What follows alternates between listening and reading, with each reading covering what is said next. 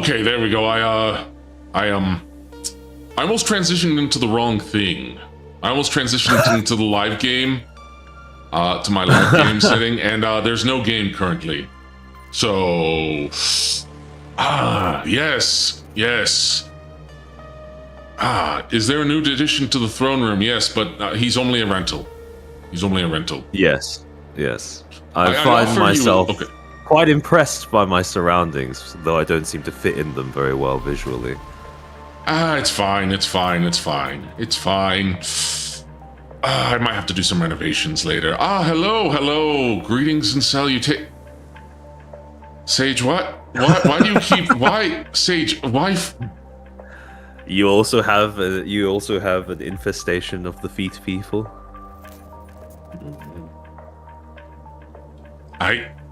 There is a law in Gorslab that I have made where foot fetishists have their legs cut off. Well, actually, no, their feet. Show us that hairy... I see. What? Okay, we've been over this. We have been over this. I do not have a hairy bum. I have a very leathery, bony bum, okay? And no, you can't see it. No, you cannot see it. The augurs tell me that the Dark Lord craves sweet. Well, you need to get new augurs because your augurs are incorrect. And I have a guest over. I have good furniture here. Well, you know, I'm sorry. I'd offer to get you some fine china, but currently my Oshi is away. Very fine china indeed. Well, then again, you're Chinese too. You know what? I forgot. I was going to gift you I ran out of time because I was working on something else, another secret project. But remember how I told you about like anytime that I've heard that like you or like Rie are like Chinese Australian, and then I thought about the conical hat but with like the the little corks. The Chinese bogan hat. I wanted to make Chinese that, and then bogan hat. or like call it the Sino bogan hat, the Sino bogan hat. Oh yeah. And then just I was gonna say you kind of it feels like you kind of amalgamated two different things there. So you have the corkscrew bogan hat, which is basically, I don't know if it's usually conical. It's usually green and floppy. Right? Oh no, it is. I'm combining the two. I'm combining the John, welcome. IKEA grade. I don't know if he's IKEA. Do you smell like cinnamon rolls? I don't know. I'm not Swedish, so probably not. Probably not. No. I haven't heard enough bork from you. Sorry. Yeah. Continue. I interrupted you about the hat. Oh, sorry. I thought you were talking Swedish. No, but I was going to give the conical hat with like the the corks, and it's the Sino bogan hat. It's the Sino bogan hat. So Sino bogan hat sounds like a very fun idea, though. To be fair, yes, it does. Fashion choice. Yes, it does. To be honest, it sounds. I'm not gonna lie. For some reason, now that I think of that, I think of like a Viet Cong soldier in Vietnam. like hunting. Look. Like. Not all signers are the same. I never said they were. I'm just saying it fits the aesthetic where it's like you've got like, because look, you're in the bush, right? That's a bush hat. Yeah. And then wait, is this the Australian hat that has the little balls hanging down from the rim? Yes. They're corks actually. Yeah, it's actually quite functional if you're in an area that has a lot of flies. So just in the natural process of you like swinging your head around. I mean, I'm pretty sure that was the initial design intention when someone made that hat, which is the corkscrews around it would help you swat flies away from your face. Really? Without you actually having to do anything with your hands. Really? So, yeah. It's designed to be like a little, almost like a little wall between you and the insects in this place. Really? Because I was like, how does that work? Because maybe it's just because I'm very large, and perhaps it's because in my realm, the insects are also quite large, and despite my very leathery skin, the mosquitoes here, if you could even call them that, they have very strong syringes. What's the mosquito? It's a syringe. Proboscis, yes, proboscis. That can penetrate my skin, and it also might be because I'm a sweet tooth, and like also, mosquitoes just swarm me. Do you eat a lot of bananas or anything with potassium? I actually apparently need more it's like potassium. a thing where mosquitoes are attracted, especially to people with high amounts of potassium in their bloodstream. Really? So if you get I don't know how much of this is true. I've just heard this anecdotally from various people. But apparently, if you bait one of your friends into eating a banana before both of you guys go outside in mosquito weather, you can essentially turn them into a magnet and hopefully spare yourself some of the irritation. Oh. Maybe I need to... Well, it's funny because I was told that I don't really have good potassium a couple times when I've been to the doctor. Interesting. So I don't know. I think I might be cursed with, Maybe your fluids just taste delicious for reasons besides your potassium levels. No, it's true. It might be. I mean, we've talked about how I'm kind of built differently. You're not the first Australian that I've collabed with. But I told the story of how I got my hand caught in an elevator door as it was sliding open. Yes. And somehow I didn't break it. Nothing was broken. It was sore, but nothing was broken. That is a rather impressive physical feat, though, to be fair. To have your hand fed into an elevator and to have to take it out again whole.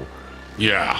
I don't know how it happened. I think I am just built I'm a little sturdier. That being said, I don't like getting hurt or throwing myself into harm's way, so... Have you talked about this story with other people on stream besides Australians, by the way? No, I haven't. It's very funny how, for some reason, I think in a way that transcends individuality, when people start speaking to people from my country, the topic of injuries and physical conditions always seems to come up somehow. I mean, listen. You live in a land that is full of insane creatures. Like, how many types of venomous snakes do you have? I watched a lot of Animal Planet. I know about, like, the Taipei, which is also a type of snake. I know about... The taipan? The taipan, dagnabbit. The taipan. Yes. The taipan, not Taipei. Curse you. If you say Taipei is venomous, a lot of other people will be angry at you for different reasons. But it looks like... Listen. I was trying to make a Chinese joke here. I was trying to make a Chinese joke because you're Chinese Australian. Close enough. Crocodile Dundee did things to him. But I mean, you've got saltwater crocodiles. You've got dingoes. You've got... I'm not convinced the Tasmanian tiger isn't extinct. Well, to be fair, there are quite a few Australians that aren't convinced that they are extinct anymore as well. Because I've seen them. Tasmania as a region, so basically for those who aren't familiar with the geography of Australia, in Australia you have like the big main landmass, which is the bulk of the country, which everyone can instantly spot on the map, the bit that everyone recognizes as both a continent and a country. And then you have this little shit blob at the bottom of it, and that's Tasmania. That's one of the states in our country that is, it's kind of out of the way of everything. People don't really go there besides the very occasional holiday. And Neil the Seal. Well, yeah, that too. That's where Neil the Seal lives. This is going to be Australian slander. But yeah, no, Tasmania is a very wild, untamed region of our country. And there are large sections of it that are very, very isolated from civilization. So for that reason, very dense vegetation, very dense bush. So for that very reason, a lot of people suspect that if it is the case that the Tasmanian tiger is not completely extinct, it might still be in those regions, and we just haven't rediscovered them yet because it's so unmonitored. It's because it's so isolated from us in general. Oh, Beo is asking me about Neil the Seal. Okay, so there is an elephant seal who is young, by the way. He's a young elephant seal. You can tell he's a young male elephant seal because he hasn't quite grown his trunk out yet, and by the time he becomes a full adult, Neil is going to be a massive problem. Listen, elephant seals look like big blobs and they sound like toilets, but they are full of muscle, okay? They are terrifying. They are terrifying creatures, yeah. They can destroy cars, and Neil is a baby, and he has decided that cars, they can destroy polar bears, which is much more impressive. Yeah. So Neil is a young elephant seal. I don't know how old he is. He's a young male elephant seal, and for those who don't know about male elephant seals, they are full of testosterone. And the thing about them is they have harems, and apparently Neil has decided that this town of individuals is his harem. I think. Or he's just decided that he really likes people, but literally, from what I've heard, people have had to call off work because of Neil. Yeah, it's very funny. It's very funny. And it only makes sense if you understand. Oh, you grew up near an elephant seal colony? I'm glad you're still alive. Wouldn't that be very, very loud? Because they're constantly, bet. I would assume, especially during mating season, just constantly bellowing in order to, assert dominance and stuff. Yes. And they sound like toilets when they do. Literally. Yeah. Yeah. Ask him if he calls it foursquare very handball. Deep gurgle. It is I call it handball. We call it handball. Gotcha. We always just found, I don't know, I feel like a lot of our... It's funny, because a lot of Australian slang is either very focused on the utilitarian nature of things. Like, for example, we call it handball instead of foursquare because we use our hands to play it rather than because of the fact that it's played on squares. It's either that or it's basically borderline baby speak because we just end every word. We abbreviate every word by cutting it in half and then adding an E sound on the end. And I bet there's regional dialects sticky, too. Etc., etc., etc. Joey. Yeah, exactly. Well, Joey, I guess it counts as slang, but it's also a term in and of itself rather than an abbreviation for something else. True. But someone was asking about hairy butts. You know what? Wombats have armored butts. But you didn't know that. Sure. Wombats are fascinating creatures because part of their defense mechanism is weaponizing their arse. Essentially, the way that most wombats defend themselves is if they are attacked, they retreat into their burrow with their butt facing the attacker. And if the attacker makes the mistake of sticking their head into the burrow, there is a chance that they may die because the wombat ends up crushing their skull against the wall of its burrow's opening with its butt. Which is quite a literal rock and a hard place. It is. Exactly.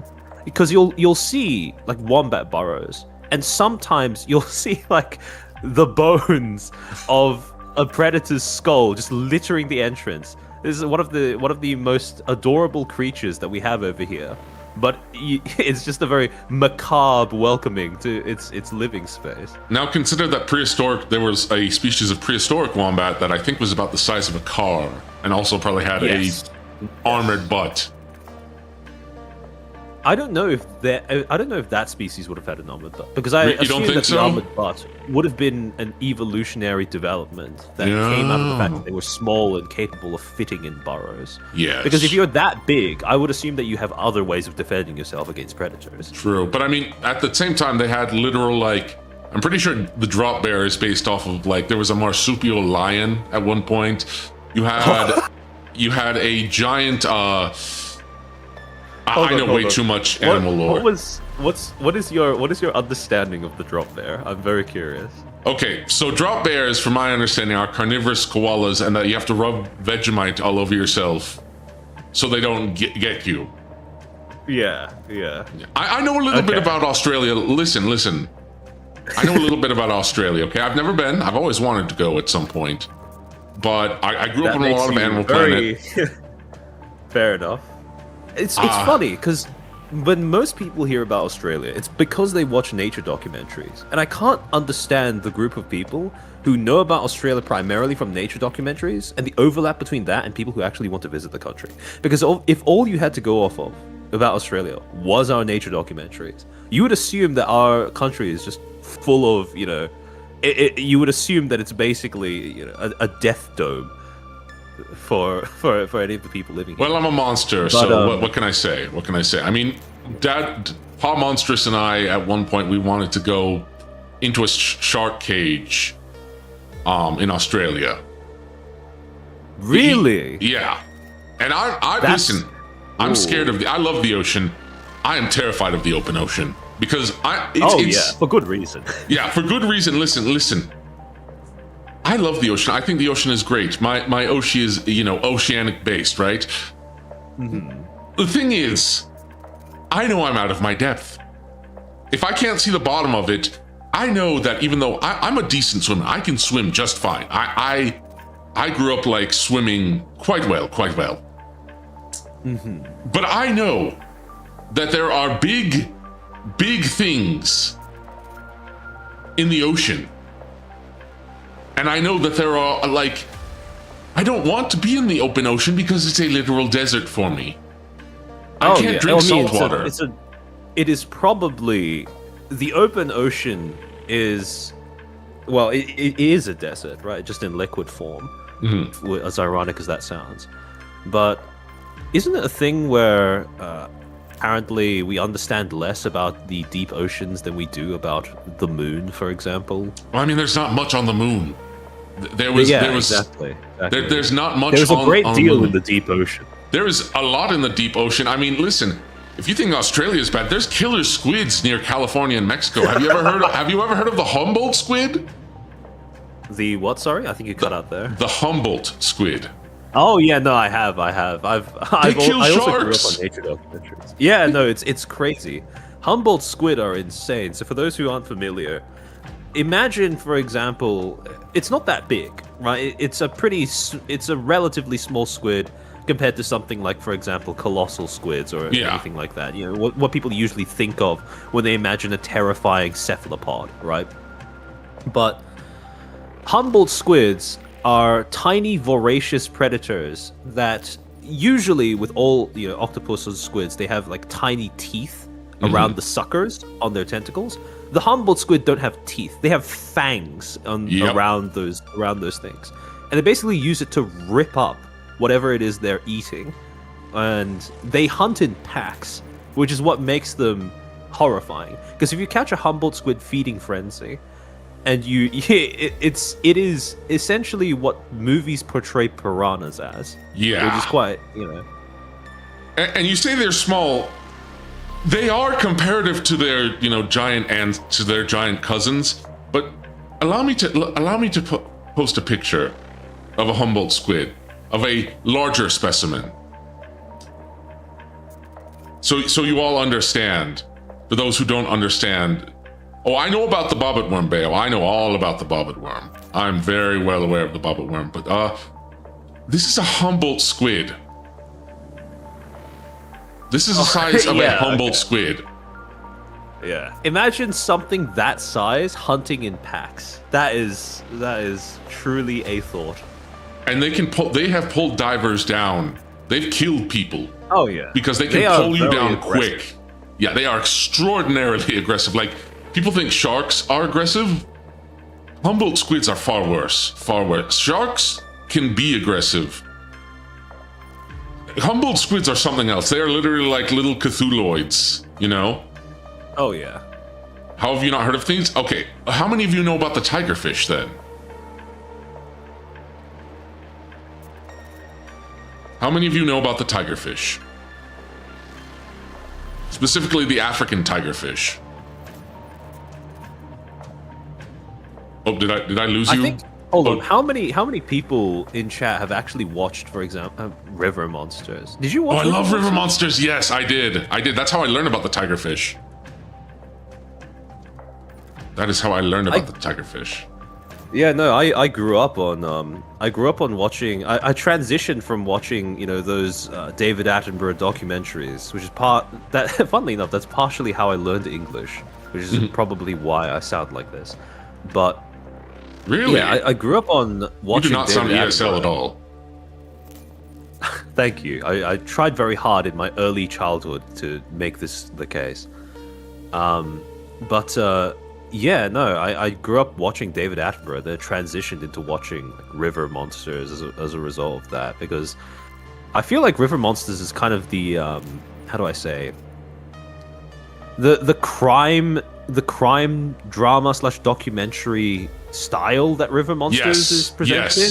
It seems like the natural progression, one step up from just watching the David Attenborough documentaries. I mean, he talks about the type of these fish have killed people. Not often. Sure. Like that's the specific framing that it goes for, right? Like someone has died. This is who is being blamed. Are they responsible? To what extent, etc. Yes. And this is for on screen. This is the African tigerfish. If you think crocodiles are bad, listen. Crazy. You really need to be aware of fish. And then there's also there is apparently some fish in, I mean, this goes back to medieval times, but if we're talking about river monsters, there have been giant catfish that have died swallowing people or trying to swallow people. And catfish in general die from trying to eat something far bigger than they are most of the time, I would assume.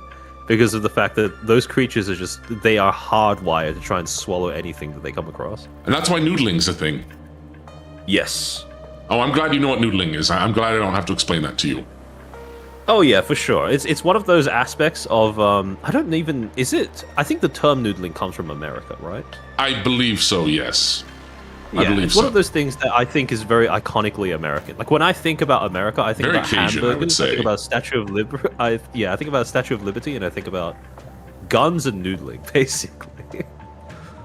Noodling is very specific because that's a very, very specific Southern. That's why it stands out to me because it's like it's a specific sort of regional thing.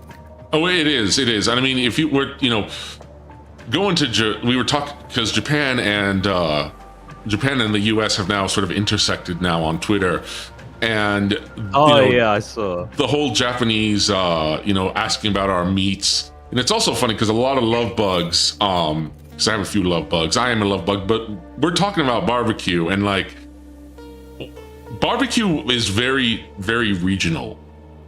So it is. If I remember correctly, if you are, in the more Texas area, you're going to get more beef, but if you were, say, in the Carolinas, you're going to get more pork. And then, I'm trying to think, JP Twitter is full of gems. No, it is. I saw the one where they were like, we should give Japan nukes, and a Japanese user commented, oh, you did, but you delivered them too early. And they went off. I love it. It is crazy how once two nations that used to be bitter rivals and enemies have kind of just become best friends, and I mean, that's always the case, right? Like, if anyone is enemies with another, it's usually governments, and the people are usually perfectly chill with one another. Oh yeah. That's something I don't see any reason why. Yeah, I don't see any reason why the people have an obligation to hold up or adhere to a spat that's occurred between their governments in the past. I wish that was true of Europe and the U.S. But yeah, that's true. That's true. Maybe the European Constitution is just fundamentally incompatible with the American one, though. I think it's I wouldn't even say. I think this is gonna be my hot take, and try not to get too political here, but I feel like it has to do with more of Europeans living in the city, whereas it's less about. You'll find. I think it's more often than not a bunch of country bumpkins, as we're put, because I'm somewhat of a country man myself. Mm-hmm. We get put as we're the standoffish, we're backwards, we don't care about people. You go pretty much every countryside I've been to, the people tend to be much friendlier than the people in the city. Oh yeah. Well, I mean, there's something about living in a city that tends to select for people who just don't seem to care very much for other people. I just don't like that cities. Is something that you tend to notice in urban areas, right? Yeah. Because in boxing you tend to be friendly with someone after you beat each other up. Probably something different. Yeah. I think for me, it's really what it comes down to, and this is my takeaway, is that at a city, when it comes to cities, I feel like people are packaged together so closely, and I feel like that adds friction. Whereas if you're out in the city, the country, you have a lot of space to give. Being in a city just demands more of your mental energy. So yeah. The way that I've conceptualized it is everyone has a set amount of empathy or just concern for other human beings that they have and they allocate throughout, let's say, on a daily basis. Right. Now, if you live in the countryside, you come into contact with, let's say, probably less than 20 people every day, sometimes less than 10. So you don't need to allocate too much of your daily allotment of empathy or concern for other human beings on a daily basis. Whereas in a city, because you're packed so tightly with other people, like you just pointed out, that allotment gets exhausted much more quickly. Yes. And it becomes, day in, day out. What I've often observed, this is a thing that's been studied as well, plenty of times in the media academic space. But when people burn out their allotment, their reserves of empathy, let's call them, they tend to, each time that happens, it recovers slower. So the cumulative effect of that is when you've had your empathy exhausted multiple times, your starting meter essentially gets lower. That actually explains a lot. That explains a lot, especially on Twitter, where I feel like... how many times do you walk by a homeless person when you're in the countryside versus how many times do you walk by a homeless person if you're living in the heart of a city? Yeah. And eventually, after the 20th time, you stop feeling bad for them because they just become part of the scenery, as awful as that may sound. Yeah, and some of them, as awful as this sounds... Well, some of them aren't exactly the best people to exist around either. Yeah, well, they can take advantage of people, and some of them just want to be homeless. Unfortunately, some of them have said, no, we want to be homeless. Not every homeless person, but too many. Let's just say too many. Not all homeless people are the same, right? Yeah. Some people genuinely have a problem, but some people are like, no, I want to be homeless. And then there's the stuff with they spend all their money on drugs. It's rough. But yeah, you run out of sympathy because you're gonna be. I can't I know you're just going to use this money to buy drugs or cigs. Yeah. Yeah, exactly.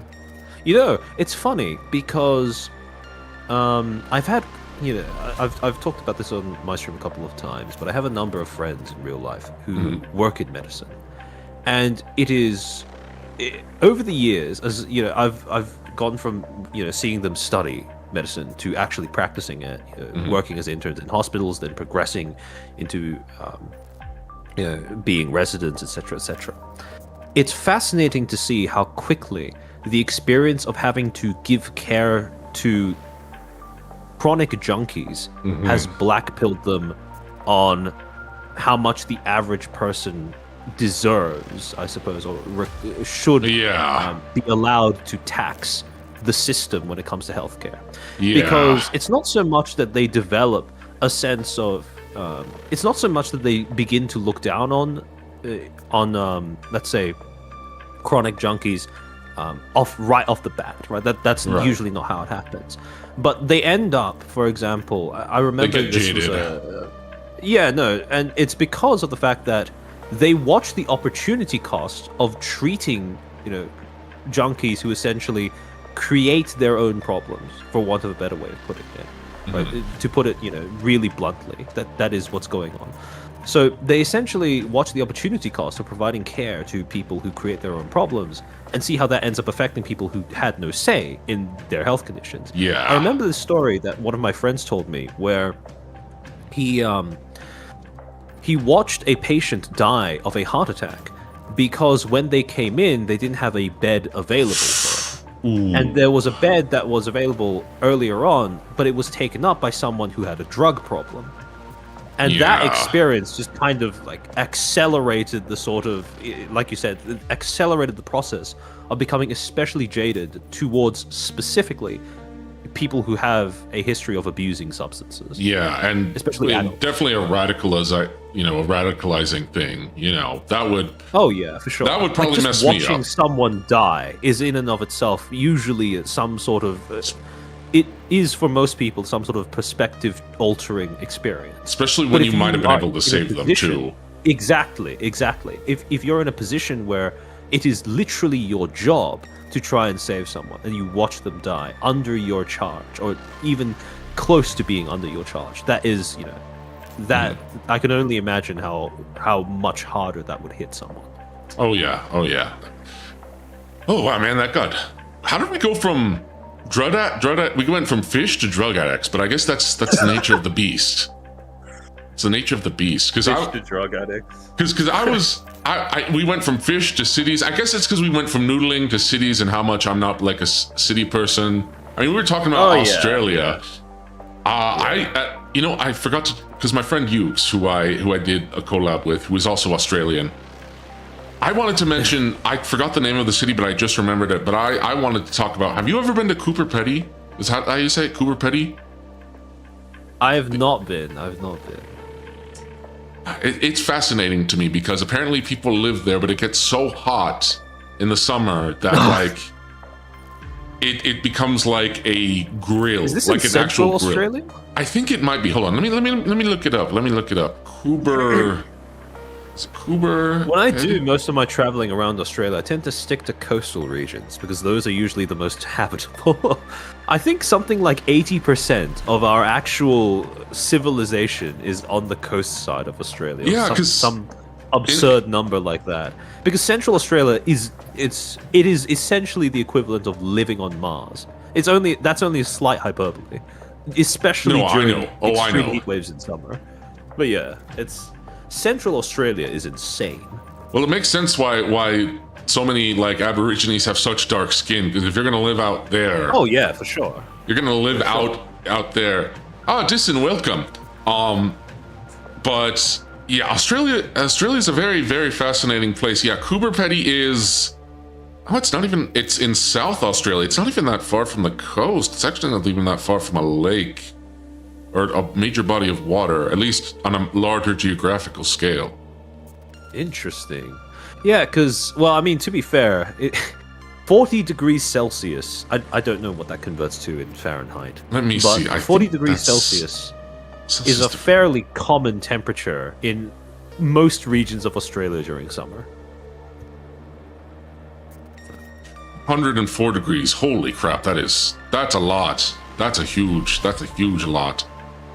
Yeah, that's if you have a body temperature of 40 degrees Celsius, that's usually a sign that you're cooking on the inside.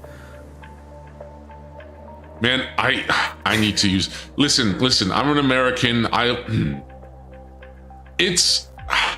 Listen. I'm going to start. See, I was gonna say I'll use feet, but then it's gonna get people are gonna start posting feet. I should say yards, but I don't even use yards. Yards are just meters, just the American version of meters. Yeah, I was going to say yards always struck me as being yards and feet. They always struck me as being very subjective measurements. Like the numbers, when you actually write out the units, seem very random to me. Especially because of the fact that I was raised on Celsius, where everything rounds to a 5. Listen. American English, along with Fahrenheit, feet.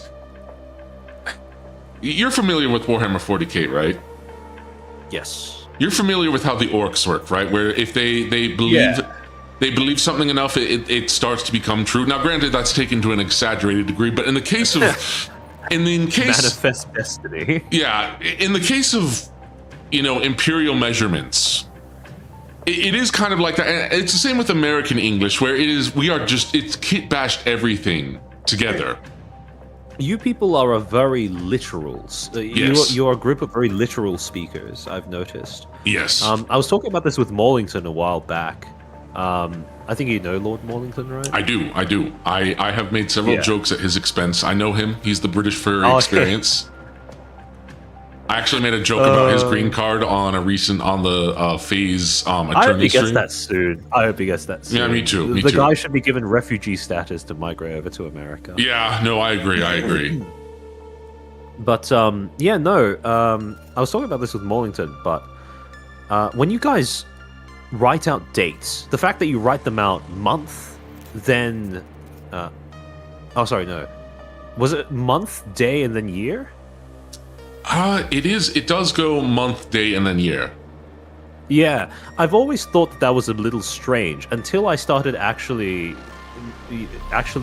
keeping track of how we tend to say dates out loud, which tends to be, you know, January the 23rd or February the 5th or something like that, where we usually lead when we're speaking with the month and then the day.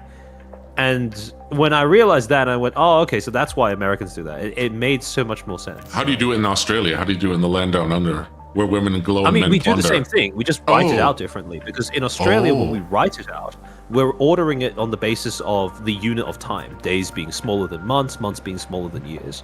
So, but when we say out loud, we don't usually feel the need to say the year. So we just go January the 23rd, the same way that you guys would. But we write it out differently. Because I think we conceptualize it when we're writing differently to when we're speaking. Right. No, that makes sense. That makes sense. I remember when I was a kid, I thought 9/11 was enough. Okay, listen. I've already talked about all my embarrassing things, like how I thought South Africa wasn't like a country; it was referring to a region. That was. You know what? I'm fine getting that out of the way because it's funny. But like for the longest time, I didn't say magazine. I said mazagine, and I don't know why. It's just one of those. That's fair enough. That's one of those like sort of slip ups where you don't read the word very closely, and you can easily just swap around two letters. I mean, Africa's geography is already kind of skidwampus, so but it makes sense. I mean, it right? changes every 50 years or something. Yeah, and also like because I remember I was listening to Thomas Sowell, fantastic philosopher and economist. He was talking about why Africa had such poor development, and a large part of that actually has to do with their geography. It is really hard to do any sort of to do a lot of stuff farming in Africa because there is a lot of geographical hurdles you have to overcome, along with a lot of animals, like also the fact that the tsetse fly exists and carries a whole bunch of deadly diseases. Like Africa, people talk about Australia being hard trying to maintain mode. livestock. Yeah, just eat this. Yeah, like trying to maintain livestock when you have some of the largest megafauna on, like, Africa has it on a hard mode. The hippo, we've talked about the hippo. The hippos are the most deadly thing to a hippo is a sunburn. Yeah, unironically. it's quite funny. Even crocodiles, which are terrifying in Africa, do not like. Crocodiles get bodied by hippos. Yeah, they get when the hippos are fully grown. But yeah, hippos are fully grown. Even a whole pride of lions has problems with a single hippo. That's how overpowered hippos are, and they only have like one major weakness. They have like the inverse Superman weakness where the sun can kill them. Yeah, it's quite funny because they are one of the most intimidating land mammals in existence, but they constantly need to live in water basically. Yes. Otherwise they're going to dehydrate and die. And then we were talking they're about basically amphibians, right? They really are as close to amphibians as mammals can get. And you also have to remember, if you've seen the skull of a hippo, like without all their muscle and stuff, it's scary. That is straight up something you would see in my realm. They are crazy. Like hippo skulls are. It's like one of those things where I think it was a trend a while back for people to post on Twitter going, "Oh, if you only had the skeleton of this animal to work off of, what do you think it would look like?" And I remember those coming out as this sort of demonic fanged creatures. Yeah, it's insane. Like this is something that I would think was from like prehistory because they're used. Tyrannosaurus was just a giant puffin. See, I wonder that now. I wonder that if the Tyrannosaurus was just straight up a giant puffin now. I don't think so. But it probably makes more sense than the whole lizard thing that was trendy when it is, but they look cooler though. Like I know people say feather dinosaurs can be cool, but like, listen, I'm a monster man. Funny. How much of the fact that we think lizards are cooler comes directly from the fact that that's what we were fed as kids? I mean, that's true. That's the bit that I find to be fascinating. So, let's say, for example, if when we were children, dinosaurs were always presented as basically terror birds. Yeah. Right? Would we then feel more alien towards the idea of them being giant lizards? That's a good question. That's a very good question. You know, I've thought about that too. Cassowaries are cool. Cassowaries are also, I mean, we're talking about, wait, cassowaries are Australian or are they New Zealand? They're both. If I remember correct. Cassowaries can kill people. In New Zealand too. Cassowaries can kill people with their kicks. They have the ability to disembowel dogs. Yeah. Well, actually, it's funny because some of the people always stereotype herbivores as being these sort of harmless creatures. But in actuality, they are not. If you are a herbivore, you have evolved to fight off things that want to eat you on a constant, everyday basis. And generally, herbivores are bigger too. Kitted out with some of the most diabolical weaponry that is, available. If you don't have some other form of self-defense, like a skunk, for example. But moose look like dopey, right? Moose look dopey. They are not. But then you see one in real life, and it's just huge. Yeah, they are huge, and despite dopey looking, they are like, don't go to Alaska. I've heard stories of people where they are more scared of moose than bears. Okay. Oh, probably. Well, I mean, I don't know about more scared, but probably for a good reason. You would deem moose to be just as intimidating as a bear. Yeah. When you run into them. I mean, I guess it depends on the bear, but animals, right? Oh yeah, for sure. Oh yeah, that's true. That's true. But like a black bear compared to a moose, but I guess a grizzly bear, Grizzly, yeah. Grizzlies are something different. Bears, I assume that they're defaulting to grizzlies. Yeah. Or polar bears. I mean, polar bears too. Apparently, polar bear, grizzly bear hybrids exist. I've learned they can actually occur in nature. That is such a strange concept to me. Yeah. Does that create like a mule type? I forget what the technical term for an animal that can't reproduce is, like a hybrid that can't reproduce. Well, here's the interesting thing I've learned is that some hybrids can actually reproduce. Mules can't, but apparently ligers, like it was a myth that ligers can't reproduce. Oh. Apparently they can. It depends on the hybrid. It really just depends on the hybrid because this is very weird to say, but I've learned about it because I was like, can hybrids not reproduce? They can. But it really depends on the hybrid. Does that just mean that mules in particular are just fucked by evolution? Yeah, I wonder if it even has to do with like their genetic things or just how they're set up. I don't even know if it's. I think there was a specific reason why they couldn't compare to other hybrids. It's really hard to say, and I have to look into it because I don't know if it's an epigenetic thing. Because here's the thing you have to understand is that like one of the things that we're learning is that your genetics do change to a degree. There are certain things that like certain genes will go inactive and then active depending on. It is very much, it is nature and nurture. It really depends because like. I'm trying to remember, if you really think about it, locusts are just werewolves as bugs. Think about it. They are just a type of grasshopper, but when they reach a certain level, they just turn into werewolves and they start killing everything. Yeah. I think that's a pretty accurate summary of stuff.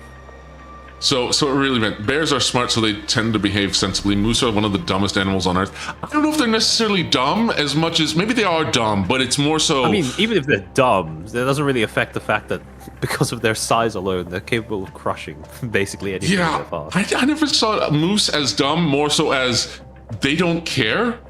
Like, there are few things. It's one of those things where I feel like there is some sort of animal level psychology where it's like. Moose do not have to care about much You know? Oh yeah, I mean, I think it's a size thing, right? Like Yeah, for most it's a size animals, thing. Once it gets to a certain size, it doesn't. And really they are need not to gentle give too much of giants, a fuck. unfortunately. They are not gentle giants at all.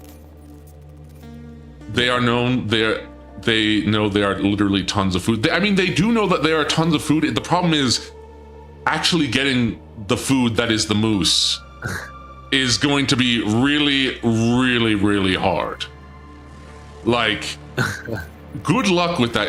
I've watched moose get into a mating display with trees. Okay, maybe they're not the brightest, but again, they don't really have to be because they are kind of just brute muscles. Like, I don't know if hippos are particularly smart, but they also don't really have to be. Yeah. Like, they are straight up a strength build. They are max strength build.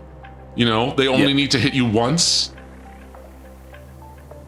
Oh, actually, this reminds me of speaking of hitting things once. Do you have a dog? I do. I have a Leon Burger, in fact. Ah, okay. So I was going to say, tip for people who are visiting Australia: do not ever, if you are in any sort of region that has any sort of bush, do not leave your dog unsupervised, because in Australia, our wildlife is almost perfectly geared towards killing dogs. Essentially.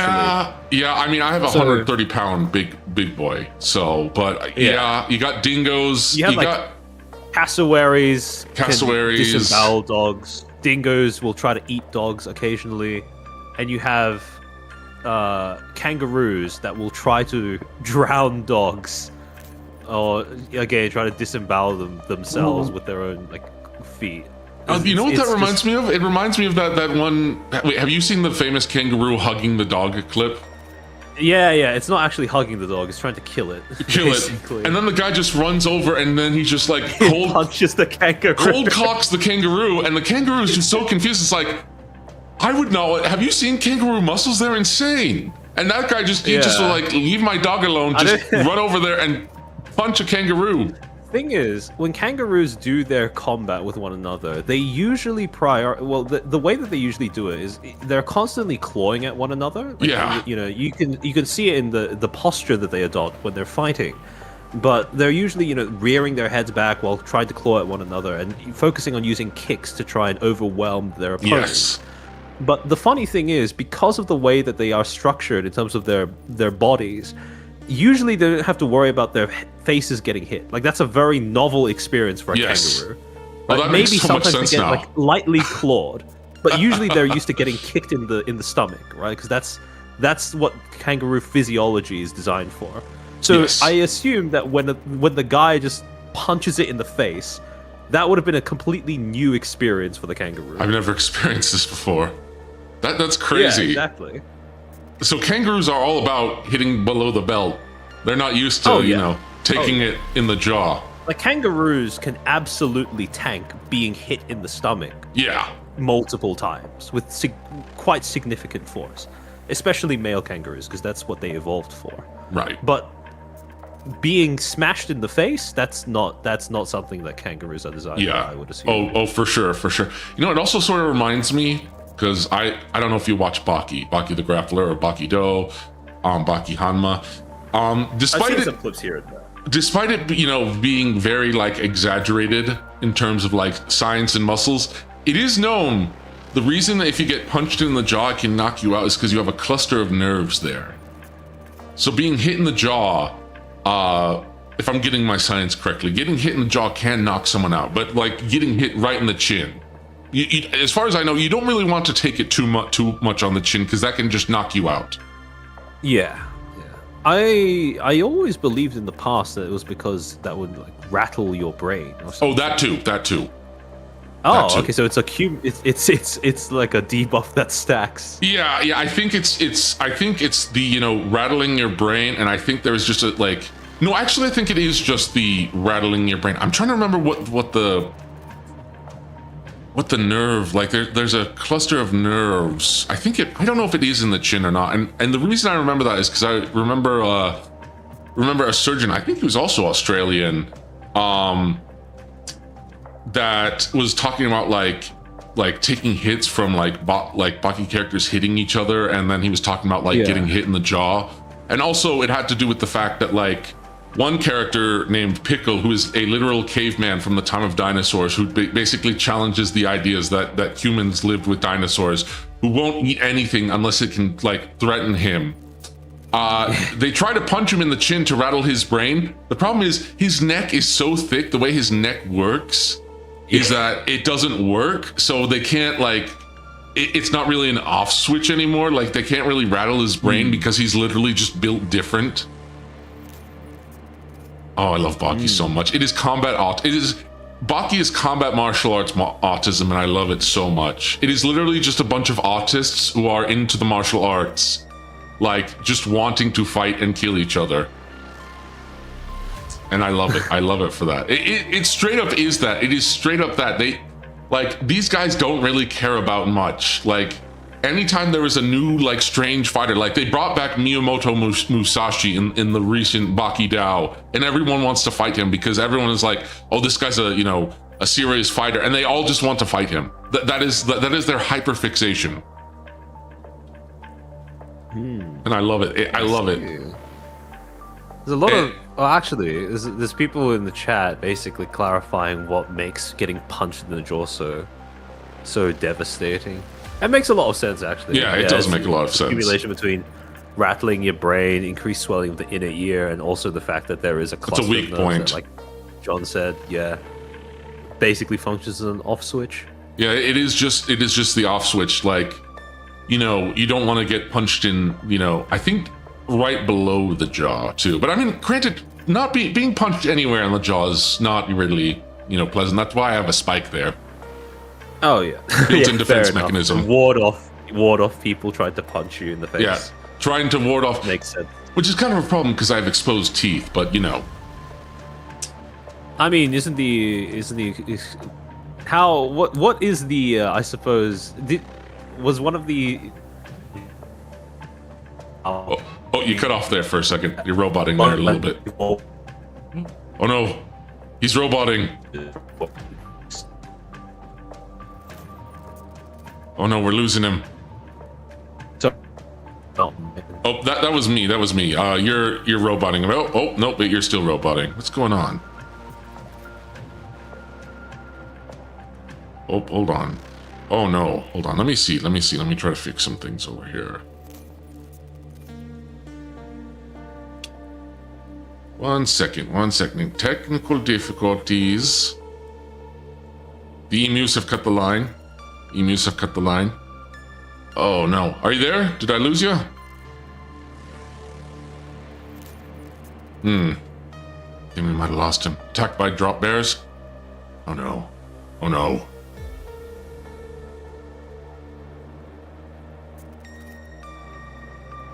Oh, it's connecting. It's reconnecting him. Hello? Okay. There we go. Oh, there okay. we go. There we go. Okay, you were saying? I was worried for a second there. No, you're good. You're good. No, sorry.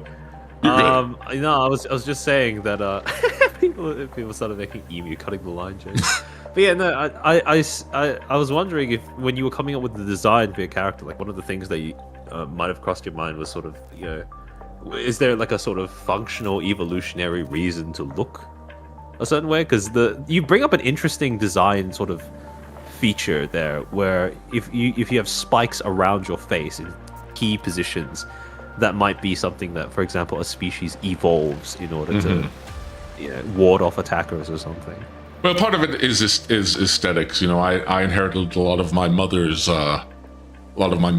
spike design, but my mother has lips. I don't, so I inherited my father's lack of lips. Interesting. Now, who knows? I might undergo another transformation where I give myself lips. But fun fact: if you notice that my cheekbones move, it's partially because there is cartilage in them. It's not, just bone. There's cartilage. Interesting. Yes. So you're built like a shark. In a way, yes. In a way, I am. I'm gonna get lip fillers. I'm not gonna. Well, we'll think about it. Maybe I'll go the whole like imperfect cell and have lips next time around, or maybe not. I don't know. I've always thought that like exposed kind of crocodile teeth have always been cool, but we'll see. Does Armchair know about pigs and how they evolved into hogs? I'm pretty sure pigs are an invasive species in Australia. Oh yeah, well most things in Australia nowadays are invasive species. But it's quite funny because our natural ecosystem kind of got one shot by so many different animals that were introduced here. But yeah, no, I don't know the exact process that pigs go through in order to become hogs. It's funny because I have a lot of friends that tend to work in medicine or veterinary fields. Yeah, I have a friend who works as a vet, and they were telling me, I think this was a few weeks ago, they were telling me about how hogs, usually when you see hogs, for example, you see them on social media or you see them on television, and it's usually the sort of high up shot of someone shooting at them from a helicopter or something, or someone driving along a road and then shooting them while they're running in the distance. You don't want to fight them one-on-one. No, that's the thing. It doesn't. Those videos do not prepare you to understand the actual physical size of a hog when it is in front of you, because those things they're massive. They're like shoulder height for most people, which is insane to think about if you're just trying to conceptualize a pig being that big. Most people don't understand just how powerful, I don't think they have a conception that they see pigs on a farm and they don't really understand wild hogs or wild boars. We're brought up to think of pigs as these small pink things, but or just lazy. That is not how they are at all. Like lazy, soft creatures. I like pot-bellied pigs. I've pet them, but they have very coarse hair. They are not very pettable animals. They're sweet, but they are not very like. There's a reason boars. They had dedicated spears for boars. Yeah. There is a reason they have dedicated, boars are extraordinarily tough. You look at modern farming, and then you look at all of the old European tales about kings going on boar hunting missions with all of this specialized gear. And for the longest time, you might not draw the connection between how those two things, came from one another or were related to one another. Yeah. But then you see a hog in the wild, and then all of a sudden, everything makes sense. Especially when they're tusks. Old, songs and tales. Oh yeah. And it makes sense why Japan, they portray orcs as very hoggish. It makes sense when you think about it. It is,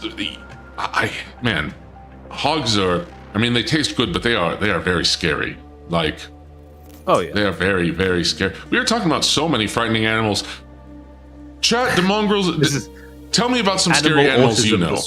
Yes, animal autism, animatism. Yes. Now, I was going to talk about that one. Because we were talking about river monsters and fish. I was going to talk about that one fish from the Amazon that can fire itself out of Irukandji. Yeah. Well, they can fire themselves. Wait, is it Arapaima or Irukandji where they fire themselves out of the water? Oh no, Arapaima is the one that fires itself out of the water. Yeah, it's a literal fish missile. Actual fish missile, and it has a super hard head. It's actually quite funny how there are several recorded cases of people that have basically been concussed by a fish. Yeah. Yeah. The Amazon River is terrifying. The amount of power that it's able to muster in terms of coming out of the water is no joke. Yeah. Well, very easily could crack a rib. Yeah, and it's funny because piranhas are the scary fish that live in the Amazon. Piranhas are hardly the scariest thing in the Amazon River. There are so many different catfish that can eat you. Not even the caimans. Fear factor has definitely been amped up by media, and it's not really reflective of reality when you compare it with all of the other species that exist in the same space. There's literally a catfish that will swim up your penis and barb itself into your penis and feed on your urine. Why? It's attracted to the scent of urea because of the fact that urea, right? I'm pretty sure that in the wild, in the state that it naturally exists in, it crawls into the dead bodies of fish and then it tries to feed off of it from the inside. And usually when fish die, it releases urea into the water, which is why it's attracted to that makes sense. That makes it. The kangaroo doesn't do that as much as people say. Even if it doesn't, that's still scarier than the piranha, because piranha, as far as I know, they only swarm people if they're a dead body. I think it's one recorded case of it actually swimming up someone's urethra, but that one case was that horrifying that it's the thing that everyone remembers about it. Yeah, candy roo catfish are nightmare fuels, even if it's rare. Yeah, it's... Yeah, and then, Piranhas got slandered. True. Piranhas did get slandered. They really, like, they are scary looking, but they're not really big swarmers, They're not really all that... It's the funny thing, the most horrifying piranha species aren't even the ones that are natural... Well, they aren't even the ones that are naturally carnivorous, I guess. Yeah. Because there is a variation... I think you've probably seen this if you watch River Monsters. Yes, There is a variation of the piranha called the paku that traditionally... Yes, ate, I was going to talk tree about nuts this. that would fall into the water. And instead of, the serrated teeth that most piranhas have, it has essentially human-looking teeth that are designed to crush really weird looking. tree nuts. And it's become an invasive species in, I think, Papua New Guinea or something? Some other region in the world, where it has now gained a reputation for biting off the testes of people going into the water there. Is... I thought you were going to talk about that one species of herbivorous fish that suddenly turned carnivorous at one point. Oh, wait, that too. That happened too. A lot of stuff happens in the Amazon. Like, it is... At what point I wanted... For some reason, we were talking all about these... Because I am a monster and we're talking about animals. I wanted to talk about Bigfoot at one point, I wanted to talk about cryptids. Yeah, I was curious. Do you guys have... Because, over in Australia... You have the Yowie, right? You have the Yowie? Well, yeah. Oh, sorry. I was going to take it a slightly different... Oh, go ahead. No. You go ahead. I was going to say... Because we use drop bears in Australia. Right. So for those who don't know, if in some... I know that there are a surprising amount of Australian VTubers, and through them you've probably come to know this already if you're in chat. But basically, drop bears are like a kind of thing that we talk about to haze tourists that come to our country, right? Like really they funny. don't actually exist. It's just us making up stuff about koalas and stuff. Thing is, I could see them actually existing. Like, they do not seem outside the realm of possibility in the slightest. I mean, I'm trying to think, but I think we do have it's not. There was the marsupial lion. There was the marsupial lion. We have marsupial lions, but Tasmanian devils still exist. Yes, that's true. And they are much closer to what we talk about, how we portray drop bears. Yes. Than any other creature, I think. It's quite funny because Tasmanian devils, they're basically these tiny black and white balls of fury that are so infamously bad-tempered that they there was one point in time, I think a few decades ago, where they were at risk of wiping themselves out because in the population they started contracting this infectious form of face cancer, and the way that cancer would hop from individual to individual was through bites. And Tasmanian devils, they are, you put two of them in any sort of shared space, they're going to be biting one another very, very regularly. And so it spread really, really quickly throughout a lot of the Tasmanian devil population. They basically had to be, some specimens had to be taken out from the wild in order to protect them from just being engaging in normal Tasmanian devil behavior and then dying as a result of that. That's really holy. Like, I didn't know cancer could be transmitted like that. That's insane. Oh yeah, well apparently amongst I don't know exactly the sort of science behind that, but yeah, that was like a thing where it was like infectious face tumors was a very big problem for Tasmanian devils a few years ago. But I was going to ask, do you guys have a kind of sort of well, I guess it's cryptid, right? I guess drop bears. We have so many cryptids. Drop bears is basically the Australian, like an Australian cryptid. But do you guys have sort of cryptid things that you use to haze tourists who come to America? Well, I don't know if haze haze specifically. It really depends. Here's the thing: there are so many different Mothman. Here's the thing: America has so many different cryptids. I was going to say, part of what makes the drop bear thing so funny is that, well, the reason why I say hazing tourists specifically is because there are a bunch of clips floating around on the internet of people coming over to Australia, like news reporters and things, and they are given a koala bear to hold, and then they're told that it's a drop bear, and they're told all of this stuff about it, and you can see them being terrified on camera while they're holding, basically. And they have sharp claws. This thing that is, well, yeah, but they are so koalas are evolutionary dead ends. Like, they should not exist as an animal. They are too stupid to live. Quite No, literally. they are blessed. They're like, listen, okay? The same plot armor that protects Wemmy and Ari protects koalas, okay? Okay, it is not an evolutionary dead end. They are blessed. They are actually blessed. That's what I believe, okay? Perhaps. But yeah, it's quite funny because koalas are so particular about the kind of food that they eat that, so basically koalas naturally feed on eucalyptus leaves, right? But they are so stupid that if you were to take a bunch of eucalyptus leaves off of a tree and try to feed it to a koala, it would not recognize those leaves as being edible food because it's not attached to a tree that's in front of it in the moment, right? So for reasons such as that, koalas are. I am truly of the belief that they have very smooth brains. It is known. Yeah, like they are only able to exist because they are so maladapted to a niche that no other species wants to exploit. Because eucalyptus leaves are quite literally poisonous. Yeah. They should not be. They are not designed to be eaten by anything. Every creature has a rules, apparently. Do we need a koala? So I'm surprised there hasn't been a koala VTuber yet. Oh no, there is. Oh, there is. There's a drop bear VTuber in Australia called Armcha1r. Funnily enough. That's amazing. Yeah, she's actually one of the older VTubers who's been in the EN scene. Oh. Does she have big ears? But yeah. Oh yeah, she does. Okay, good. But I guess if we're talking about cryptids, the thing is, there are so many different cryptids when it comes to America. It is that there are cryptids that go all the way back to the natives here, and then there are like even going to recent days where you have like cryptid stories like the goblins of what they're called, but it's a very fascinating like story, and people to this day people are like, oh, they were just drunk individuals. No, apparently here's the thing. I'm fine if you have like a rational explanation.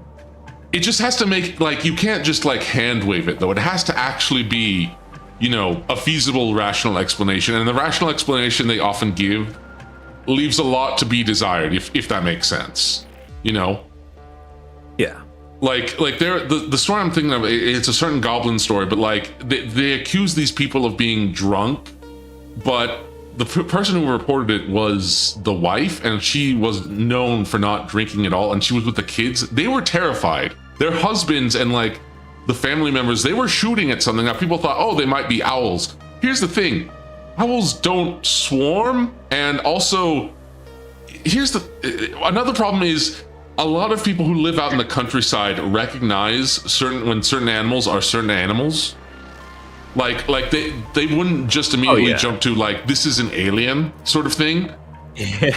Like, again, it's one of those things where people look at people in the countryside and go, oh, they're very stupid. No, if you live out in the countryside, most of the time you know what kind of animals you're dealing with. Oh, especially if you deal with them regularly. But here's the thing, when it spooked whoever these people were so much that they moved away. And when the cops got there, if you expected that if there were owls, there would be some sort of like feathers, there would be pellets, there would be something, a nest, right? They didn't find anything. They found where the men shot at stuff. Like, again, it's hard to hit an owl, I get it. But these were men who'd lived in the countryside all their lives. And if they said this was an owl, I'm saying it's definitely an owl. Like, I'm not saying it's an owl. They would know it's an owl. Like, they would know if it's not an owl. Like, oh, chat disconnected. Oh, just a second. Oh, did I lose stream? But I guess for me, it depends on the cryptid. Like, certain cryptids, I'm like, this might be believable, or there might be something more to it. You know what I mean?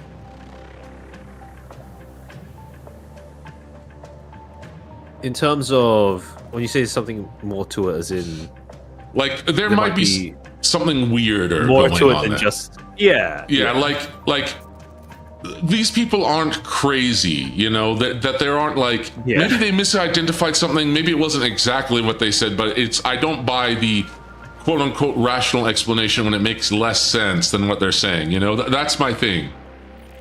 That's my thing. I suppose it's if the only stipulation is that you have to believe in something you haven't seen yourself. Yeah. I suppose believing that a country person does not recognize an owl is a little bit less feasible than believing that there might be something out there that is not in a textbook.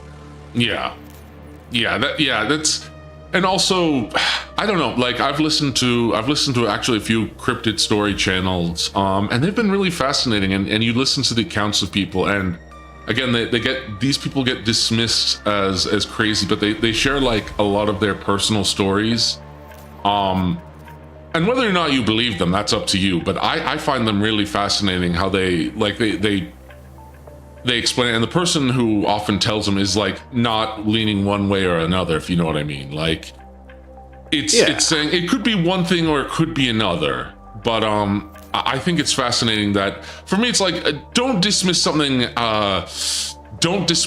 something outright out of hand because you don't fully understand it, because that's something I've learned can limit your scope, because a lot of strange things have happened over the past couple of years that I never thought would happen, you know. and I'm like, you know, maybe I need to keep more of an open mind, because a lot of strange stuff happens now. Not to say there's no rational explanation, it just might be that we don't have the rationale for that explanation because we don't know what we're dealing with yet, you know. I always take it with a grain of salt. Actually, Pablo brings up a pretty interesting thing in chat. So is Swamp Thing a cryptid? I think saying that some sort of swamp monster, I think the idea of some sort of swamp monster is almost universal, right? Yeah. I mean, it's like a dragon being a thing, or like being something that people like talk about, for example, in legends or folklore. Dragon, I think in Australia we have an equivalent into a swamp monster in the form of a bunyip. Oh, I love the bunyip. I love the bunyip. Yeah. It's this sort of strange creature that haunts billabongs, which is basically what our word is for like not really a lake, just a small body of water, I suppose. Don't you guys have a pink lake in Australia that's like full of salt? We do. I'm pretty sure we do. I just don't quite. I can't remember the name of it off the top. Yeah, I don't remember it either. But cryptids are such a fascinating topic, because some are like probably not, but then you just learn that like the giant squid was a cryptid at one point, and nobody believed in them. Yeah. So everyone thought that all of the seamen who were talking about it were just, they were just delirious from being at sea. Yeah, but then they bring back a big old tentacle, and they are so are gorillas. Yeah, it's some I think are more likely than others. Like it's sort of like conspiracy theories where it's like not all of them are equal. You know what I mean? Yeah. Some are clearly like okay, if you want to talk about a silly like cultural cryptid, we got to talk about the hodag. Okay, I've not heard about this one. Okay, we got to talk about the hold on. Let me send you a picture of the hodag, and it's I forgot what part of. It's one of those very. The hodag is a very, very funny creature. Here, hold on. Let me post a picture in Discord chat, and then I will post it on. Oh, okay. This actually kind of looks like if you crossed an imp with a Chinese dragon, kind of. I know, and the hodag is a very it's from Rhinelander. I'm trying to. It's in Wisconsin. It's Wisconsin. But it is one of those really weird. I think the hodag was straight up just like they made it up. It's a fearsome critter, so it's like it's just sort of an American folklore sort of oral tradition between like logging camps where they would come up with like silly creatures of all kinds, which I'm surprised. At one point I actually wanted to work on making a tabletop RPG based like a fantasy western tabletop RPG, and then incorporate like a bunch of different creatures from like fearsome critters, because the jackalope is what's called a fearsome critters. Here, I'll Wikipedia isn't the best source, but in this case it works here. But fearsome critters are, oh, you know nothing like the squonk, which is totally real. Okay, the squonk is funny. The squonk is funny. I should do a whole cryptid stream. You know what? I'm surprised Pippa hasn't done a cryptid stream, because I feel like that's so up her alley. It looks like it just looks like a derpy moose. So that is a hugag, a hugug, and it's a type of moose with a huge upper lip, and that prevents it from grazing, and jointless legs that prevents it from like. It looks like a reverse pelican almost. It does, but like the squonk is also another fearsome critter where it is just the most pathetic creature on Earth, where it will cry itself to death. Oh. And then dissolve into tears. Oh, okay, interesting. And there's other stuff like there's the goofus bird, which builds its nest upside down. You got a hoop snake, which they travel by turning themselves into hoop. You got some of the lamest ones, just like the fur-bearing trout, which is straight up just like a trout with fur. Okay. Now a fun one is the snallygaster. Gosh, I just realized how much of these also sound like Australian names in a way, but I guess they're very like... Really? Well, sort of Australian slang names, but like the snallygaster is a...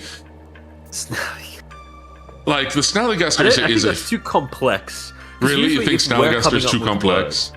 Yeah, no, I think most of the time if you trust Australians to invent words, they're going to be 2 syllables maximum. Fair. But the snallygaster is basically, it is a sort of an American dragon, but it's got one eye, and it's also got like tentacles for tongues. Like it is straight up a proper monster. Like it is straight up a proper monster. Here's a picture. I'll send you a picture of the snallygaster. Hold on, let me post a picture of the snallygaster on stream. At least one of the illustrations. Watched an entire Windigoon Fearsome Creation videos and don't remember anything. There's a lot of them because again, this was a very American. It's a very American countryside sort of deal, if that makes sense. Like it's a very rural type deal. No, maybe not the right word. What's a good word?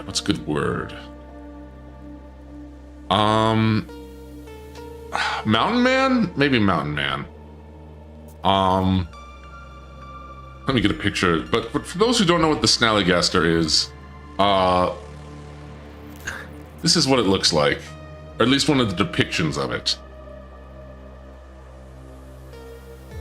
And to be fair, it's sad that most of these creatures are not more utilized because they are very, very fun. They are very, very fun. They are good monsters. They are very good monsters. I mean, I want to do a cryptid tier list at one point. I'm still trying to think of the criteria.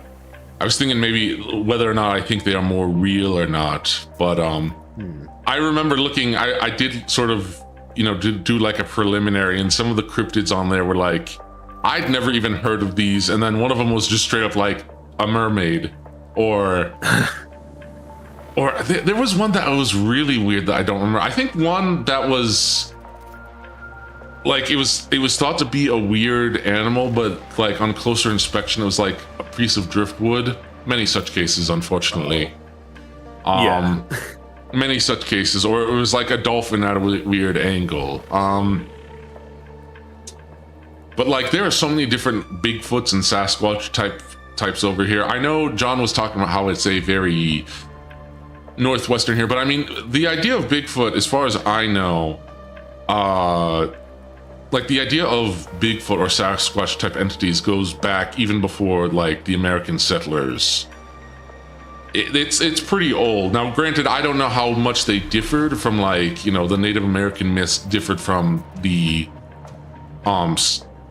I'd have to really do a deep dive, but it was known that there was strange hairy men.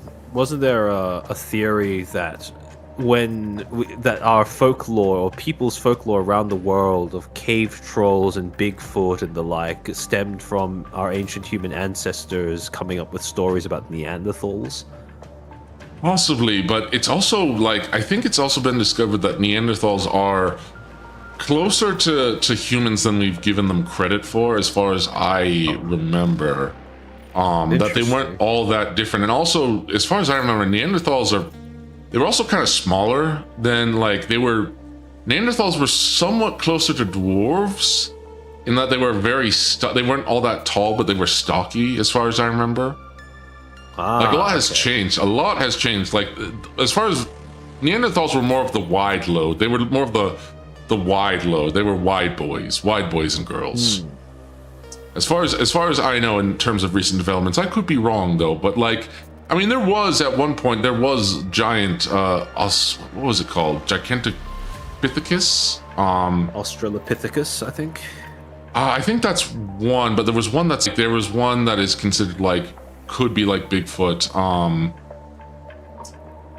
It was actually when they did the Jungle Book, like, Disney did live action Jungle Book remake. They made King Louie from an orangutan into this giant monkey, well, ape. Oh yeah. And it was like Gigantopithecus or something. Neanderthals are Homo sapiens, so really not that different. Yeah, that's true. We never heard rumors of legends of Bigfoot in western North Carolina as a kid, but now you see it stuff in big towns and cities transplant and bought it out west, most likely. Maybe, but I've heard some stuff here in the Midwest. So there have been, they're not like super. Here's the thing, when people actually have, like, stories about, cryptids that are more believable, they tend to keep them closer to the chest because they know people tend not to believe them and they think they're crazy. And then when you actually hear the stories, like, okay, they might have, maybe it was Bigfoot, maybe it wasn't, but something happened here, like these people do not have a reason to lie, as far as I know. Like, they're not trying to sensationalize it. This is a very personal experience that they share, where crazy things happen to them.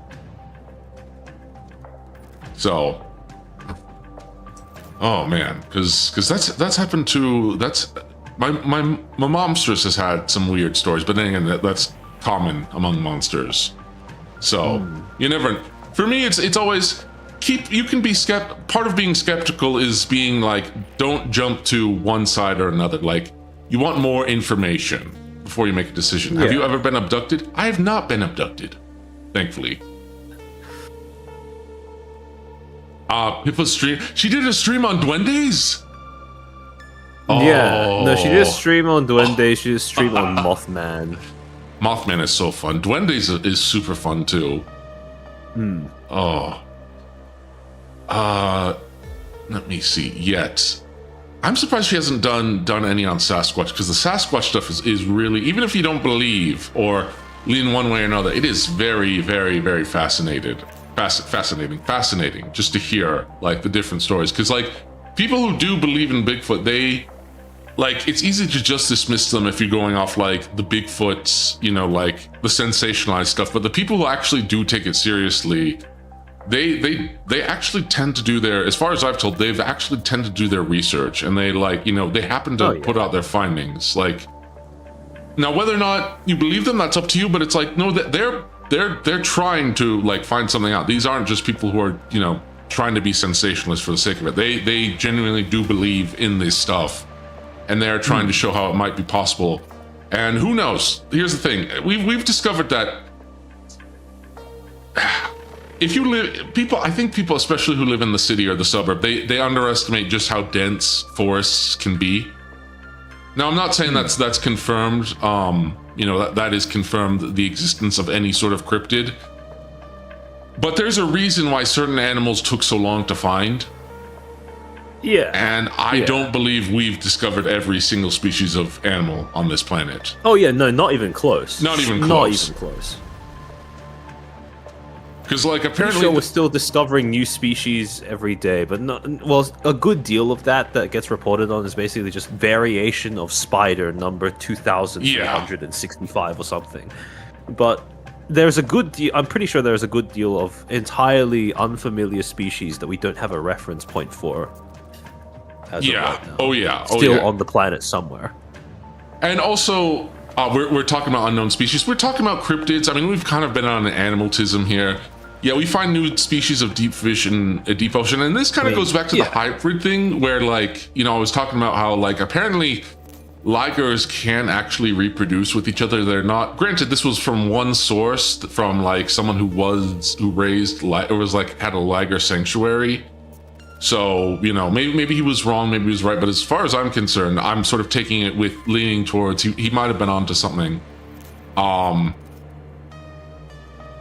But as far as I know, because I was looking it up on one of my like autistic interests, and it's like, how often can hybrids reproduce? And someone was talking about how like there are certain species of lizard that are extremely closely related, that can't reproduce, and they're like next to each other in the mountains, and they are extremely like closely related, but they cannot hybridize whatsoever. But then like these other lizards that across the mountain can produce hybrids. It's very fascinating. It's very, very fascinating. Ligers can reproduce. As far as I remember, because I was looking up. I don't even remember why I was looking up ligers. It might have had something to do with Napoleon Dynamite or Zoids, one or the other. Because Zoids is all about ligers, and so is Napoleon Dynamite.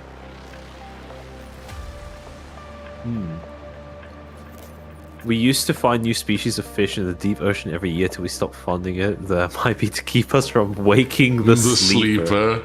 Man, one of the most disappointing things, or at least the official story is anyway, is that the fun bloop is just an iceberg crashing. I was like, come on. Like, fine if it's not Cthulhu. Could it at least be a new species? Zoids mentioned? Oh, I'm a big Zoids fan. I love Zoids. Zoids is the first thing I think of when I hear liger. Do you know about Zoids? I do not know about Zoids. Oh, okay, that's why. Okay, I was wondering. Okay, so Zoids is basically Gundam, but with animals, mecha animals. Oh, okay. And there is like, oh gosh, am I gonna go on a Zoids-tism? Hold on, let me show you. Let me show you Zoids, because Zoids.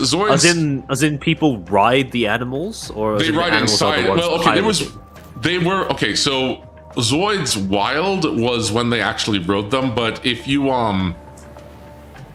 in most other Zoids, you actually ride inside the Zoids. They are a mecha. Oh, interesting. Okay, I haven't seen this before. And they were my Gundam, animals with cockpits.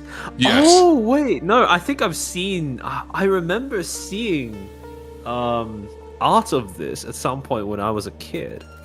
Yeah, Zoids is awesome. Zoids is awesome. Some of the later anime series were not that great. Bloop was obviously the common agnostic screaming shark. But Zoids was by the same people. If you ever watched like Transformers Armada or any of those that followed, it's by Tomy. And this was, most kids, when they think of mecha, they think of Gundam. Zoids was my Gundam. Like, I sort of got into Gundam, but like I got into Zoids more. It combines mecha with animals, and that's you want, between that and dinosaurs, you pretty much one shot any autistic kids. Like, yes, exactly. Oh yeah, that was me. I got one shot like completely, because there was so many cool Zoids. I mean, Zoids is still going on. I've learned. I follow some stuff on the Twitter.coms. But there was like so many different animal species. There is, funny enough, because we were talking about ligers. The liger species is like the mainstay. Like, this is, I'll show you a picture, but this is like the blade liger. I'll send you a picture, but this is a blade liger. Is one of the that's pretty sick. Yeah. That looks pretty sick. And then you got like Liger Zero, who was for the first. Did Lego Zoid series. ever hop on to this? No, as far as I know, no. But Monster Hunter has done a collab with wasted. Oh, okay. I was going to say, it feels like such a wasted opportunity for Lego not to make a Bionicle series taking after this or something. I mean, they did Chima, which isn't the same thing. Such a sick design. No, it is an amazing design. Oh gosh, Bionicles, that's another autistic avenue. I miss Bionicles. I know. I do. Yeah, I miss Bionicle. We all miss Bionicle. Bionicle was. I was watching a 9-hour documentary by someone who was probably more autistic than I was, and I say that very affectionately. who went into like the deep lore and also the deep history of Bionicle, and it is crazy. How it had one of the biggest plot twists. They actually created an entire creation myth, civilization, and ongoing sort of philosophical conflict embedded in the story of Bionicles, which is so funny. It is, and like it's crazy to me because the guy who came up with the twist that Matanui was a giant robot all along, which is very fitting. He was doing it while he was like battling brain cancer, and he was thinking about all his cells as a little Mator, and it's like, that is so metal, that is so cool. Like I don't think Lego's gotten to the point where they're like Magic the Gathering or Fortnite, where they're just doing other IPs. Because I think they still do original stuff, but it's very occasionally. The problem was the only original stuff. Well, I guess I remember there's a very distinct shift where instead of making original Bionicles, they would start making kits that are similar to Bionicles, but like for Star Wars instead, for example. Yeah. But the only original property that they really kept going was, I think, Ninjago. Yeah, Ninjago. And that was pretty much it. Yeah, Ninjago. There was Chima before that. I'm surprised I even remember Chima. Yeah. What was it? There was like a Monster Hunter series that had some pretty cool kits. I don't remember that one. Yeah, it was when they were starting to roll out the new Bionicle pieces that were a bit more sturdy than the old ones. Was it like Hero Factory or something? No. Was it Hero Factory? Hero Factory. I think it was Hero Factory. Yeah, it might have been Hero Factory. Yeah. They discontinued that relatively quickly, I think. There was another. Shame. There was another one because 4Kids had a like a TV series, but it was a sci-fi series, and it was like you would not guess it was Lego at all. Sci-fi. Yeah, Lego sci-fi series where it was like they were all like alien, like the humans could. I'm trying to remember Lego sci-fi series. What was it called? It was like. It's on the tip of my tongue, but it was they had a whole TV show, but it did not sell well. Because the problem with all these toy companies is they overextend. No, they do. They absolutely do. Not all of them make bangers to sell toys like Transformers did. Sometimes they just make stinkers that are designed to sell toys. I mean, you have to do that if you're gonna keep like iterating, you know. I guess, but I mean, I don't know. It feels like if you don't hire people that are good at making a TV show and you put out a TV show that's designed to advertise a product and the TV show doesn't do well, usually that gets interpreted as the product not being viable, which I feel like is. Yeah, I think it was. Both I mean, maybe that's the case. I don't have the TV show numbers, and the series because like it was. You would not guess it was Lego because like it didn't have any of like the Lego pieces. It was like characters could swap something. Wasn't the lore behind Cowboy Bebop? Was it that just intended set toys based on spaceships? A lot of cartoons are based off of toys. A lot of cartoons were designed to basically ship products, right? Yeah, and for a while I looked at that more cynically, but as I've gotten older, I've come to really appreciate that because just because something is meant to sell toys doesn't mean it's necessarily bad. It's still, it can still be art. It can still be part of your childhood in a wholesome way. Yeah, because I remember the amazing Thundercats 2011 show, which was fantastic. It got discontinued because it didn't sell enough toys. Yeah. And instead we got Thundercats Roar, which I don't want to remember that. I wish I didn't remember that. Street Sharks? Oh, Street Sharks. Digimon is about selling a toy. Oh yeah, Digimon, Pokemon.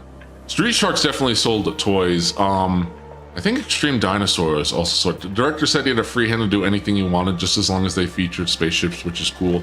Yeah, I mean, here's the thing. If you're gonna sell toys, you gotta make it like actually cool to where people want to play with them. It's the same with like Masters of the Universe. Oh man, speaking of that, I did a fun dub of Skeletor, because they said if I got 2 likes on the whole Jared Leto, I'd do a quick dub of Skeletor. Because I mean, I'll give Jared Leto credit. He doesn't have the worst Skeletor voice, but it's not nasally enough. It's not. You have to have a little.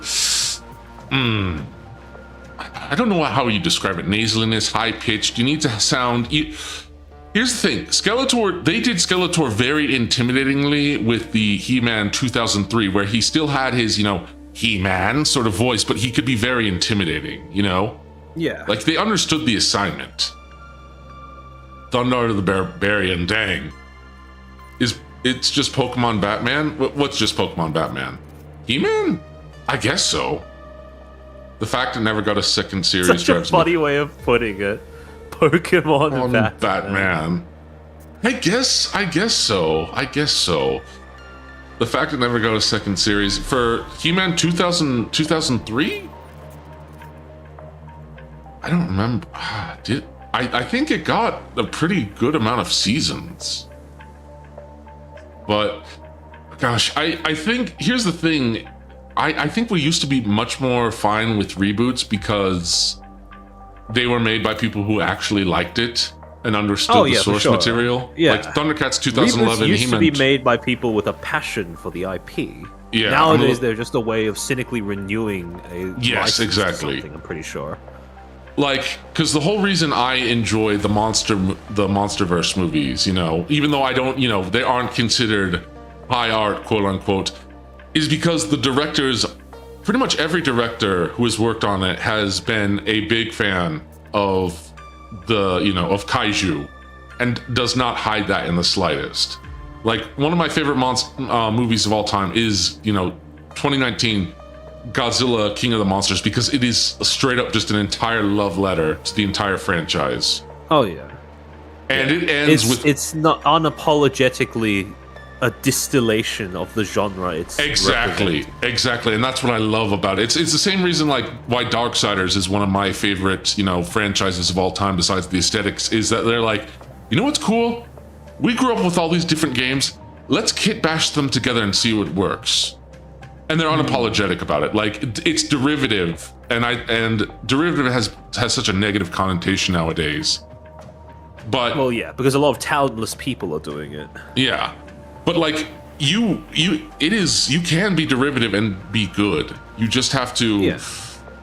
People don't tend to think about good derivations as derivations. Yes. They tend to think of it as more something akin to an iteration of something. Yes, exactly. Derivation of it. Yeah. Is that the one where American Godzilla from that one movie gets one shot by real Godzilla? Okay, so that's Godzilla Final Wars, because basically what happened after Godzilla 1998, which I was so hyped as a kid, because I really wanted to see it, but I wasn't old enough. Stepped out for a second. What good derivative we're talking about? When people actually like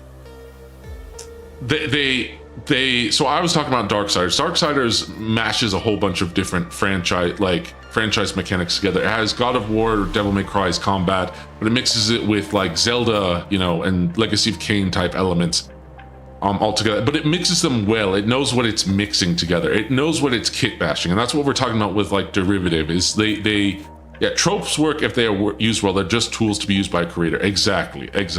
Yeah. But if you understand the trope, usually you're going to be able to pull off using it in a way that doesn't alienate your audience. Exactly. But so funny thing, going back to what Karai said, the American Godzilla gets one-shot by the real Godzilla. So Toho was not happy with the 1998 American Godzilla. And I get why. Because I wanted to see that when I was a kid. I would see all the Taco Bell commercials, all the commercials for Godzilla 1998. When I finally saw it, it's a very disappointing movie. Now, granted, the animated series that came out for it is actually closer to what people wanted and is well liked. But Toho was not happy with how Godzilla was handled.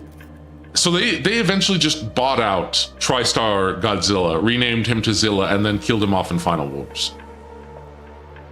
That's such a that is the ultimate power move. If you that is the ultimate power move. That is the ultimate power move. I still have the 1998 Godzilla Cup fold. And here's the thing: the 1998 Godzilla design isn't terrible. They actually used it well in the Godzilla animated series, which was by the same studio that did Big Guy and Rusty and the Men in Black animated series, which is also quite good. I think it's the TriStar Studio. It had such a unique aesthetic. It had a very, very unique aesthetic that I don't think anyone has ever brought back. I don't know who the artists were on that one. Because I don't think TriStar exists anymore. That's a very millennial thing. TriStar, they did a lot of disaster movies as far as I remember, which is kind of why I think they were a shoo-in for making a Godzilla film. But the 1998 Godzilla is a very fascinating story because there is a model that they had of a more traditional Godzilla design. And it looks straight up more Godzilla, but I think there was just a bunch of stuff where they weren't sure how well. I'm trying to remember the exact details. I don't remember off the top of my head, but they went through a bunch of revisions. There was like, we don't know if people will like it, because there was also supposed to be a monster, an original monster called the Griffin that Godzilla was supposed to fight. That didn't happen. And instead it ended up being there's a whole thing where it is just a straight up almost, it's straight up a reference to Jurassic Park with the little Godzillas. And it is a very, very interesting movie when you actually like deep dive into the 1998 Godzilla. And again, the design for Godzilla in that is actually not bad at all. Maybe it's not maybe a good Godzilla design. Well, it's not even necessarily a bad Godzilla design, but it looks more like a variant of Godzilla.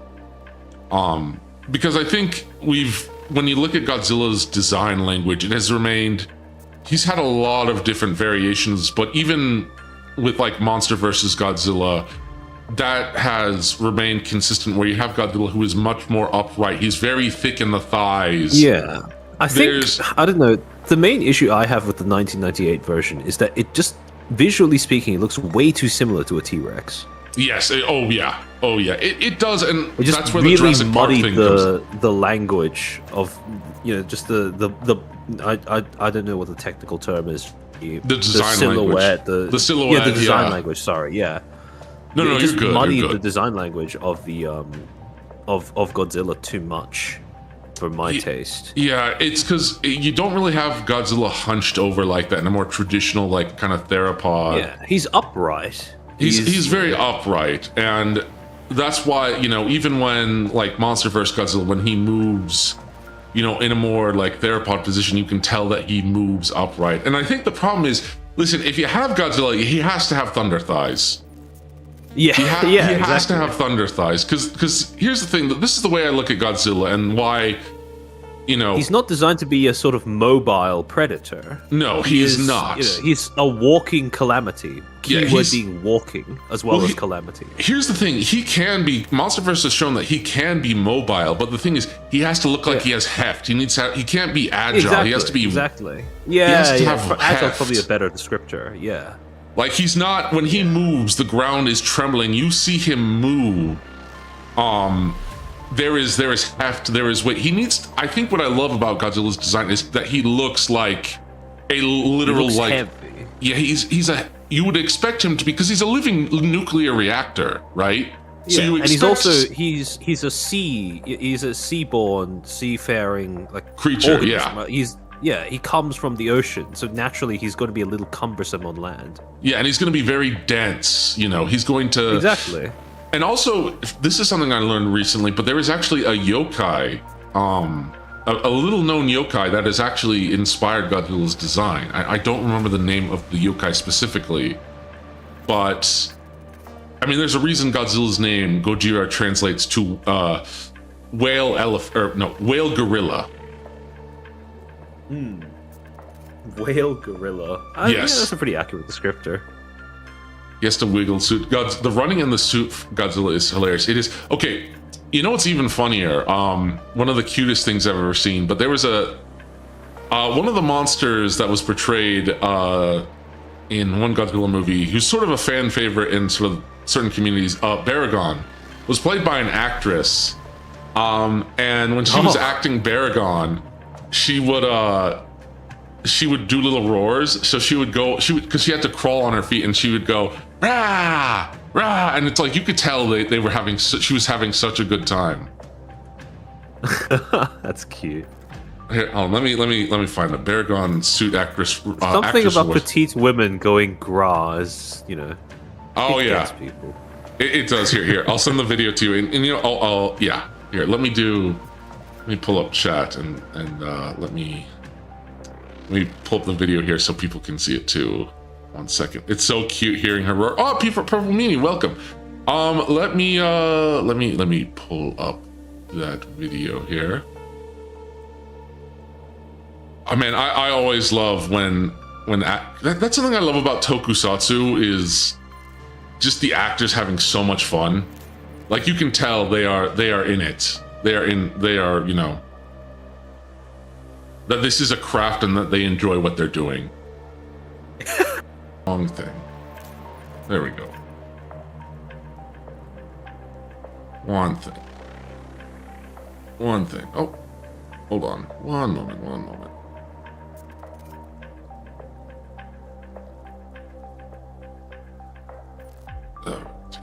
Let's see here.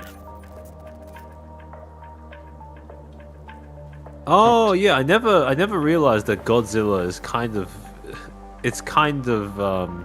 phonically similar to saying whale illa. Yeah. Okay, hold on, I'm just moving. So this is the suit actress doing a little acting thing.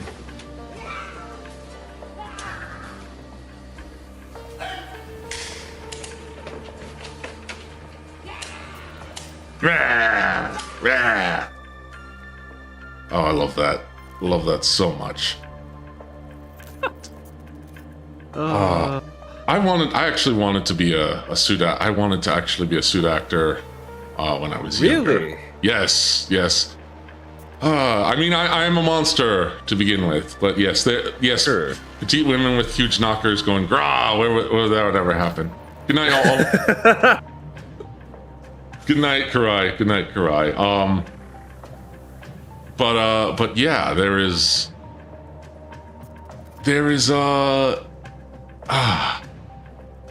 I don't know. There is. I think it's because when I was younger, I did a lot of acting, and I was always typecast as the monster. Funny enough. Oh. But I've played a dragon. I've played the headless horseman. Primarily because I am a very large fellow, and also because I like playing monsters, and also because I don't mind having my face hidden. Like How similar do you think? So I'm assuming, was this back when you were a kid, or? I think I was a younger adult because I have acting experience. Oh, okay. I have community theater okay. experience. So I'm assuming that your voice sounded similar to the way that it does now as well. Fairly. I mean, I've had to do my fair share of maniacal laughters, playing the headless horseman, playing a dragon, playing. I was going to say you have a voice that is very suited to being, you know, that kind of role, I suppose, like theatrically monstrous, I would put it.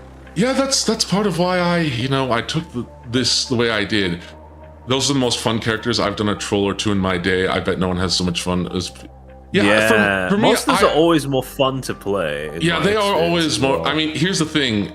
I'm the guy who always, there's that thing of like, people talking about their favorite, like the most popular character to play is like the human fighter, right? I'm always the guy whenever I'm playing tabletop that I'm the guy who is playing.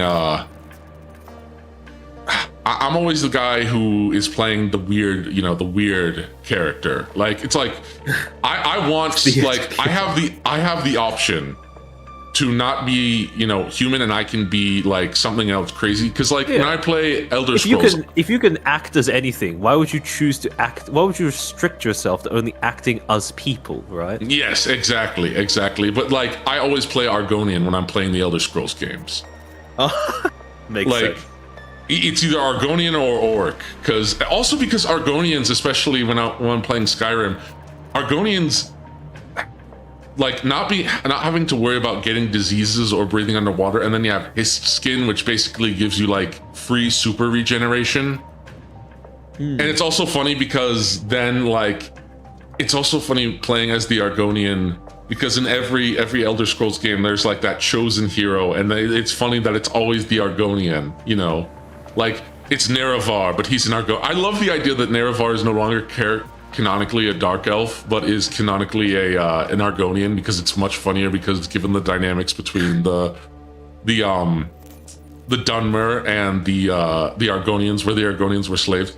Half-orc barbarian. I like to play full orcs when I'm, but half-orcs are fun. Half-orcs are fun. Lizard, yes, the lizard wizard. I mean, here's the problem. If I'm playing Skyrim, it really is not. It's really hard not to devolve back into stealth archer. It's really hard because that's what I did. It is. I wanted to do like sword and shield, but like I was always worried about my health running out of running out of my health. Playstyles call to you. You just go with them.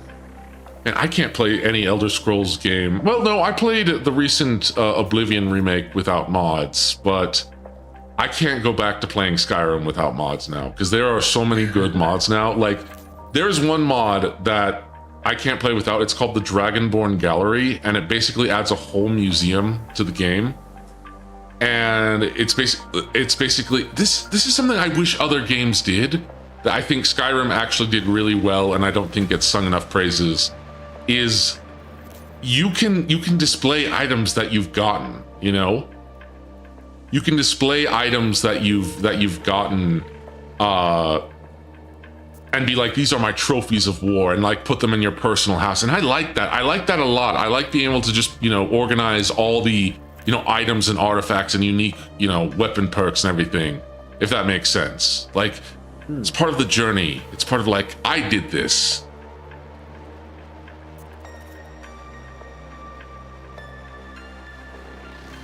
Corn mods? I don't do corn mods. Ever play a Goliath D&D character in 5e? No, I actually haven't, but I have met a few people who have played Goliath. I was going to ask you before, but would you assign yourself the label of theater kid? I mean, my Oshi has already assigned herself as theater. I'm not kidding, but yes, I would. Enough, yeah, fair enough. No, I would, and that's sense. why I can also make fun. And it's what is the in terms of roles that you've played in the past? Which one stands out to you as the one that you look back on the most fondly? Ooh. Honestly, I think it's the Headless Horseman. I think it is the Headless Horseman because I had to figure out how to navigate without a head. And my head was basically like, I was the same height except I didn't have a head.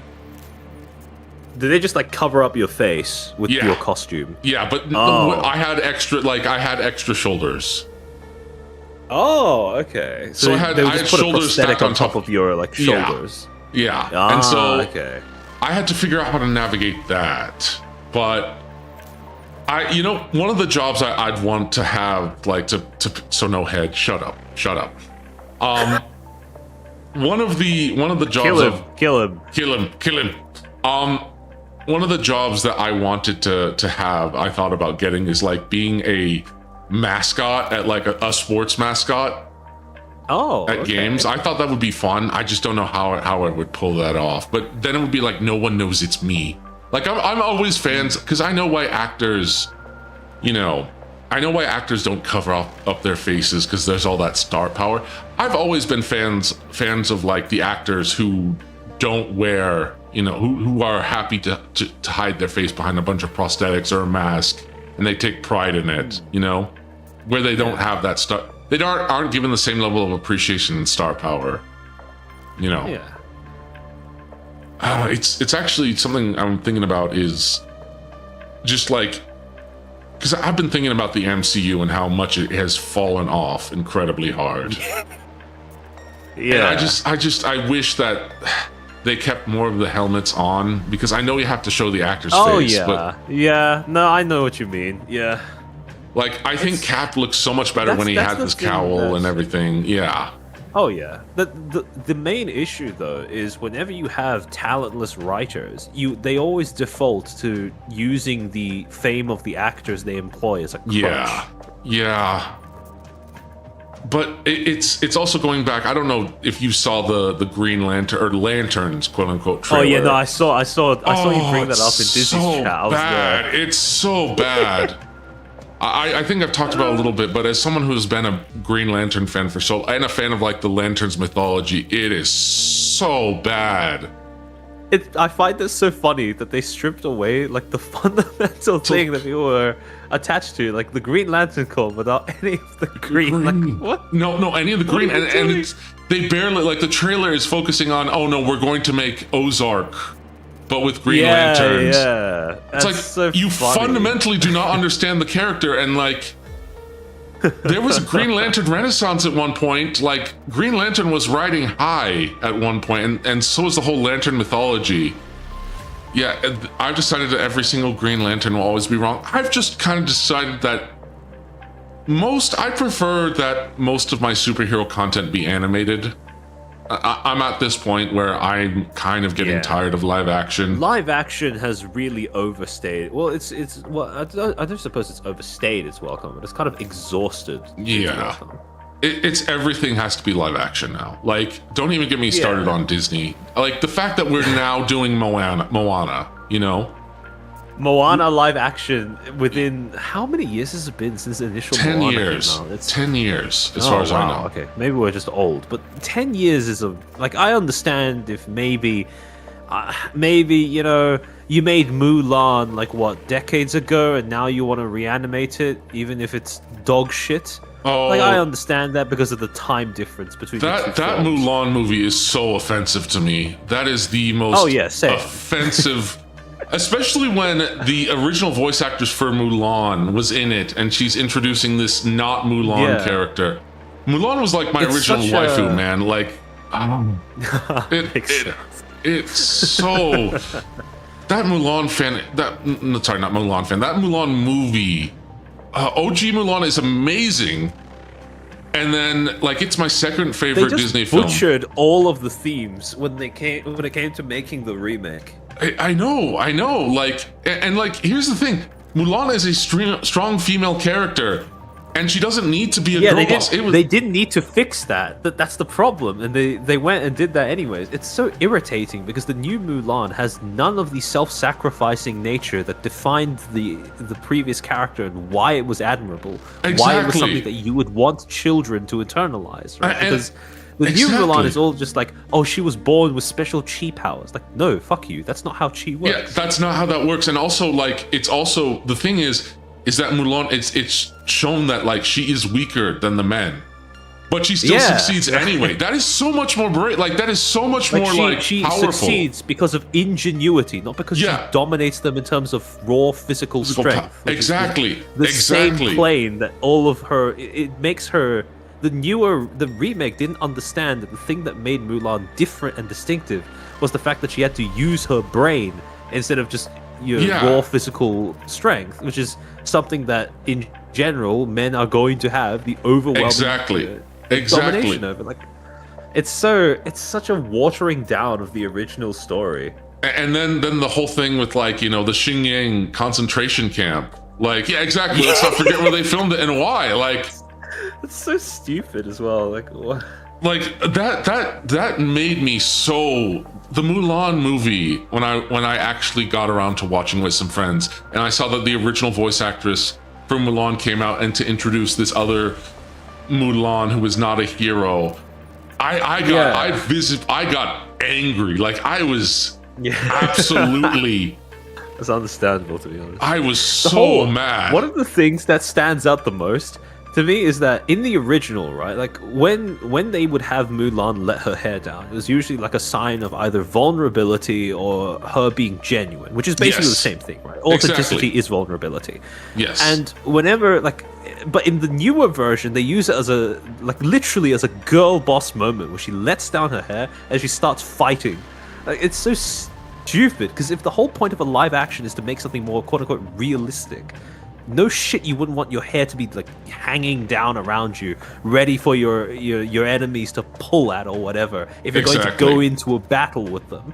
Like, that little bit of realism was better captured in the animated cartoon than it was in the live action adaptation.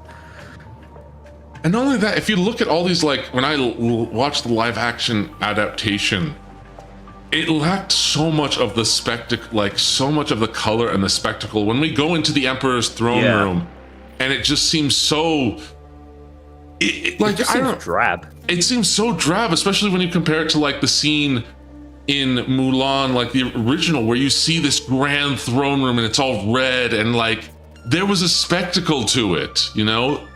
Yeah. And there's no spectacle Exactly. there. And also like the witch has to be this witch who didn't exist before. Now she's like, oh, well, she was just being used by an abusive man. Like, come on. It's such a forced thing. It's so stupid. And they're still they had such a perfect story on their hands, and just seeing Disney botch it is so annoying. Oh, dude, I grew up with Disney. I know way too much about Disney because I wanted to be an animator. I wanted to work for Disney as an animator at one point, right? Oh. I know way too much about Disney, and that's why, like, Disney right now has basically become dead to me. Even with Bob Iger gone.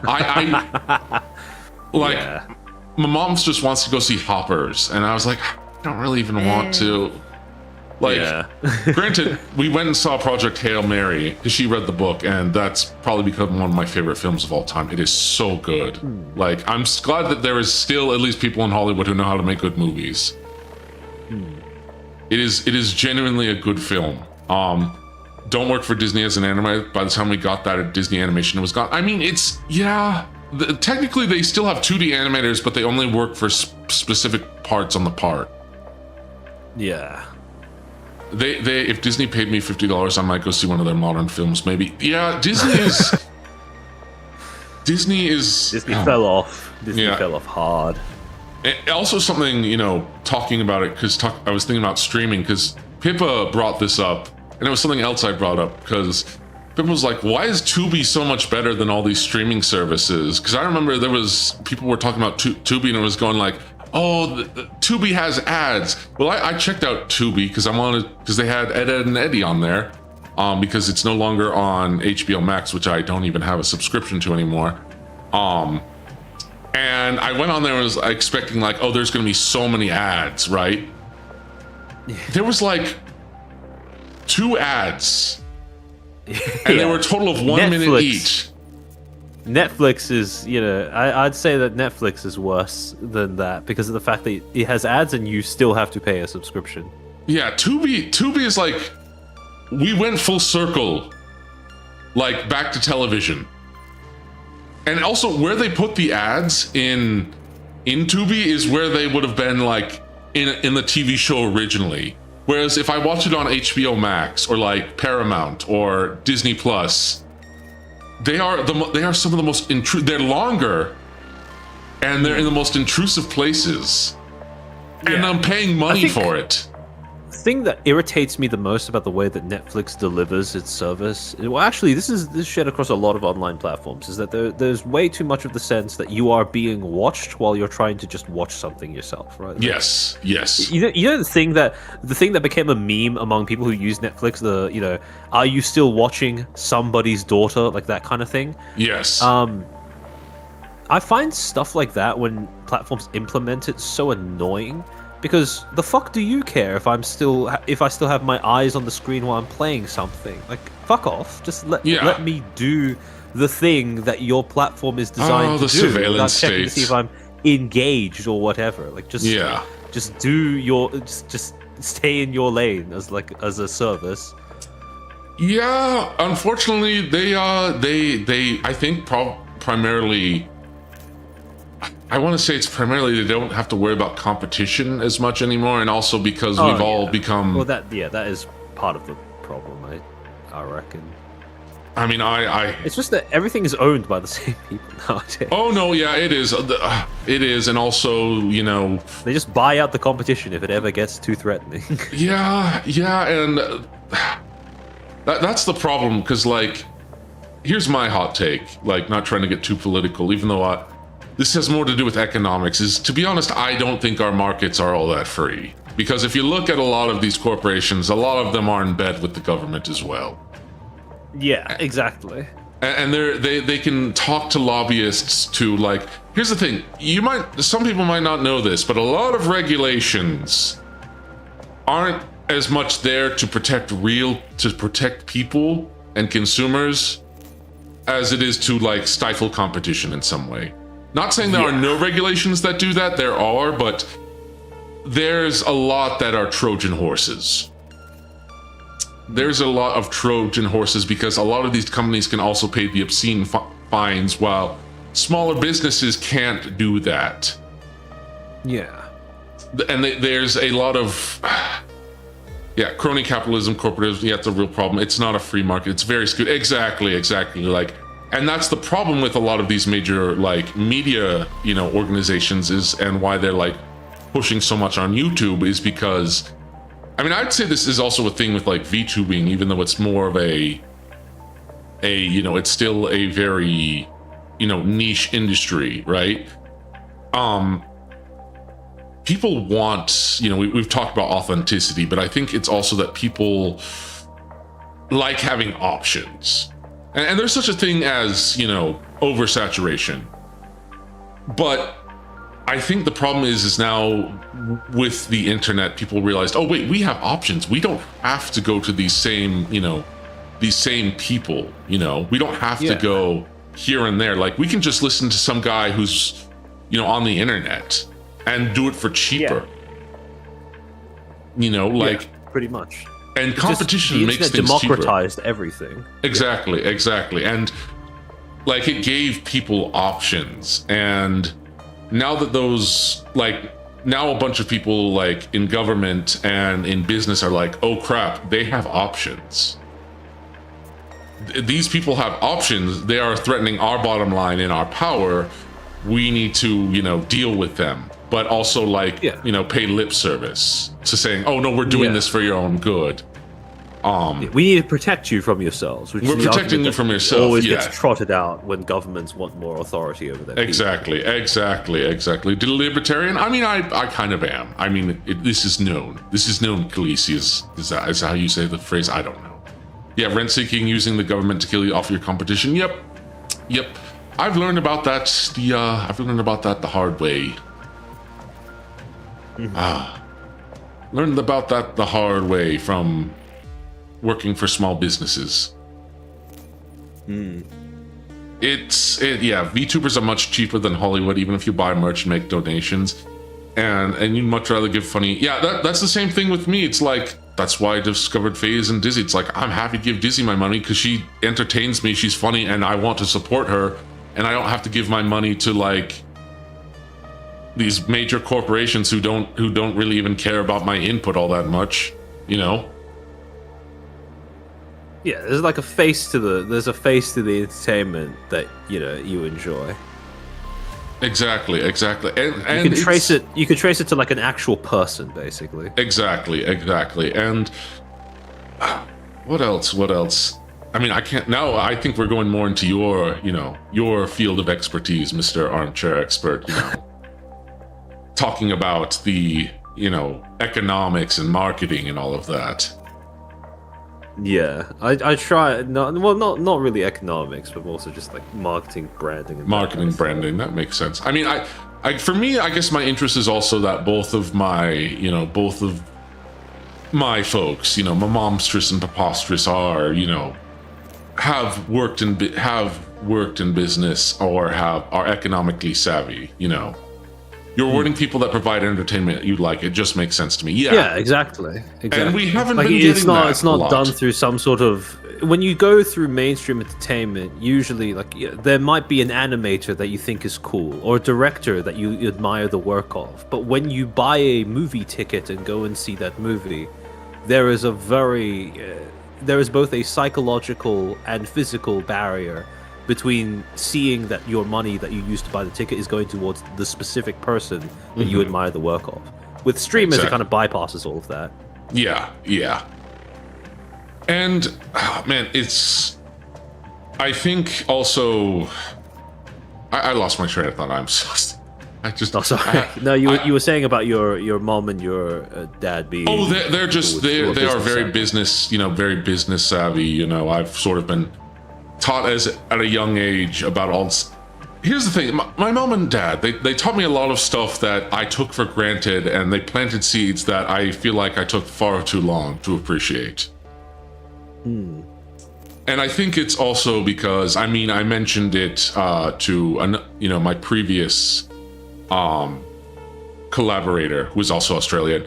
I'm Mormon. Oh. I'm inactive. Oh, you're Mormon. Yes, Mormon LDS. I'm inactive, but yes, I am that thing. And there's also sort of, a lot of focus on, actually having good, good business, like having good, actually understanding, being thrifty, stuff about good business. Because a lot of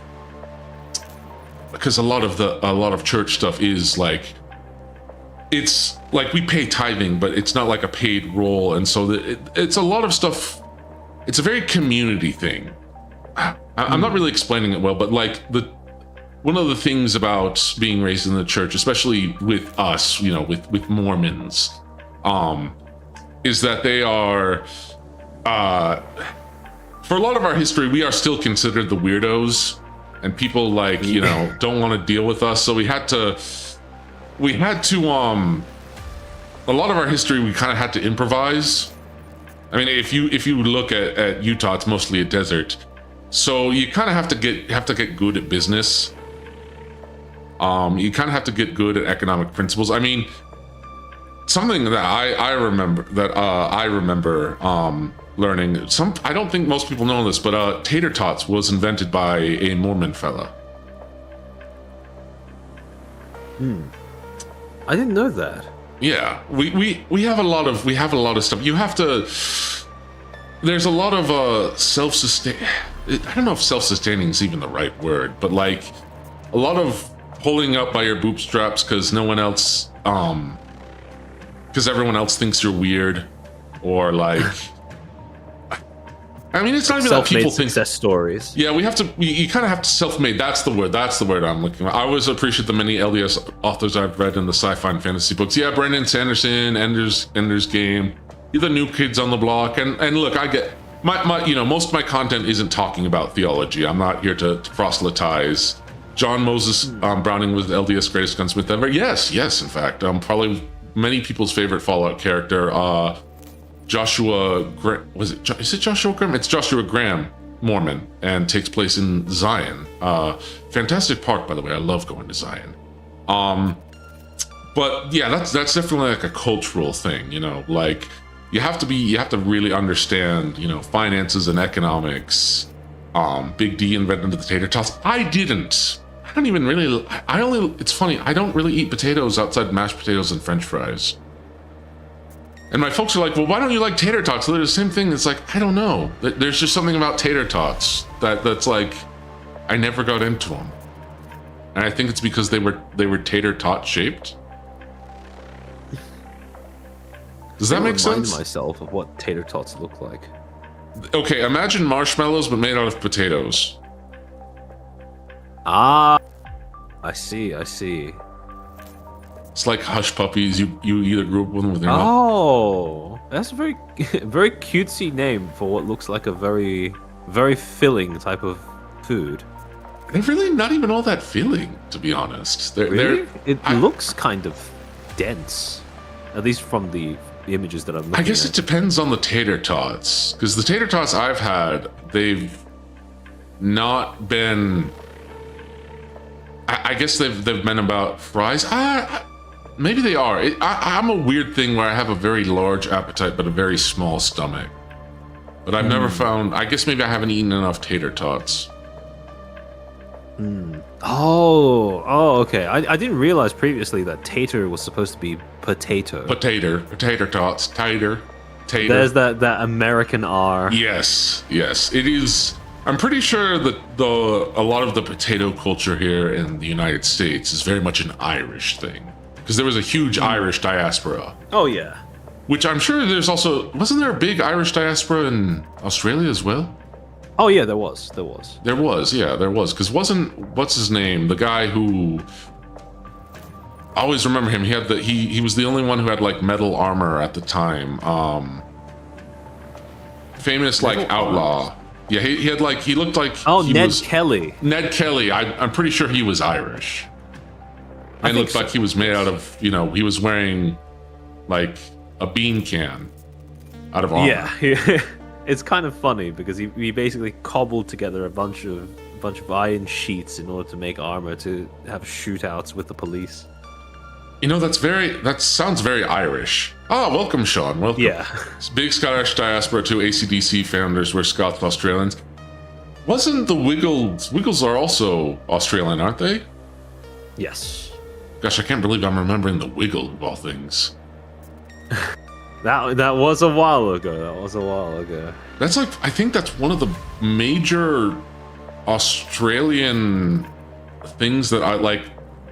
Australian exports that I remember in terms of media, because yeah, that's fair enough. Because funny I'd say enough, that Australian exports, most of our cultural exports, funnily enough, are children's shows. Like Wiggles was a pretty big one back in the day, I suppose, but Bluey has eclipsed that. Bluey, oh yeah, Bluey, because because I was just.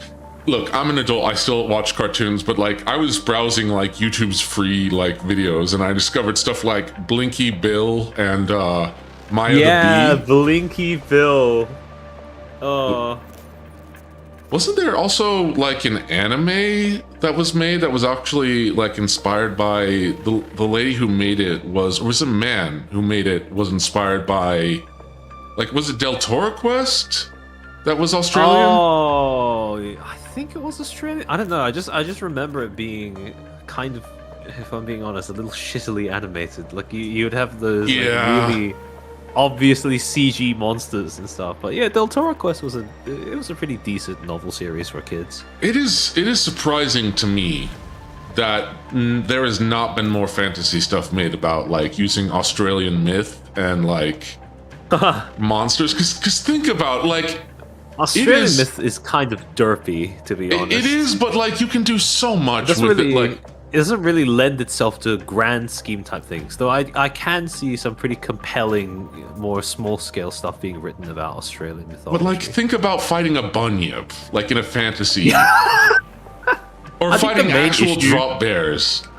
Yeah, the main issue with Australian myths and cryptids is the fact that on a very basic phonetic level, it just sounds funny to say aloud. Like bunyip is objectively a funny word. It is. So you've got to be a little hard pressed to try and make that sound intimidating.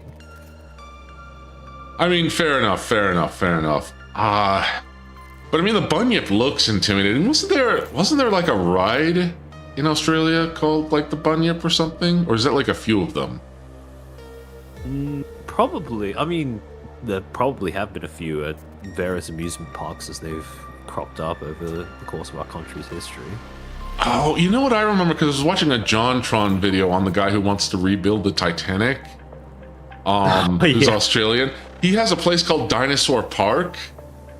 And I was like, wait, I want to go there. That sounds awesome. I want to go to Dinosaur Park, even though like the front doesn't have a dinosaur. It has a frilled lizard, which isn't a dinosaur, but still. Sometimes billionaires have fun ideas after they get their wealth. They do. And it's funny because like the guy, I really appreciated John when he was like, the guys interviewing the billionaire, they just kept going at him. Like, sure, okay, fine, you can criticize the guy, but they were just like going at him for everything. It's like, was this guy that hated in Australia? Why are they just like being such jerks to him? You can't allow men to enjoy stuff that's too autistic in public. Apparently. Oh, I was playing a bard in D&D that played the didgeridoo. Do you know what a didgeridoo is? I do. I love it's the such didgeridoo. A funny it's such a funny instrument. It's such a funny instrument, but it makes some of the coolest noises. Oh yeah. I love the didgeridoo. It's a very distinctive sound when you're actually listening to someone play the didgeridoo. It has such a funny name. I remember very clearly. It's so funny because the didgeridoo and the way that it is taught in terms of basically cultural lessons about the Aboriginal people that are given to kids in schools over here. You could actually track how the way that the didgeridoo specifically has been introduced to kids over the course of the last 2 decades, because I remember back when I was in school, one of the things that we were taught about the didgeridoo was that the cultural norms among the Aboriginal people was that didgeridoos could only be played by men. Like it was a taboo amongst them to be played for a didgeridoo to be played by a woman. However, over the course of the last few decades, that specific bit of cultural lore has kind of disappeared from the way that people are taught about the instrument, which I find to be very interesting. Because that is, like, if you were being taught about a culture, right, I would assume that having that be included, that little detail about that cultural taboo being included, would be part of giving the kids a fuller picture of what exactly they're being introduced to. But it's kind of just like vanished from the curriculum. Yeah, I get. I mean, I understand. Not that I approve it, but I get why it's done. I think it's a very bad idea. But I mean, as well. But I mean, here's the thing that also kind of just goes to show how people are different, but not so different. Because that's a very, like, women not being able to do certain things. For a while, it was like assumed it was like one specific, like, you know, it was only specific to like one certain culture. But that's been like something that's been across cultures for. I mean, go back to the Greeks. You couldn't there was no actresses. You know. Yeah. Did you explain the Emu Wars? Oh man, everyone knows about the Emu Wars at this point. Emu Wars is probably the most famous. It's the most famous conflict to emerge out of Australia. Like when you ask people what do they think of when they think about Australia, they'll tell you venomous animals and the Emu Wars as like the two of the most common things that they will cite. It's crazy venomous how animals, Emu Wars, and drop bears. I would assume it's crazy. Or maybe surfers as well, but that's about it.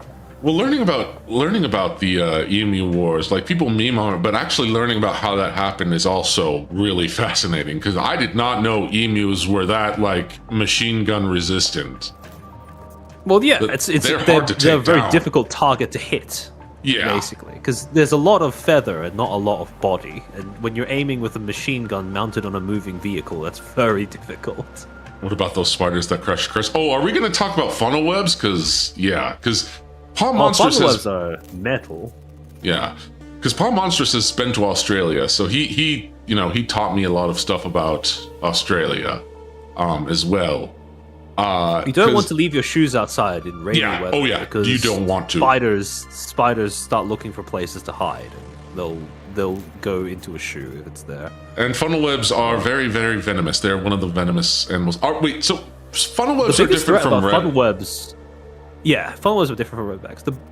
The thing about funnel webs, though, the thing that actually makes them, worth looking out for, isn't even their venom. Because just being a spider that has toxic venom, like, yeah, whatever. There's like billions of species. Yeah, like that. True. The thing that makes funnel webs a problem, though, if you don't treat them with respect, is they are aggressive. They are spiders that are very territorial. Like many things in Australia. That, they have a nasty little trick where if they're biting something, they put their body weight behind the blow as well. Like they will actually angle their body upwards and then throw themselves down. And that gives them the ability to, unlike other types of spiders, they can actually pierce toenails with their fangs because of the way that they bite. Which is, it's you can imagine that's a bit of a problem. Like redbacks, they are venomous, piercing spiders with wrestling moves. Yeah. I knew funnel webs are bad. Holy crap! Yeah. Redbacks are venomous, but they are also very docile spiders. Like, it takes a lot for a redback to become irritated and want to bite. Funnel webs, not so much. Yeah, I for some reason, I remember redbacks are basically your guys' version of the Black Widow, if I remember. Was it you guys that had stonefish? Stonefish. Yeah, we also have stonefish. Yeah. Okay, not surprising. Because also when I think about Australia, I think of the Great Barrier Reef, which was constantly being told was dying out, and then turns out it's not actually dying out, or maybe it is, maybe it isn't. Who knows at this point? It bounced back. I don't know. We would like. I remember back in school, it was a big deal about how it's being eaten alive by crown of thorns starfish or whatever. Yeah. But it seems to have rebounded with however is going on happening.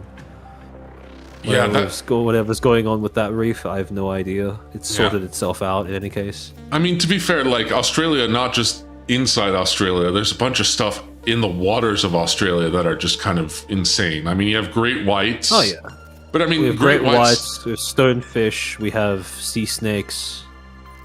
Isn't the box jelly, Well- is that also Australian?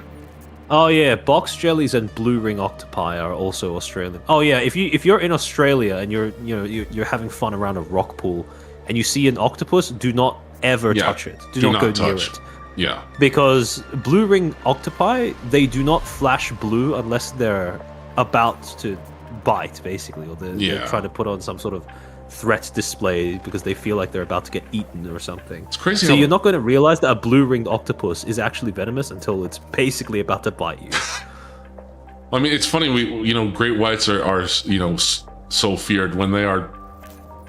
They seem like they are the least. They're not really they're not a problem for most people. Like, most people would be more at risk of accidentally brushing against a box jellyfish or stepping on a stonefish than getting bitten by a great white shark in Australia. And they don't really go after people. Like, most of the time, at least when I remember like watching Shark Week, most of the time when you get attacked by a great white, they are very isolated incidents, and they are in very like muddy, like they are very murky water.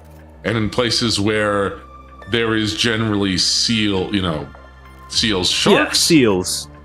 Sharks generally. Sharks only bite people because they mistake them for something else. Usually.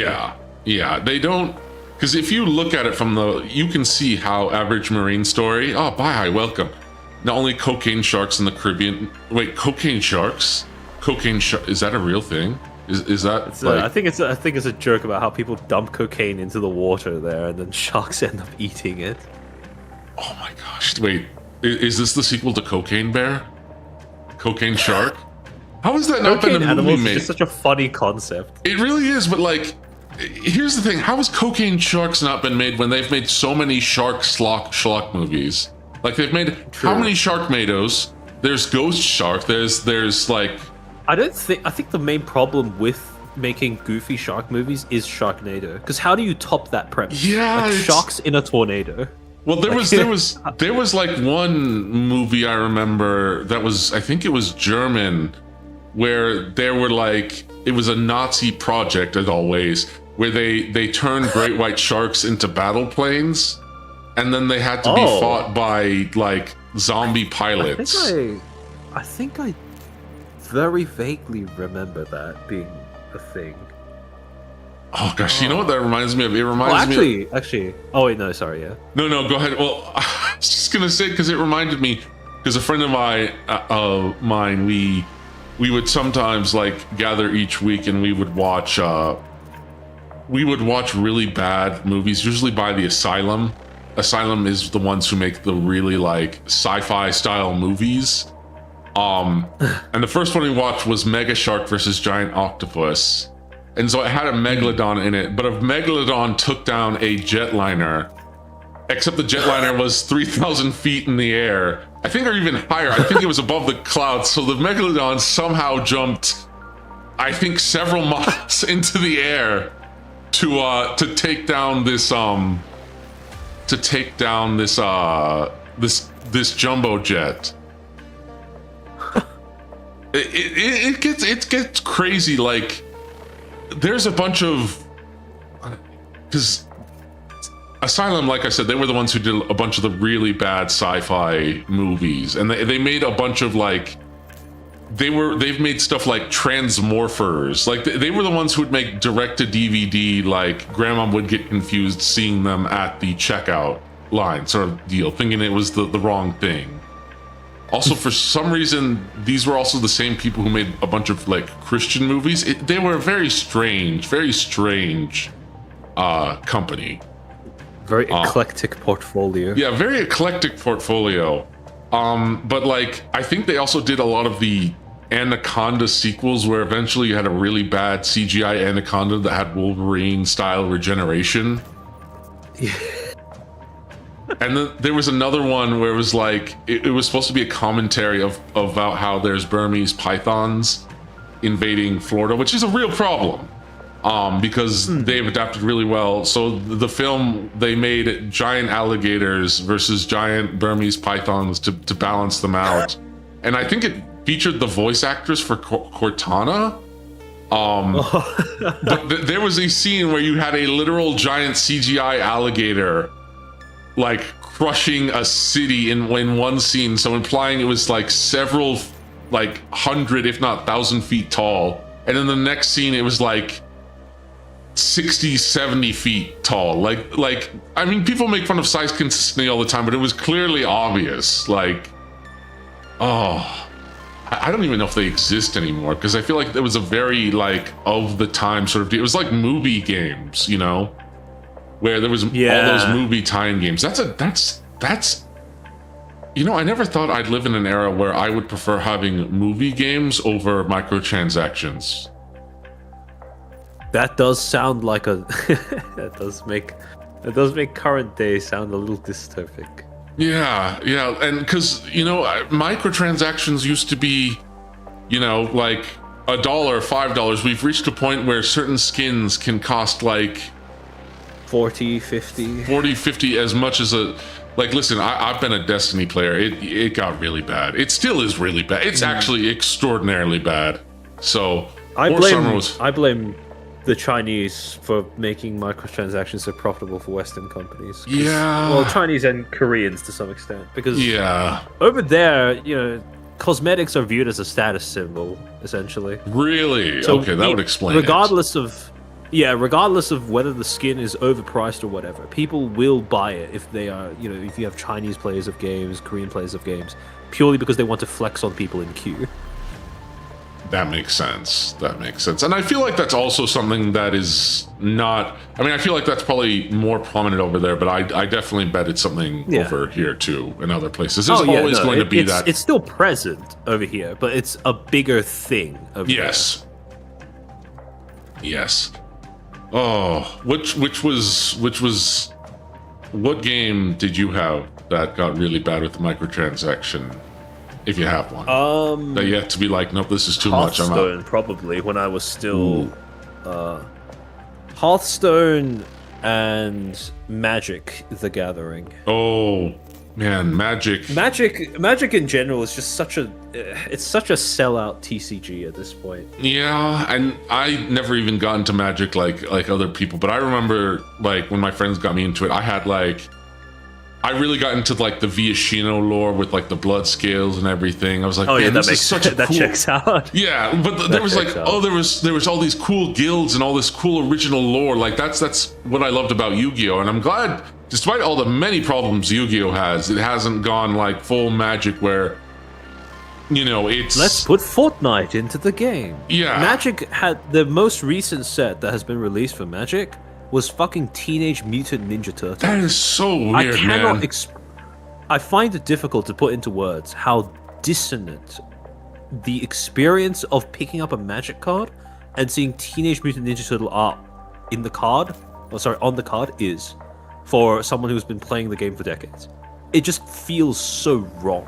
Yeah, the dissonance there, because I remember they did Godzilla cards, and I was like, the Godzilla art is cool, but like, this does not feel cool, like Magic. Visually. Yeah, exactly. And the thing is with Teenage Mutant Ninja Turtles is it's neither cool nor does it fit Magic. The same thing happened with the Spider-Man set that they tried to do. They did a Spider-Man set? Yeah, no, they before Teenage Mutant Ninja Turtles, they did a Spider-Man set.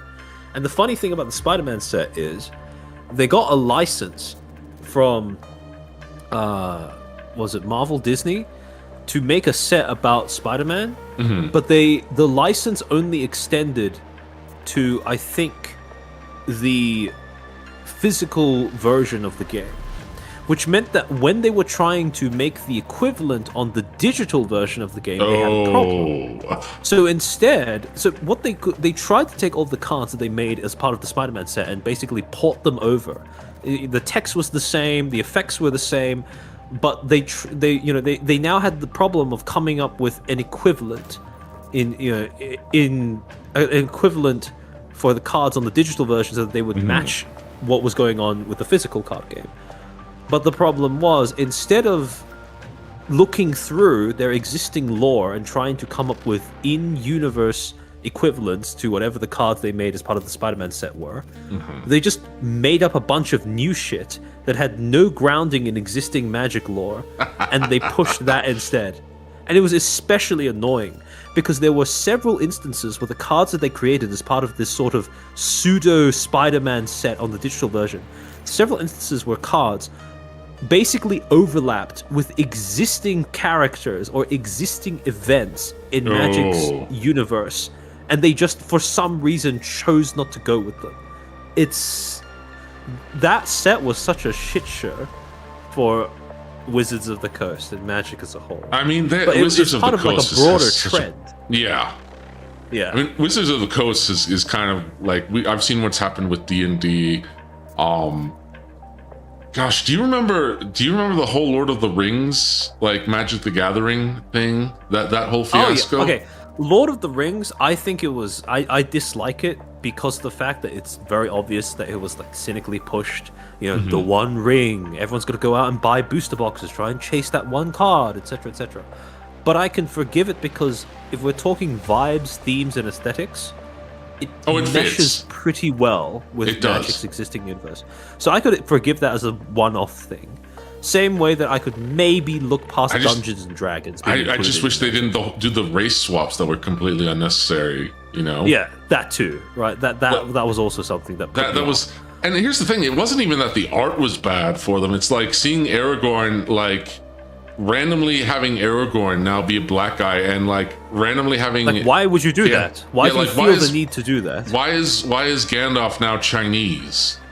Yeah. Like it feels like what these could have been original characters, like straight up original characters, and they would have been fine, and no one would give them a hard time. Exactly. Just put in effort, make original characters that fit your vision while also being engaging to a new audience. Like, it's not that well, it is difficult, but it's effort that gets people to respect what you're doing. It's not lazy. It was a very nice time in Gandalf's life. This Armchair, I used to watch Crip.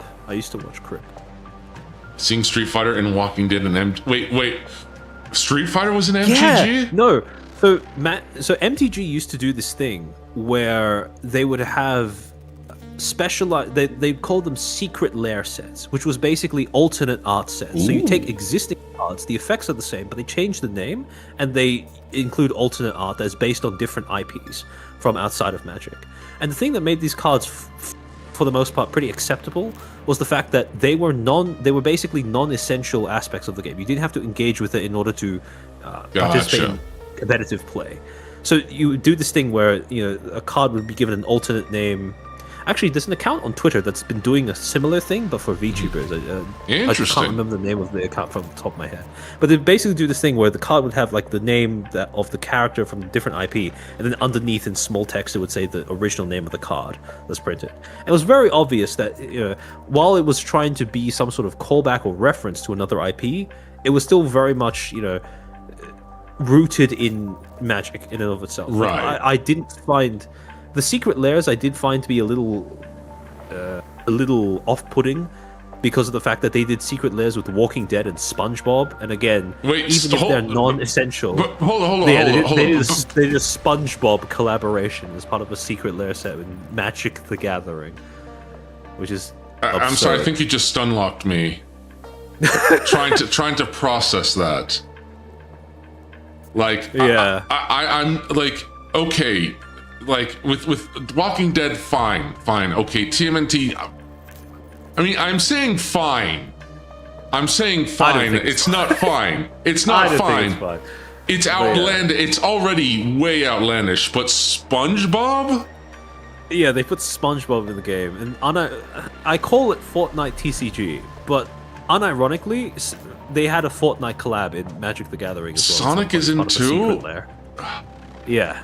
It's really stupid. It is really, really stupid. Here's the thing. But yeah, they had a SpongeBob secret lair. And it was just an art shift, basically. But it was an art shift that looked really, really out of place. Are there Skibidi cards in give it time, there probably will be. Give it time. I think this is also from because I remember when crossovers were like a very special event, Oh yeah, me too. They were really, really like They were really Like, people got hyped up. excited over them because they were rare. And now we have And the they were same done problem. deliberately. It's the same problem with minimalism. Minimalism in itself isn't bad, but it's become so oversaturated and lazy. You know, it has become a crutch, and to be lazy rather than actual design. Because you can, for me, minimalism is, because I've made minimalistic art. It's all about trying to convey a message in, like, it's about being very, very thoughtful about how, like you how have to have a message in order for something Yeah. to classify as true minimalism, right? Like, you need Yeah. it needs intent. You need to Whereas capture most of in the as people who- few design elements as exactly. possible and organize them in a very meaningful way. Exactly, and that's the deliberate aspect of that is the thing that's missing when people start adopting it in order to In mass, participate yeah. in the trend, basically. Exactly. And I mean, plus it's taken over logos so much, you know, like, ugh. Oh yeah. Oh, I mean, I always go back to the John Tron video of logos. It still holds up, especially after that whole It's fiasco with the evergreen. Cracker Barrel. Yeah, it remains Yeah. evergreen. Like, especially the stuff when I looked at Adobe, where they've even gotten rid of the colors of their different Yeah. programs. To me, I'm glad Adobe is finally, like, we finally have, you know, enough competitors with, like, Clip Paint Studio and everything. I mean, they killed Flash, and I used Flash. Oh, good night, John. Welcome. Oh, I need a tongue Sahar. But it's worse of flags now. Every country just does tricolors now.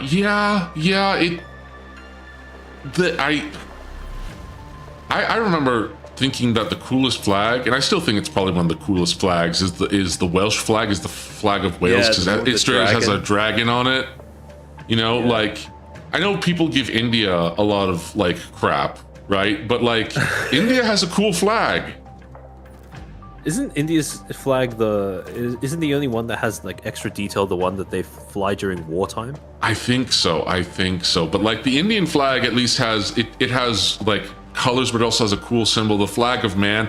I mean, look, I'll talk bad about Canada, but Canada at least has a maple leaf. Like, there's something. Yeah, it has something interesting. Yeah, like, I like it when flags have a little bit more symbol. You know, they have symbols in them that sort of symbolize stuff of the country. You know, like the Union Jack is, you know, it has stars and like. I like when they have symbols besides, you know, just solid color. I miss our old flag. Yeah. Color blocks. Like, I prefer the Japanese flag where it's red, but it's also got all the sunbeams, you know? Yeah, Rising Sun Japanese flag is visually speaking much more appealing than just the default Japanese flag, in my opinion. Yeah, just a red dot. Ireland's flag, we copied the French. Yeah, tricolor flags. And what's the new Minnesota state flag? I don't even remember what that one looks like. New Minnesota state flag. No, that's the Nazi flag. Wait, the Nazi I don't think. That's the imperial flag. Okay, the Mexican flag is awesome. The Mexican flag is always going to be cool because it goes back to, like, their founding, you know, myth with the with the eagle on the cactus eating a snake. Going, like, that's cool. Yeah. We had to stop the Rising Sun flag. Okay, fair enough, Imperial Japan, but, like, come on, it's been years, and I don't think it has the same connotation as the swastika and the Nazi flag. I'm just saying. Like, we don't listen. The swastika, the Nazis already took the swastika away, because before you could find the swastika anywhere. It was not a symbol of what it became used to. Like, it's still used in Buddhist. It was a peace symbol. It was a peace symbol. It was Tenochtitlan. Exactly. The Mexican flag is cool, but, like, yeah, like, you could find I remember on Twitter being like, oh, people used to love the Nazis because you could see all this, like, swastika symbols on, like, Coke stuff. It's like, no, the swastika literally was just at one point a peace symbol. It is still used by Buddhist and Hindu cultures. Now, granted, to be fair, it is flipped. Like, the orientation it is flipped. is Yeah, it is flipped. But most people won't know the difference between that and a swastika. Yeah. But, like, don't let them take every bad symbol. You know what I mean? Don't let them take, or not every bad symbol. we shouldn't. We should try to reclaim some symbols. You know what I mean? Yeah. It's just too much Pavlovian conditioning among people that were not really like people that were not taught to look out for nuances and differences in these kinds of things.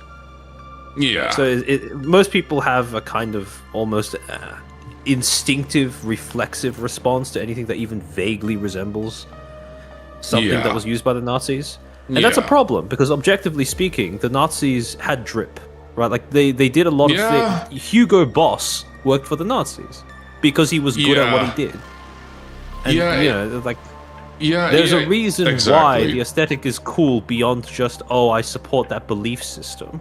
Yeah. It's because, objectively speaking, if you look at the design elements, the visuals of their uniforms and stuff, someone with a grounded understanding of fashion designed those things. Yes, exactly. I mean, the Soviets, like, I've gone on about how much I don't like the Soviet Union. They had some amazing animation. They had some fantastic animators, you know? They had really, like, just because, you know, a regime is, you know, terrible doesn't mean it's everything, you know, doesn't mean everything about it needs to be burned down to the ground. Yeah, right? There's still good things in bad things, I guess, is what we're trying to, you know, trying to say. Like, you don't have to. Don't ask Pence, who was working for between 39 to 45. Yeah. You don't have to. There is nuance where you don't have to be. Where you don't have to like. You don't have to like the, you know, ideology. But you can see that people who were, you know, had to work within that, you know, were talented, you know. Yeah, exactly. Like, they wouldn't, the Allies as funny would not as have taken Nazi... regimes require talent in order to sustain. The brush mustaches. Okay, but here's the thing. Hitler took his look from Charlie Chaplin. Yeah. He stole his look from Charlie Chaplin. It's quite unfortunate. It's the same thing. It is kind of funny, and it also kind of has a poetic irony, or like makes poetic sense, because like the Nazis stole the swastika, which was a symbol of, you know, peace and had a positive symbol, and then Hitler stole his look from Charlie Chaplin. Just straight up, he did. You can even look at it. His look. It was a symbol of luck, yeah. The stash is forbidden now. Well, you know what this reminds me of? This reminds me of, this is jumping a tangent, but I remember there was an episode of Captain Planet where they went back in time to fight the Nazis, and they encountered Hitler, and he did not have his mustache because they didn't want to have the Hitler mustache. They wanted to have Hitler in the show, but they didn't want to show Hitler with his mustache. So they gave, yeah, I know, it's really weird. And then there was a point where like Captain Planet encounters Hitler, and he goes, "Oh, the hate of this man is as strong as any pollution." It's so it's so cheesy. It is so cheesy, and I kind of love it. And then he goes on this thing about, you know, I've heard about a smart bomb, I've heard about a dirty bomb, but I've never heard of a good bomb. Oh man, Captain Planet is such a relic, man. Volkswagen Beetles are cool too. Yeah, again, there was good stuff that came out of it. I mean, Fanta came out of it, right? Like there is nuance. Sure. You don't have to approve of you don't have to approve of everything. Like I've talked about this, like I think the Volkswagen was a good idea. It was like a solid idea if we're talking from the perspective of a government making decisions for its people, right? Because making cars more accessible, like that's probably a good thing. That if you are a government, it would be beneficial to your people if you did that. Yeah.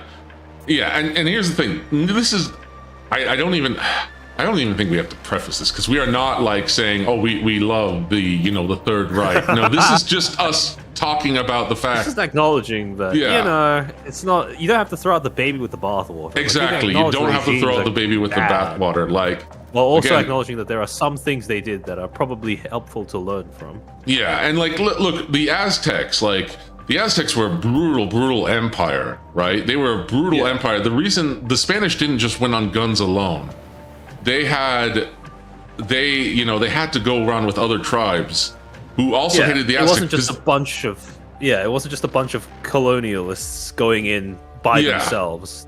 They basically used the power of friendship to kill the Aztecs. Yeah, but the Aztecs had incredible looking architecture.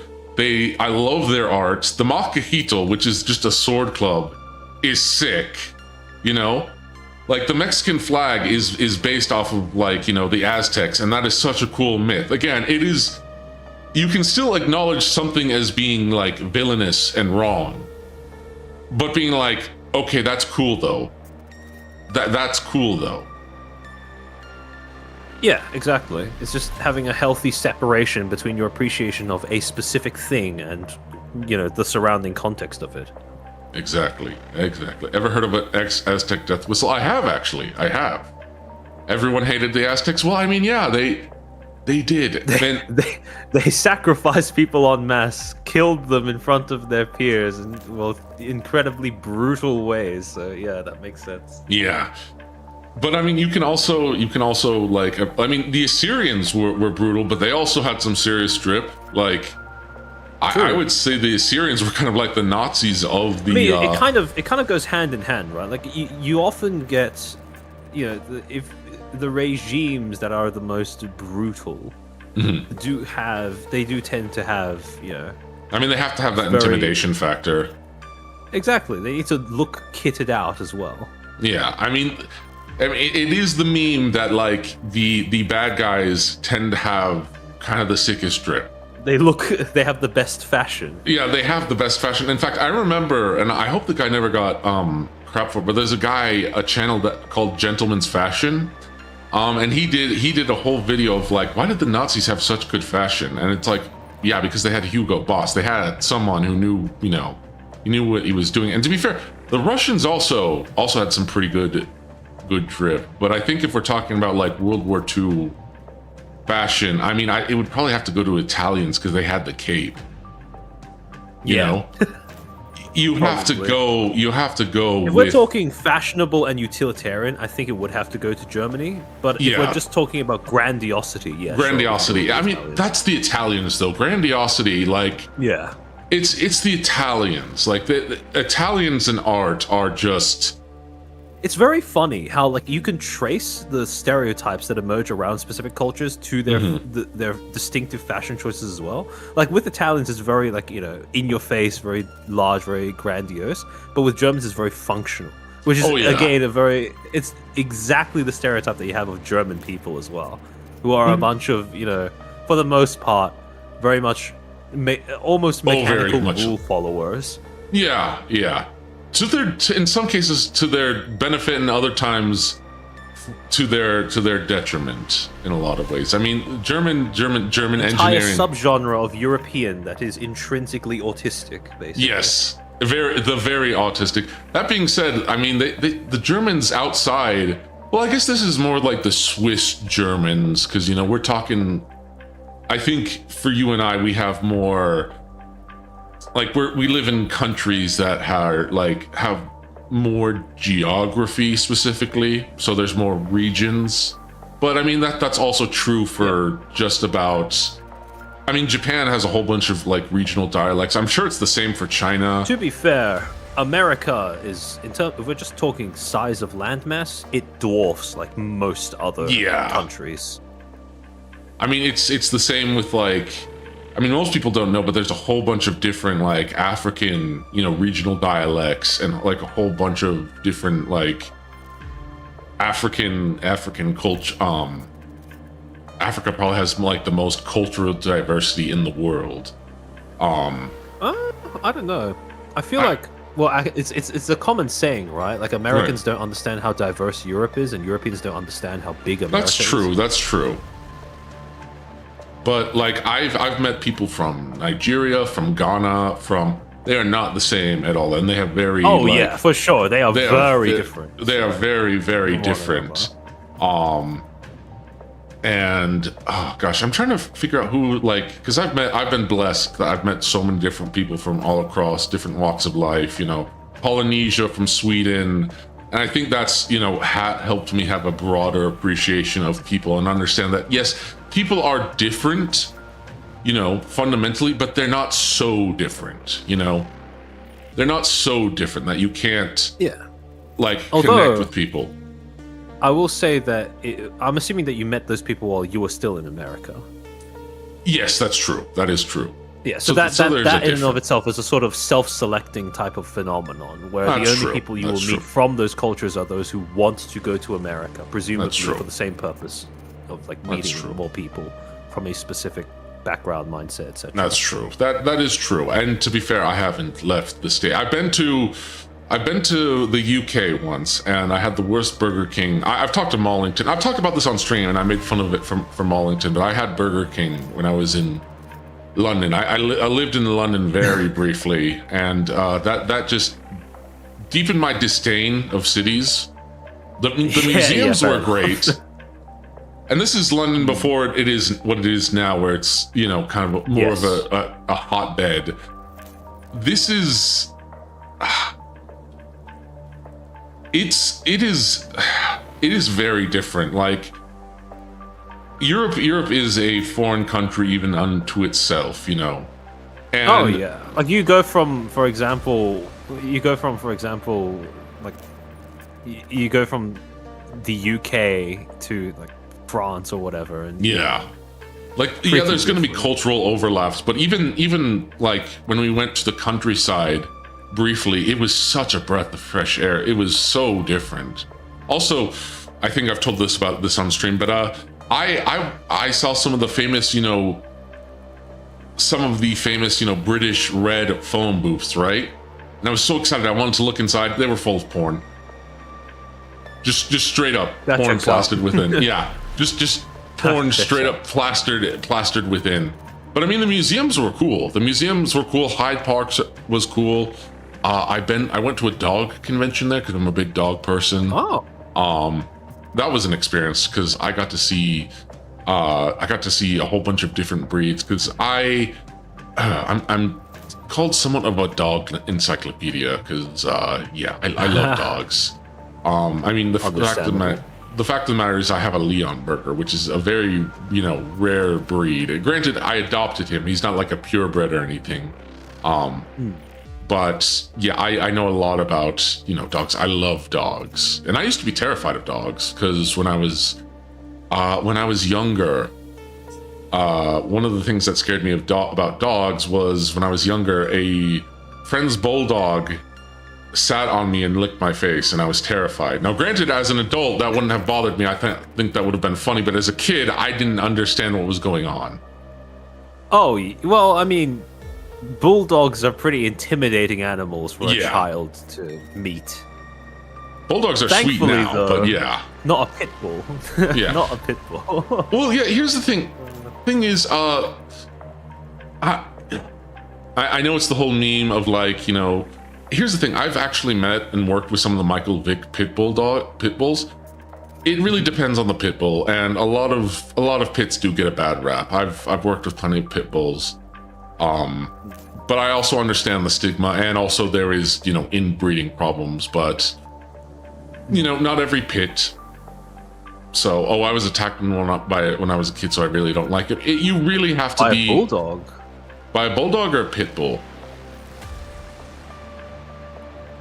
Why do Americans romanticize Gaelic countries? I wouldn't say it really depends Probably on what part of because- America.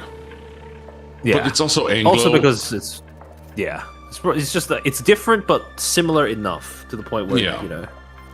I mean, a lot of Americans, especially more who happen to be white, happen to have more Anglo. Well, that's not true, because there's a huge diaspora of Irish, and because when you say Gaelic, here's the thing: like, there was a while when the Irish were not well liked in America. Same with the Italians. It was a whole thing. But when you say Gaelic, I think in America everyone's had their turn. Like you had the Irish, you had the Italians, you had the Japanese, you had yeah, kind of everyone. Chinese, etc., etc. Yeah, Americans can't romanticize the UK and other English. I mean, okay, listen. Being an American means you kind of have to, like, with our history with the UK, you kind of have to I don't hate the UK, but as an American, I have to badmouth them. It's in my cultural, spiritual heritage that you have to make fun of the British because we beat them. Because we threw their tea in the harbor. I think it's a healthy attitude to have, to be honest. I actually don't hate the UK. I don't actually hate the British. I just like making fun of them because, I mean, the problem is the Irish, or not the Irish, the British. There's been a problem where Europeans kind of turn their noses. Not all Europeans, but a lot of Europeans turn their noses at Americas and saw us as kind of bumpkins. And there is also, I feel like a lot of European countries feel like they are so much better, that they are so much more, at least with the politicians, they think they're so much better than you are. Well, to be fair, the politicians also think that they're better than their own people that they are governing. Yeah, exactly that. And it's a problem of elitism, but there is also a friendly rivalry between, the American. I think that's a universal it is really a universal problem. That's always going to be a problem with politics. And try not to go, I guess I feel like kind of somewhat dived into it, but that's the problem with politics, is that it's easy to get into that. I've talked about it on stream before. It's easy to get into that mire and, get lost in the weeds and also get really high on your own farts.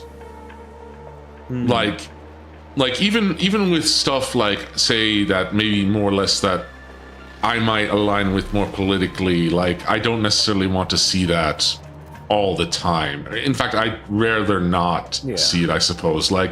Especially in this space, I'm here to be a monster man. I'm here to be the Dark Lord on the internet and entertain. But the problem is that when you have people trying to shove politics, and when I mean that specifically current day issues politics into, I think we can be more specific and just say Western identity politics. 'Cause Yeah. again, there's politics everywhere, but the kind of politics that you would get from the terminally online in China is very different from the politics you'll get from the terminally online in, like America, for example.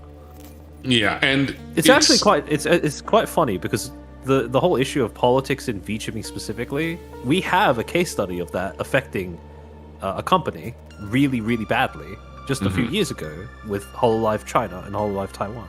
Yeah, that is politics, but just isn't the kind of politics that we would usually recognize. Yeah, and here's the thing: I'm also really not equipped to really dive deep into that, because again, it's such a hot button. Hot button's not third rail. I think it's fair to say that you don't have to have a solid grasp of politics in order to recognize when someone is trying to shove it into something you like. Yeah, exactly. And also just, I feel like you can become very blinded by your own politics, where you start to see it everywhere. If people, politics is a habit of, if you're too, how do I say, if you are some sort of activist, or if you're trying to push a point too much, it can very easily end up draining the fun out of anything you engage Exactly. The thing is, though, actually, a very common retort is everything is political, right? Yeah. So that's the line that people usually go with. I don't think that's correct, but I think that it is more accurate to say that anything can be politicized. Yeah, right? Anything can be politicized, but to say everything is political is such a gross. It's wrong, because the whole point of politics is power, right? That's essentially what politics is. When you really boil it down, it's not about identity, it's not about beliefs, it's not about tribes. It's about power. It's about power. And basically, when you say that something is political, you're saying that it is a mechanism of power. That's the purpose of it. Not everything exists with the inherent purpose of being a mechanism of power. That's what we mean when we say that not everything is political. But anything can be leveraged into becoming a mechanism of power, which is what I mean when I say that anything can be politicized. The trick is to see who is trying to do the politicizing, and then to excise them from space. Yeah, I have no desire to be a political VTuber either. It's not fun. No, it isn't. And again, it's a thankless job. It's a thankless job, and again, you're missing the forest for the trees, and you will be put under a microscope very, very heavily. Very, very heavily. And extra scrutiny will be put upon you, whether you want it or not, you know? And you really have to make sure that's something you're willing to deal with. I don't know, does that make sense? Does that make sense? Yeah, no, I think that's a pretty fair summary. And most people want to watch VTubers because it is, you know, it's an entertainment. And I've said this before, it's waging a tribal war at this point. It's not something I want to be in. And here's the thing, a lot of stuff, like in terms of entertainment, it has been the watering hole. Like, it is where we come to just put stuff down so we can all just relax. At least that's how it's been for me, where we find the common ground, where we don't like have to divide each other, where we can look at each other and be like, oh, okay, I can, you know, the ideal scenario. Yeah, the ideal scenario in here for me is just, oh, you're a ex-VTuber fan, right? Like that, you're not X as in EX, but like, you know, blank VTuber fan, or this is who you Oshi, or etc. etc. And that's the only identification I need, ideally. Yeah. And here's the thing, I don't need everyone to share my political beliefs. To be honest, I don't really. I mean, I guess I've shown that I'm a bit more libertarian leaning, but I don't need everyone to. To be honest, you have to have some. You have to coexist with people, and some people you have to. I don't know what's the best way to word this. I guess you try not to make mountains out of molehills, and you don't try to make unnecessary enemies. In fact, I try not to make enemies. To be honest, I don't. If I can help it, you know. Like, I don't seek to actually make enemies. Yeah, you can't throw everyone off the island. Eventually, you're all alone. Yeah. Man, this got heavy.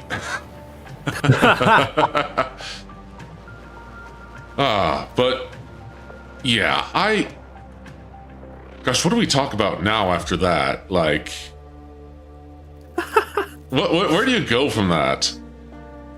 I mean, I think it's I don't know. It's something that I've been, well, the whole thing about like politics and entertainment or whatever. It's this thing that gets brought up constantly, but I feel like there is a way to talk about it in a sort of, I suppose, more removed analytical way, besides, you know, falling into some sort of a tribalistic point scoring. Yeah. Which I find to be quite a tiresome way of engaging with it. And it all starts with just the most basic fundamental fact of, you know, acknowledging that politics is about power, like not anything else. Yeah. There's a massive difference, actually. Like you can see it in people when they discuss politics. When people discuss politics, there's a very big gulf between people who understand politics as the study and exercise of power, and versus people who believe that politics is about things like identity or expression or etc. etc. etc. Right.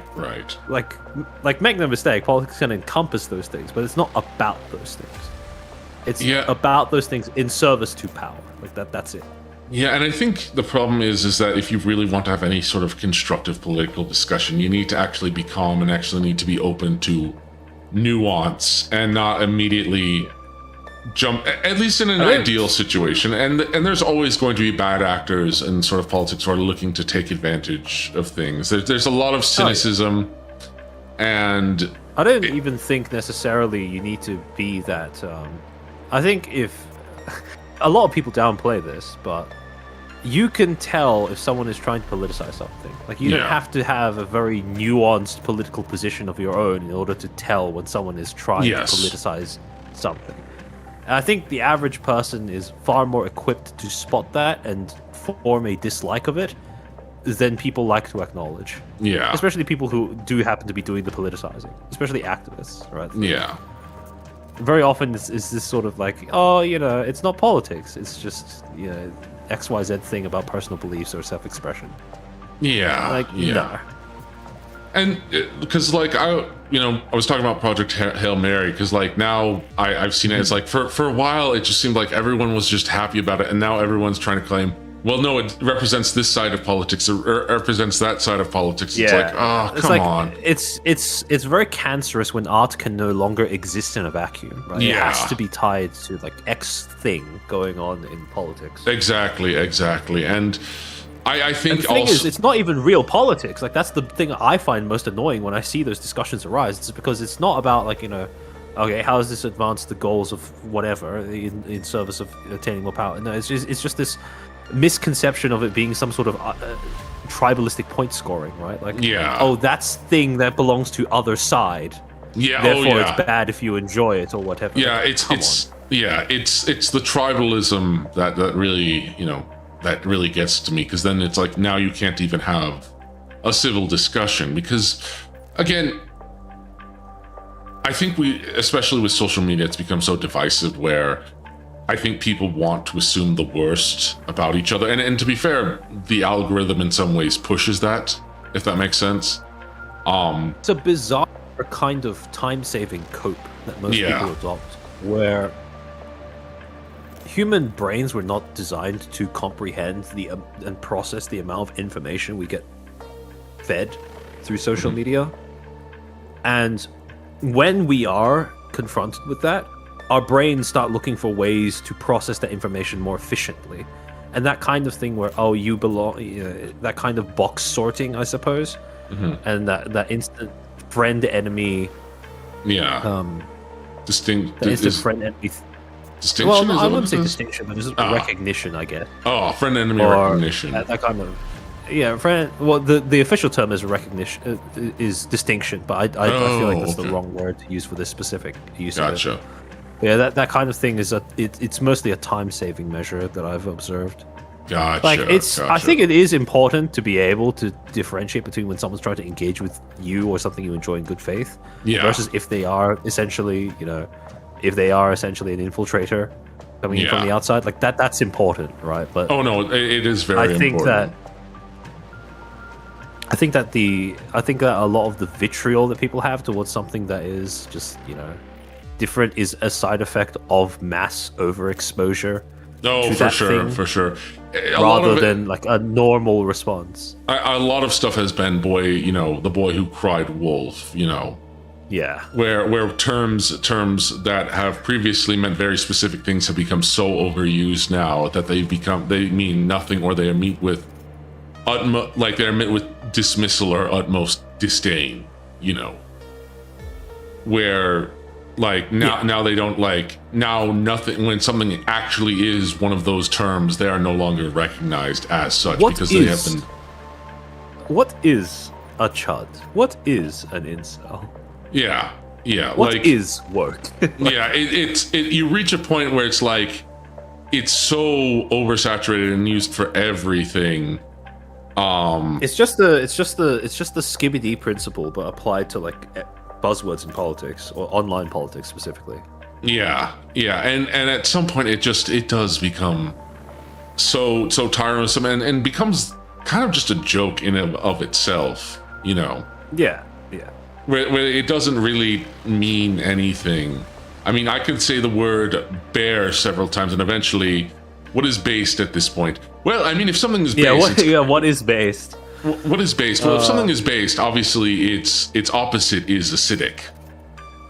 Yeah. I do not possess sufficient grasp of the sciences in order to spot that joke. No, neither do I. But apparently bases can be just as corrosive as acids. I learned. Really? Like on their own?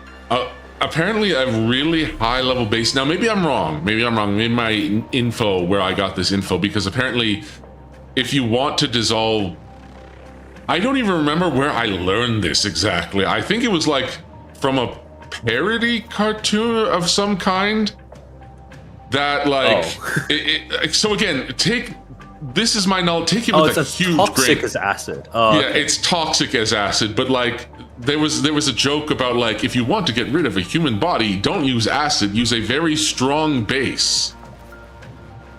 And I was and and I sort of took that as okay. Well, to be honest, I kind of believe, I just took that as fact, and maybe that wasn't true, but apparently it might be, because you mean like alkaline? Yeah, hydroxides will attack organics much better than acids will. Too much in either direction is bad. Yeah, higher level base is just as toxic as acid. Okay, so whoever made that was on point. Again, I have a lot of weird information, like fun factoids that I remember, and I was like, wait, is this actually verifiably true, or am I just, did I just take it for granted,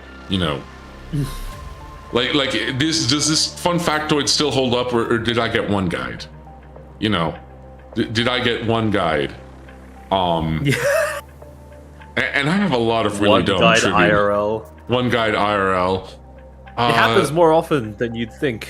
No, it does, especially with me. I think it's a thing with everyone, because let's be honest, right? If we're forming opinions or whatever offline, we're not going to do so on the basis of consensus. We're going to do so because our friends told us this one time. When we were drunk that's true. Something. That's true. And you don't really have.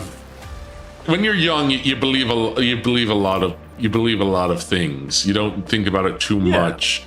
And you internalize it. You internalize it. Even as an adult, you don't, unless you have cause to go back and dig it up again and re-examine it, you usually aren't going to. And plus, as a kid, at least in my case, you exaggerate a lot of things, in your mind. Oh, yeah. Things seem so much more, because you have a much more vivid imagination. But I'm trying to think of other weird trivia that I remember, because I bet for a long time I was kind of undefeated in trivia in my family, where to the fact that Bro Monsters even bought me a book of just a bunch of trivia information that has no use otherwise. Yeah, memory is not also great. Sometimes your brain just invents things. Yeah, that's true too. Yeah. Because your mind's constantly looking to optimize the whole process of thinking. It's actually quite funny, because it's if we just take it at surface level, it's quite similar to the problem that AI has, right? Where it's constantly looking for shortcuts in terms of reasoning. Well, AI can't really reason; it can only basically rote memorize and then try to trot things out in the same way that it was taught. It's a facsimile of what the human brain does. We work. Yeah. Because if we don't recall something perfectly, we just fill in the gaps with stuff we made up, basically. Yeah. Oh, gosh, I'm trying to think of some weird trivia that I remember from my youth that maybe not a lot of people know. But I feel like I feel like the kinds of trivia that you deem as trivia tends to scale up as you age as well. I remember when I was a kid, something like, for example, tomatoes are fruit, not vegetables, is that was considered trivia when I was a kid. Yeah. But nowadays, something like that, you need something a bit more novel than that in order to truly like the fact that tomatoes are related to deadly nightshade. Yeah, now that is trivia. That's trivia. That is trivia. Yeah, exactly. You're right. It's about the novelty of the trivia. Because eventually it just becomes, just normal. I'm trying to think of tomato is a berry. How is tomato a berry? Do berries have seeds? It is. It is a berry? Technically, cucumbers are berries too. I think you just blew my mind. Because now that's very novel to me, for me to consider. What isn't it a thing where watermelons are technically berries? Hold on, decent. Wait, I thought watermelons were technically gourds, like pumpkins. Oh, are they? Well, I don't know. I don't know. I don't remember. But yeah, I remember the factoid that tomatoes classify as berries, and so do so do a bunch of other fruits that you wouldn't normally suspect of being berries. You wouldn't normally classify them as berries in your head. Yeah, I guess so. I mean, it's also, I guess, now that I think about watermelon, I always think about how watermelon can basically be grown into any shape now if you just have the right container. Thanks to the Japanese. Yeah, it's quite funny, actually, in terms of people discovering that and discovering how to use it. I wonder who even discovered that first, if that was an accident or something. Like, oh, whoops, I accidentally left my watermelon. Yeah, I left my watermelon in a container or something, and it grew into that shape. Potatoes are not naturally grown in Ireland? Really? Also, it's kind of thinking about the potato famine. That famine must have been very devastating because you can grow potatoes in just about anything. So if you're having a potato famine, that generally signifies that, like, the rest of the crops are not going to do well either. Like the potato is like your bottom line. Like if you can't grow a potato, you're screwed. Is watermelon a gourd? Yeah. Is my favorite fruit a vegetable? Is my least favorite fruit a vegetable? I don't even know where the distinction between fruits and vegetables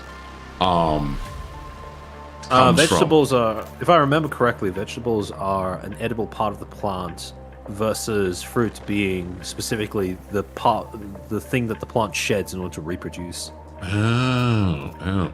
Wasn't the issue they didn't have enough diversity of potatoes? That is a funny sentence, diversity of potatoes. I mean, it makes sense that they were different. all wiped out by the same thing, like the same blight or something, if I remember right. Dang. Yeah, it was a blight that affected the potatoes. Yeah.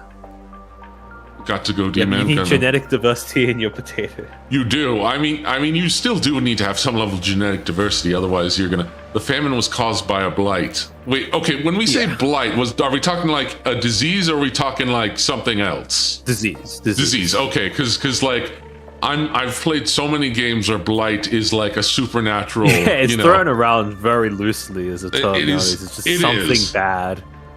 I mean, it still fits. I mean, I play a lot of Monster Hunter, and so blight is like there's fire blight, there's like dragon an infestation. Blight. Yeah, it's an infestation. Yeah. The Fae killed the potatoes. I would not be surprised if there were like Fae that killed. It is very fascinating learning about like actual fairies, like Irish and Gaelic fairies, and how they are the like most capricious beings in existence. That's what makes them fun. It is true. That is what makes them fun. They are scary. A warlock destroyed Ireland. Fae had a racially motivated attack. See, I could see Fae being racist for like the most like particularly petty reason. Oh yeah, when you think about the Fae, usually it's funny how in so many different forms of media you have the same overarching tropes. Do elves count as Fae? Because I guess when I think of Fae, I think of like the fairies with wings, right? Well, yes, but also like Fae is generally a very like Celtic sort of it's a region-specific term and concept. It's a region, yeah, because like I don't really think of Fae when I think of like, elves is more of a like northern European thing. So yeah, Celtic is more of a Fae thing. But then I think when you had the Normans and the Saxons, hi Coda, welcome. But I think when you had that, with the Norman I don't know when they had when the northern European and see, that's the problem, because then because now I'm thinking about like Gaelic, because then you had the was it the Normans who invaded? It was the Normans who invaded, and they invaded the Anglo-Saxons, right? Was that it? Because you're gonna get a lot of like blending, because yeah, the ideas of elves and stuff changed after Tolkien. Oh, definitely true. But like, that's fair. Like, you're gonna have a lot of like European blending, because I mean, it's sort of the same with like, because even Eastern European myths, like Slavic myths, are very, very different from the rest of Europe as well. Yes. Do you remember? Oh, this was a while ago, but there was a game that Dizzy played on stream, which was basically a kind of like a paranormal, like, those games where you're basically some sort of paranormal investigator, you're trying to spot like inconsistencies and things. There was one where it was a sort of horror game that was premised around you being someone looking out for Fae activity. I just don't remember what the game was called. Do you remember that?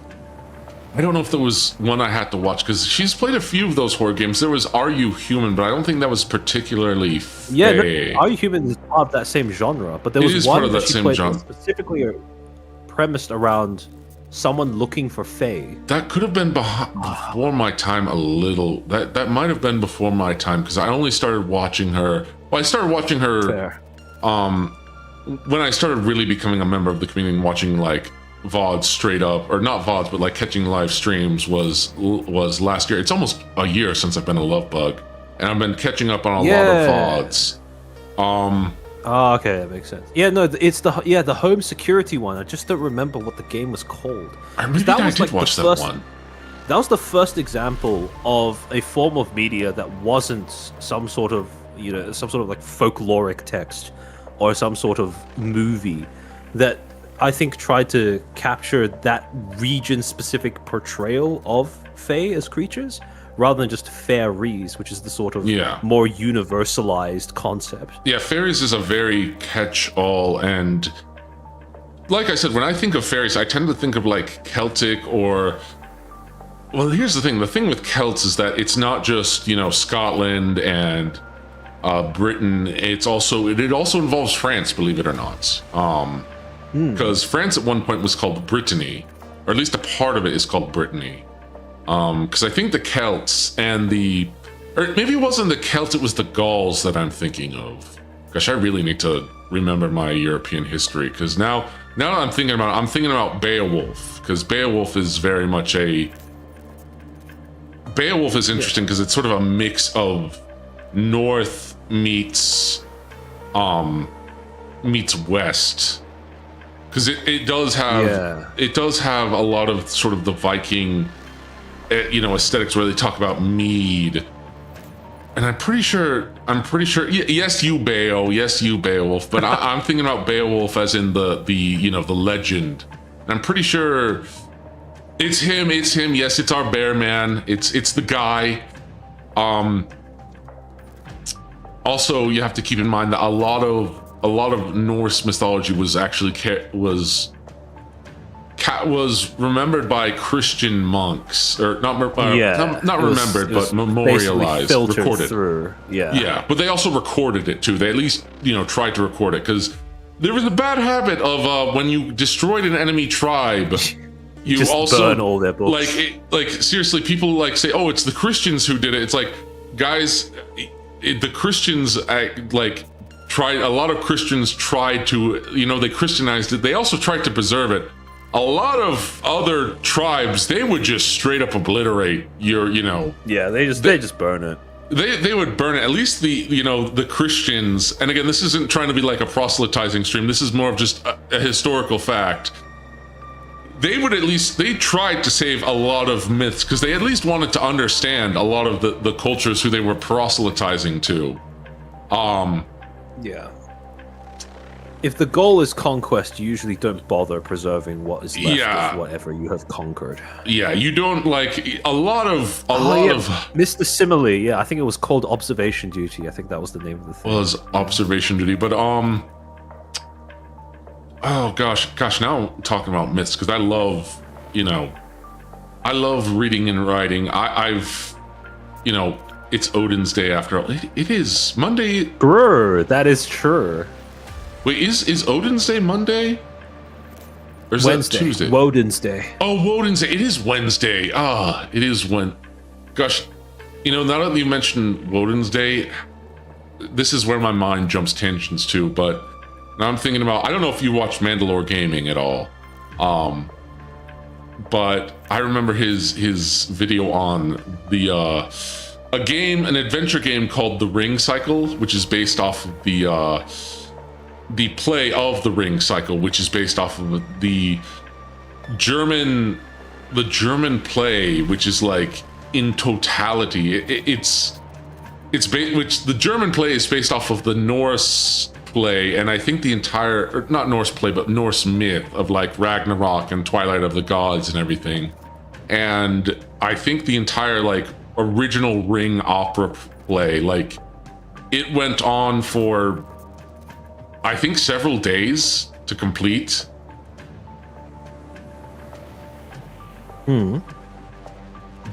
someone decided, someone in some part of Eastern Europe, was it like Serbia? They decided to make a sci-fi version of that play, and also have like, I think the artist who did like Mobius, which is, whoa, okay, yeah, it's crazy. I'll you know, if you haven't seen it, hold on. And it also has probably one of the best, probably one of the most interesting villains. It has so much meme potential as well, because there is, it's Ring. It's called Ring. I recommend the Mandalore video, but there is a scene. There's a character called Albric, and he's king of the dwarves. And one of the things is that he encounters the Rhine maidens, who are basically like these water spirits, and they all try to tempt him. And he dismisses each one of them in the funniest way possible. And then after he dismisses them and roasts them, he surfs away on a space surfboard to the next one. It is insane. That's a pretty fun take on that myth. Yeah, Banshee translates the woman of the fairy mound. Gotcha. Woman goes crazy in that. Interesting. Oh yeah. It's Mandalore has found some very, very funny games. I've watched him, Mandalore Gaming. I've watched his Cabela games, and I forgot how crazy some of the Cabela Dangerous Hunt games are. There's actually one Cabela's game where at the very end you fight a Yeti. And it's like, why do we not have more hunting games where you're like hunting actual like cryptids? That is like the coolest thing. And Monster Hunter doesn't count because those aren't real. Those aren't like based off of like real. I mean, okay, some of them are based off. They're just monsters. Yeah, they're not based off of cryptids. Like, I want to hunt Bigfoot. I want to hunt like the Loch Ness monster. Like, oh. Like there was so much. I think there was a Bigfoot hunting simulator that was put out a while back. I remember that being 4-player co-op where you would put out traps and stuff, and then basically try to lure that was him on fun. camera That was sort of a friend slop game. Yeah, it was a friend slop game. Yeah. Oh man, you know what I think could have been taken off, especially nowadays, would have been Evolve. I don't know if you've ever heard of Evolve, but it's a asymmetrical game, and you play as a monster, and you have hunters hunting you down. And I think that would have been. I think a lot of VTubers would have gotten into it had it come out into the right time. It's by the same people who made Left 4 Dead, and unfortunately, they never hit their stride again. They tried Back 4 Blood, and I think that just Back 4 Blood was such a disaster of a release. I love Evolve, man. I hate Turtle Walk for what they did to it. I mean, it was also 2K as well, and then 2K, like, they tried to do in always online mode, and then the server 2K shut the servers down, so you have to. It's such a travesty because there's so much good art design, and it's such a fun game. I played Evolve so much. Your mom saw Banshee once. Ooh, my. Actually, in the same vein, it's kind of funny how. I guess it makes sense in a lot of older cultures because women are seen as symbols of purity and virtue, and as a result, the monsters that end up trying to lure people close to them would also be women or feminine in some way. True. Because I remember it's funny how this is like a cross culture thing as well, or even just an anecdotal thing. Yeah. There's a family ghost story that we have in my family. Ooh. Where my mom's younger sister, when she was a kid, got into a traffic accident where she was at a crossing with my mom and my grandmother, and all of a sudden she just runs across the road as a motorcycle was passing by. Ooh. And the motorcycle ends up catching her clothes or something, or like a backpack she was wearing or whatever, ends up dragging her several feet along the road. Ooh. And later on, thankfully, it didn't go on for too long and she wasn't really seriously injured. But later on at the hospital, when she was just lying in the hospital bed and my mom was alone with her, and she asked, "Why did you do that? Why did you just randomly run across the road?" My aunt said that she saw a little girl waving to her on the other side, and that was that was not something that my mum or my grandmother recalled seeing. Ooh. So that's it's a little that's a little strange. But it also coincides with the fact that when I was a little kid, there was a period of time where I started getting dreams about a little girl that was beckoning me out to the local park, right? And it got to the point where I was living with my grandparents at the time, and I asked them to bring me over to that park just to see if she was actually there. And we went. There was no one there, and I was being a kid. I was a little sad, a little disappointed. And I walked back to where we were living with my grandparents, and by the time we came back, we found out that our house had been broken into in the time that we were gone. So it's just like crap. little coincidences like that are a little pretty interesting. Yeah. I mean, what is it with all the Chinese people I know and having supernatural encounters? Having ghosts. Yeah, it seems to be a bit of a skill issue with our specific culture, perhaps. It's funny because most actually, I was going to say the Chinese people are not very secular. The average Chinese person is not very secular. Like for thousands of years, we had our religion was basically based on worshipping the ghosts of our ancestors, right? Mm-hmm. So things like spirits are very much they're kind of baked in to our culture. Makes sense.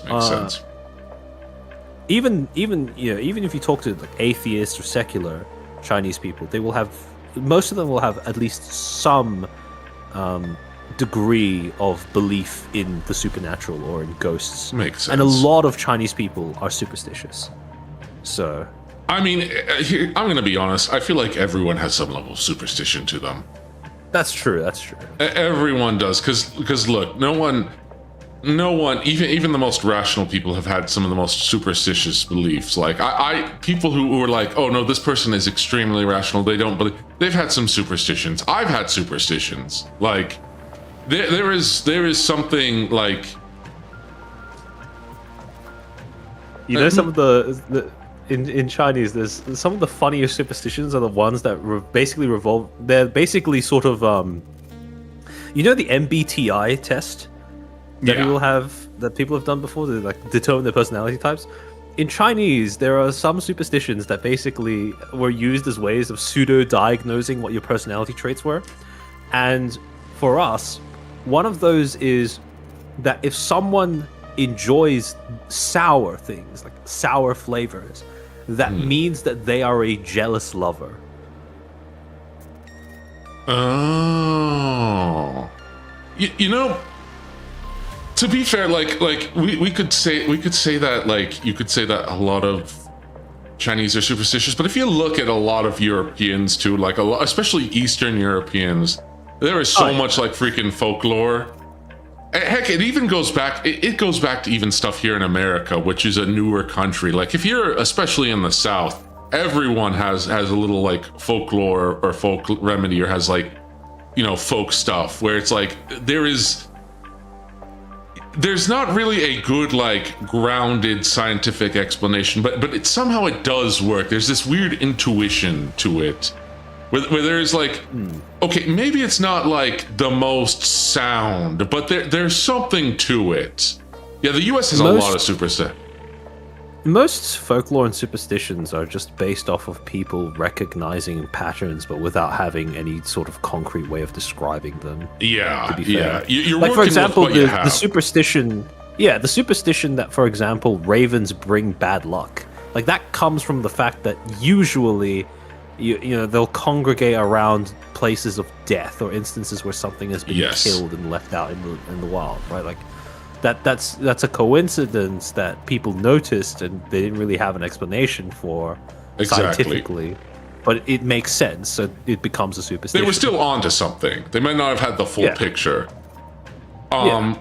It's I wonder where the black cat came from. I don't know. That's a good question. I mean, it's kind of like the idea of the God in the gaps. where we can't find something, then we put a god to explain it. Yeah, I mean, that's true, but I mean, as someone who is somewhat more spiritual, I think there is definitely stuff that is beyond our comprehension, and I mean, there's stuff going on in physics, in biology. Like, the deeper you go, the more crazy and esoteric it becomes, you know? Like, here's the thing, a lot of like science textbooks do not do justice just how intricate a single cell is, or just even a multicellular animal, where you look so deep into it. Or even looking at, like, you see atoms, you know, they're portrayed in textbooks as just like spheres, and then you actually look at like an atom, and it is straight up just like a form of energy in and of itself. Yeah. When you say that, most people are going to have a difficult time trying to comprehend why that is impressive, right? Yeah. Like a ball of energy. That is, like, you know... I mean, it's funny, because most people's takeaways from science, or the science that they were taught in school, will boil down to slogans. Like, mitochondria is the powerhouse of the cell, and that's about it. And you don't actually see it, like, you don't actually... You don't, yeah, there's like there's no appreciation for the complexity of the thing and why that is significant. That is significant to its function, or why that's so strange, or whatever. Yeah, exactly, and it's for a while it was so easy to boil down like biology to just machinery, and I think that does not do it justice, because there is no, like, any sort of engineering humans have done kind of pales in comparison, whether you believe in God, evolution, or mixture of both. A dragonfly does so much more impressive. Heck, a lot of insects also, you know, I was talking about not mechanicalizing life too much, but there is straight up life that has, you know, certain insects literally have gear joints. It's also hard to explain things that are very large or super small, because your brain can't comprehend it properly. Oh, no, you can't. And there are things that we can't even see, but we know exist. Like, dark matter is something, dark matter and dark energy, for example, that is a thing that we cannot see, but we observe that there is something there. Like, that's my point, is there's a protein structure that looks like a rotary structure. Exactly. Like, there's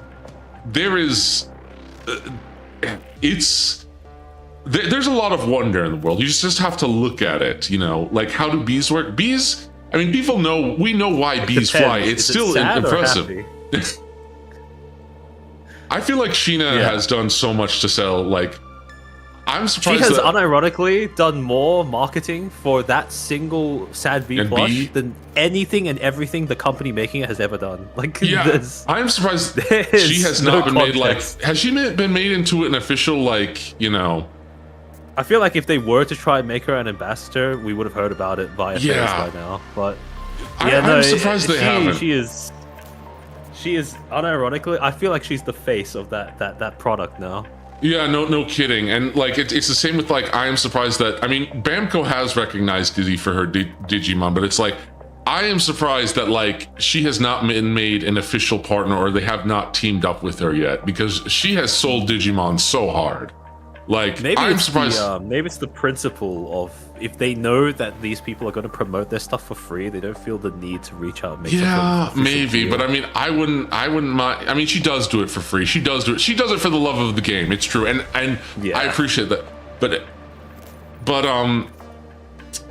like, I'm trying to think, because I guess I'm just thinking, like, at what point do you become such a, like, recognizable person where you promote the brand, where it's like you sort of want the person, you know, but maybe it's just me. It's kind of funny in Sheena's, with Sheena's specific example, because I would argue that in Sheena's case, her brand has kind of overwhelmed the Sad Bee brand. Like, people don't look at Sheena and think of Sad Bee. Well, at least I don't think so.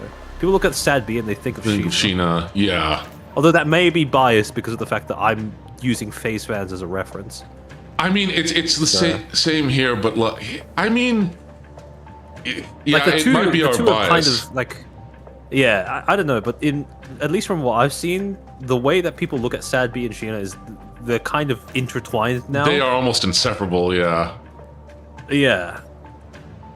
Like I see bees and I think of Sheena or Biko. Yeah, exactly. Biko, yeah. It's I'm thinking about that, and I don't know if there's any other girl in FaZe who has like the same sort of relationship to a non-FaZe product. Yeah, like a non-FaZe product. Like that's true. They all have their tisms. Like Dizzy has her Digimon tism. Pippa with Miata.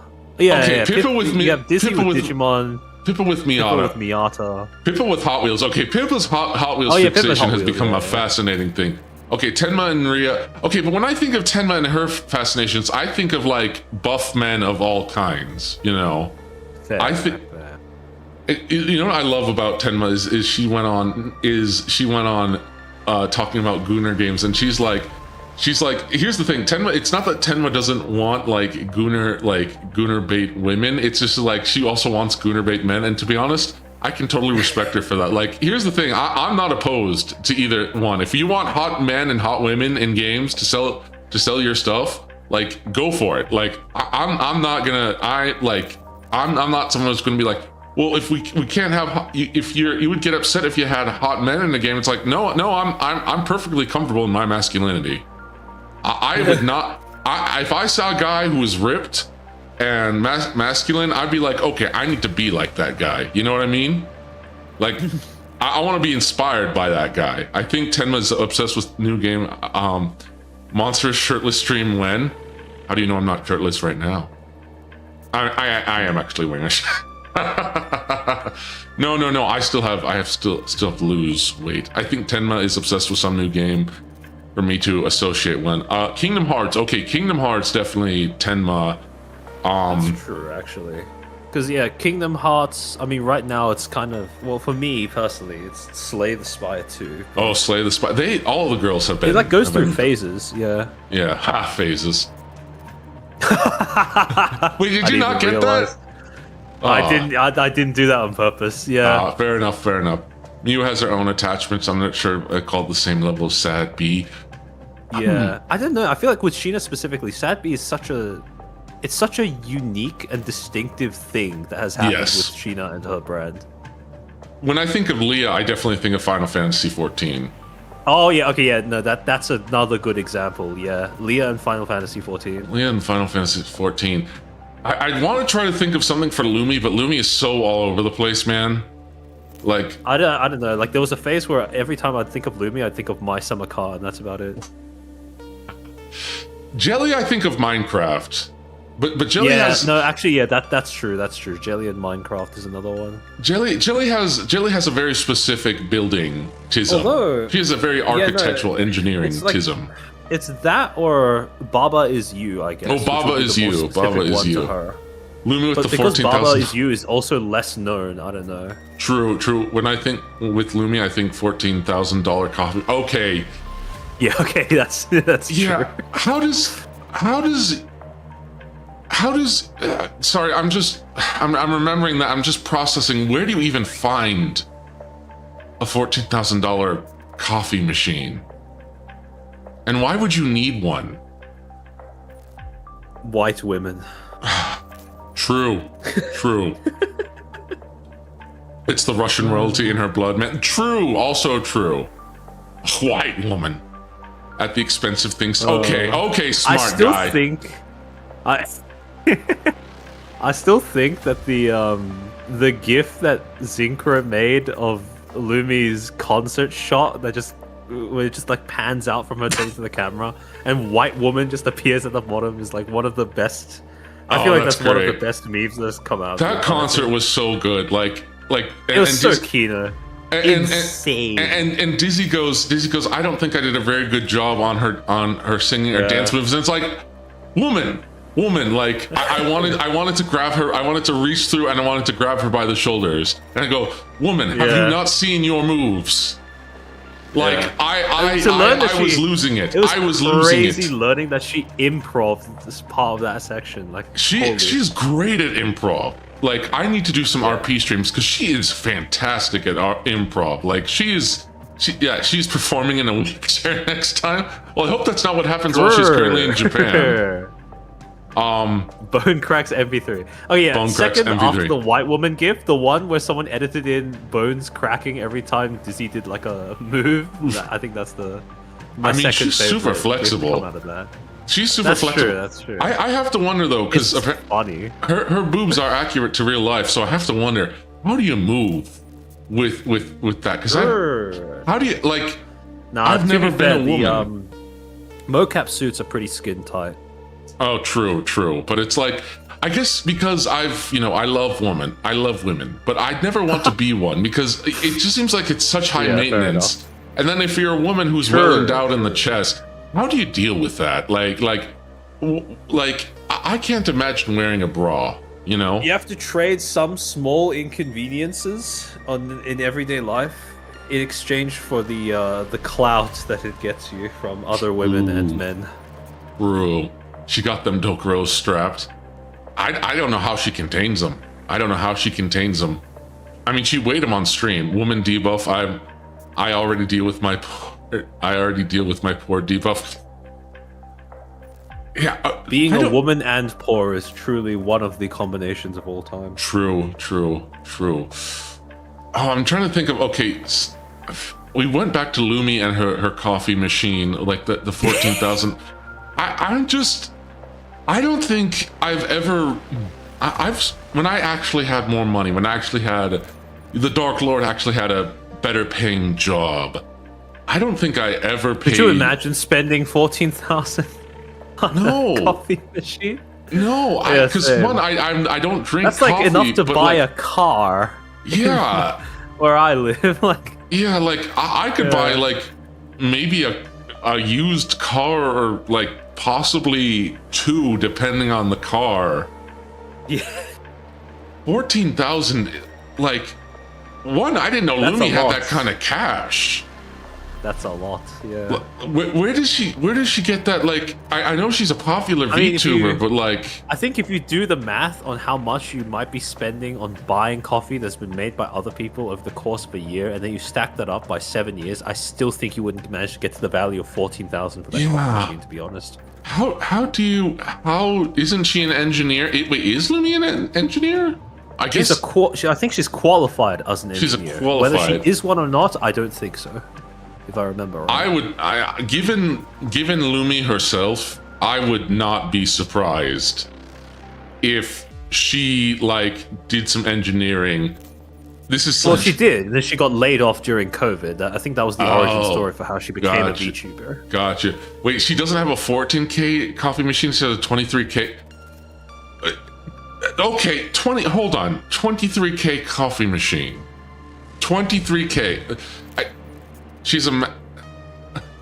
Sorry, I'm just trying to process because now we've gone up another what? She has a master's degree. Yeah. Okay, how much? So we went up another 14. We went up another 9,000. We almost went up another 10K. Okay. Yeah. In terms of that is definitely enough to buy a car. Yeah, 10K. Like, I rarely 10K is a lot of money, guys. Like, even when I was making a fair decent amount of money, 10K was a lot. So yep. I just cannot comprehend that. Yeah, I can't comprehend. For some reason, that's harder for me to comprehend than like some luxury like cars and stuff. Like when I think of a mansion, I think of that being so far outside my purview of spending power. You know, outside the layer, like an actual mansion. But like when I'm thinking about something as mundane as like a coffee maker, like trying to think of like a popcorn maker that is worth like 10K. Costs more than 10K. Yeah, like it's a bit difficult. I'm thinking of becoming a VTuber. Any tips? You know, I'm still too fresh to that. But Armchair is actually an expert. I don't qualify as a. Oh, okay, never mind. As a VTuber either. I'm a PNG. But if my history of looking at various different things happening to VTubers matters, then don't try to get famous by getting into fights on Twitter. That's the biggest one. Don't do that. It's going to be more male VTubers have their own challenges. Female Being VTuber. male just means you have to be more distinct. You have to have a clear idea of what you want to be as a VTuber. Exactly. That's pretty much it. Exactly. It'll probably depend on your growth. I mean, here's the thing. I'd give more tips, but I'm still very, very new into this, you know? And I don't feel like I'm good enough to actually get. Maybe when I'm planning on at least doing this for another year. I need in terms of base principles, I think you got most of them down. Well, thank you. Got most of them down. Thank you. Itsumo Knight. The welcome. other major thing is hi, Sumo Knight. The other major thing is just remember that when you're trying to brand yourself, half of what makes a brand work is being distinctive from the alternatives, right? Everyone forgets about that. Everyone remembers only that branding is supposed to identify you, but they forget that branding is also supposed to differentiate you. Yeah. Something that works for other people might not work for you, and there's a good reason for that. Exactly. Which is difference. And you also have to remember this industry, VTubing, is still pretty newish, all things considered. It's new in the West, yeah. It's new in the West, yes. I mean, if we really, really want to even play silly, we could say that VTubing goes back. I mean, gosh, like 2017. 2017, like more than almost a decade ago now. Yeah, I mean, you could even argue. One could even argue like the even before there was VTubers, like this is a joke that I had, but like. I don't know if you're familiar with Homestar Runner or Annoying Orange, but even before Annoying Orange, I was going to say HomestarRunner.com, where we have Strong Bad answering emails, and that was done in Flash and PNG. Like, sure, you could go really far back. The PNG tuber is the grandfather of all VTubers. The PNG tuber is the last common ancestor of all VTubers. Yeah, yeah, fair enough. Now, who is that, Luca? You could debate that. You could debate who is technically like the primordial VTuber, who is the proto VTuber, who is that first single organism to emerge upon the creation of life. You could argue that Max Headroom. Max Headroom. Okay, you know what? Max Headroom might take it. You might be onto something with Max Headroom. I mean, you could even argue the Muppets. You could argue the Muppets are. The Muppets. You could. You could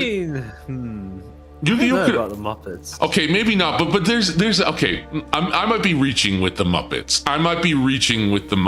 But you can see where that sort of you can sort of see where the kayfabe is. You can sort of see you can sort of see the roots. How much of the performers' personalities do they infuse into the Muppets, though? Because that's part of what makes VTubing unique, right? It's a blend between a performance and a persona that you put on, and who you are behind the screen as well. That's very, very true. That is very, very true. And to be honest, I think you have a good distinction there because I'm pretty sure there's been multiple voices and actors for Kermit, Miss Piggy. Oh yeah, for sure. But that's part of the reason why with VTubing you can't recast. Like it just doesn't work. Yeah, it doesn't work. Fozzie Bear is my uncle. That makes total sense for you, Bayo. I guess it would be Max Headroom. Like I don't think we must thank the puppeteer for making anime women real. Oh man, this because I'm thinking about the Muppets and I'm thinking about Jim Henson and I'm just sad again because like. The Muppets are so criminally underutilized, and I'm also thinking about one of my favorite like Netflix shows was Dark Crystal: Age of Resistance, and it was made with such love and care, and then it got canceled. I think it would actually. Since you bring up the Muppets, I think if someone were to go, you know what, I want to try being a Muppet, and then they started performing in that way, I think they would have reinvented VTubing from first principles. But just they might have. They the might whole point have. of the whole point of VTubing was just you had people looking at anime and going, you know what, I want to try being an anime woman, and then they went and did that, and that's why it's like a blend between who they are, their personal desires, as person, performer, etc., and the role that they're performing as an anime woman on the internet. So. Is FaceCon cooked? Someone would actually have to want to be a Muppet in order for Muppets to count. There is a British streamer who does puppets, and sadly he hasn't taken off, but he does a really good job, you know. Forgot his name, but he's sort of criminally underrated. I'm worried about my accent. I'm worried my accent is a very Irish accent. Dude, people listen, like heavy accents so people long as love you have heavy something, accents, yeah. something engaging to say. I've never heard. Well, actually, let me revise that statement. I do not recall an instance of a VTuber's accent cucking them out of an audience that they would have gotten anyways, if that makes sense. Yes. I mean, here's the thing. I have a lot of stutters. I have a lot of gaffes. I have a bunch of stuff, and yet people still like me. I've really had to hold myself back, where my perfectionism has gotten so bad where I'm looking back at streams and it's like I made too many guffs. I made too many gaffes. I feel like you shouldn't beat yourself up. I know people tell me that. People tell me that all the time, and no one likes the way that they sound when it's played back to them. No, literally nobody. No, nobody. I mean, I've been told that I have a very charming voice, and I mean, you do. Well, I'm glad. I think your voice is very naturally soothing. resonant. Oh, well, thank you. You have you guys have such cool voices. Oh, well, thank you. I appreciate that. You give yourself too little credit. Monstrous. The duality of man. Oh, no. Auxiliary saying you have cool voices and Decent saying Biden. Monstrous. Oh, gosh. Oh, man. Oh, this is why I read chat, man. No, chat is great. Sleep. You can't get this without actually using. You can't get this without. No, it's true. Gosh, at least you don't sound like me. My voice doesn't match my age. To be fair, I have my monster voice filter on, to help match my look. At least, I love Dyson. He's a fantastic clipper and also an amazing rage baiter. The most satisfying part about watching streams, regularly, is actually recognizing where the clips came from. I know. That's something that is like subtle. It's subtle, but I feel like that's there's a satisfaction in that I can't quite place anything else. Yeah. Matthew says, question for Armchair, do you look down on indie VTubing? Well, if he did, I don't know why he was talking to me. I don't know why he's collabing with me. I don't look down on indie VTubers, but I am of the I am of the mind that indie VTubers on Twitch specifically, some of them are a little too vocal about how all corpos are bad and indie VTubing is better. I don't think indie VTubing or corpo VTubing is better than the other. I think they're just different. Yeah, they have pros and cons, and to be honest, it really depends on the corpo, and it also depends on the indie, because there's going to be very different dynamics and how stuff is handled. Yeah. I can't stand Twitch no matter how much I try. Yeah, same. Very common. Yeah. Very common stance. Twitch is not for everyone. It has to be said. I've been told I have a very hard time watching Twitch. I'll be honest. I do not. I cannot understand Twitch culture as a viewer. To be honest, it's just too much of the stream being taken up by people who aren't the streamer. For me, it's not so much. Because there's a lot of VTubers that I have watched on Twitch, including one of my favorite male VTubers is Little Nicto. He's also a very monstrous VTuber. Great guy, great voice. I think he's also Australian. He makes music, I remember. Right? Yeah, he makes great music. Guy is extremely talented. I don't hate people who stream on Twitch. I've watched people on Twitch. I mean, as much as it pains me, Dizzy is going to start multi-streaming on Twitch. And I've thought about multi-streaming. I mean, Tail has tried to tell me to multi-stream. The thing is, I've talked so much. I mean, numbers-wise, you probably should do that. If we're being objective here. Yeah, numbers-wise, objective-wise. The problem is, I have talked so much trash. Genuine, I've had so many criticisms of Twitch that it feels kind of hypocritical. It feels hypocritical? Yeah, like I mean, I should, but like also Twitch has, we've seen how Twitch enforces its standards. Technically, if you have never said, I won't stream on Twitch, or you haven't made some sort of moral assertion about streaming on Twitch, you should be fine. But you can acknowledge it's a shit platform while still streaming on Twitch. That's fine. I don't think that's too hypocritical. The thing, I wonder, because I need to remember if I had made a moral thing, because I was like, I hated Twitch because the thing is with like, I hate how it's run. I hate how I hate its standards. I mean, YouTube, granted, YouTube is not like YouTube is a shunning beacon. Yeah, it's not a saint either. It's no sanctuary for VTubers either. But it's, you know, I feel like with Twitch, the way that they do things, there seems to be an element of personal malice that just isn't there with YouTube. With YouTube, it's pretty much just incompetence and machines. Yeah. But with Twitch, it feels personal. Yeah, especially after the thing with like TwitchCon, that recent TwitchCon. Yeah. And how that was handled, like, it's crazy. That was me commenting on the TwitchCon situation. That was like one of the times that I got a post on Twitter that like got to like over 10K likes because I pointed out, wait. So this guy, I think what it was I pointed out that this guy, Twitch knew who this guy was because they had to have had his badge, which means they had to have had his username. So they had to have known who this guy is, and then be like, if Emiru is to be believed, they were like, oh, we couldn't do anything about him. And it's like, I started going conspiracy brain and being like, okay, hold on a second. The fact that this guy was able to just bypass security easily, and hug Emiru like that, right? And then it took her private security guard. It took another security guard, and then he walked her private out. Security had to shove him off. Yeah. And then this guy just walked out. No one stopped him, and Twitch dug in their heels extremely hard. Yeah. And then that also raised had so many red flags.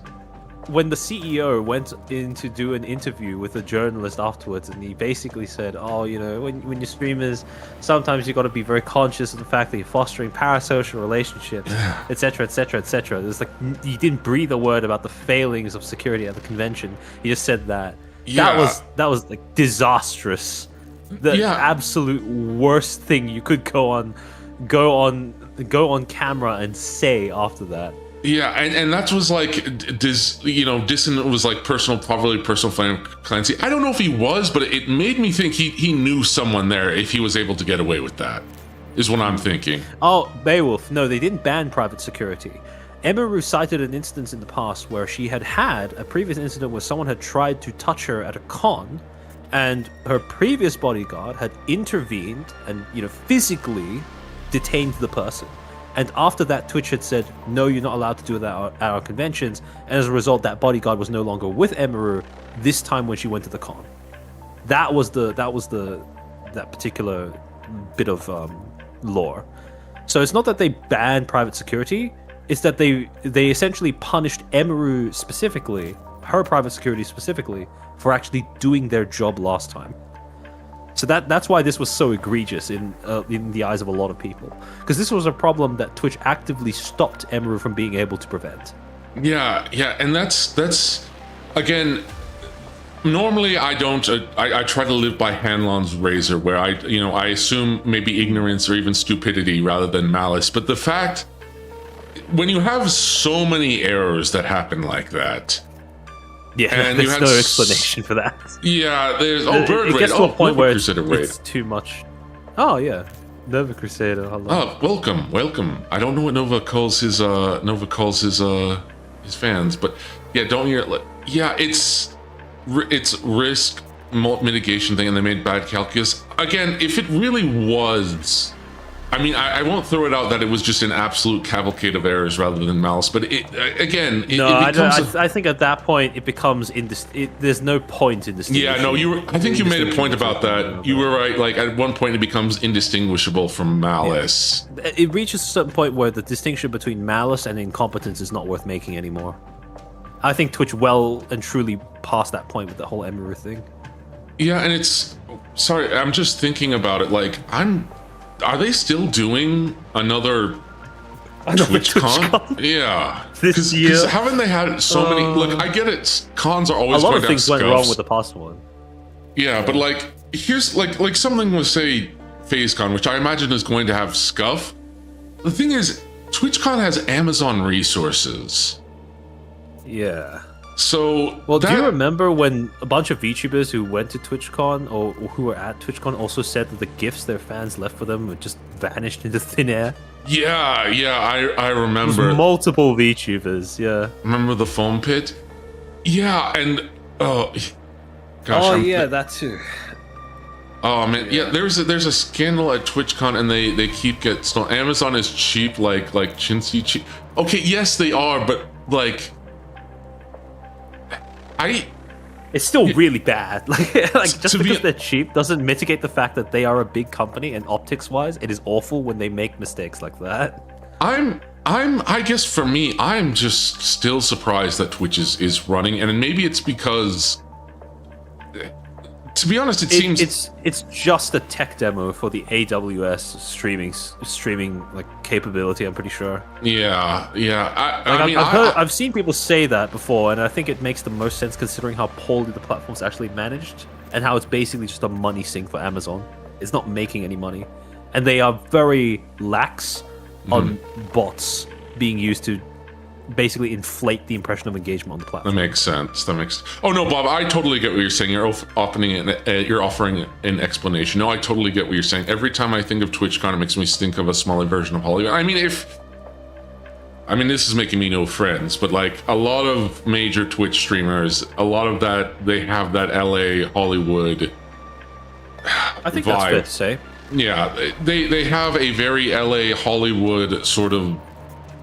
It was more of a thing when VShojo was still alive as a company, funnily enough, because of the fact that some of the things that people alluded to happening behind the scenes with that company they go beyond just, they stole money. To the point of, okay, maybe there was some sort of, some sort of slimy dealings in real life between some of the higher-ups and some of the people who were at their parties or whatever. But again, most of that is just vague posting that was never really elaborated further. Yeah.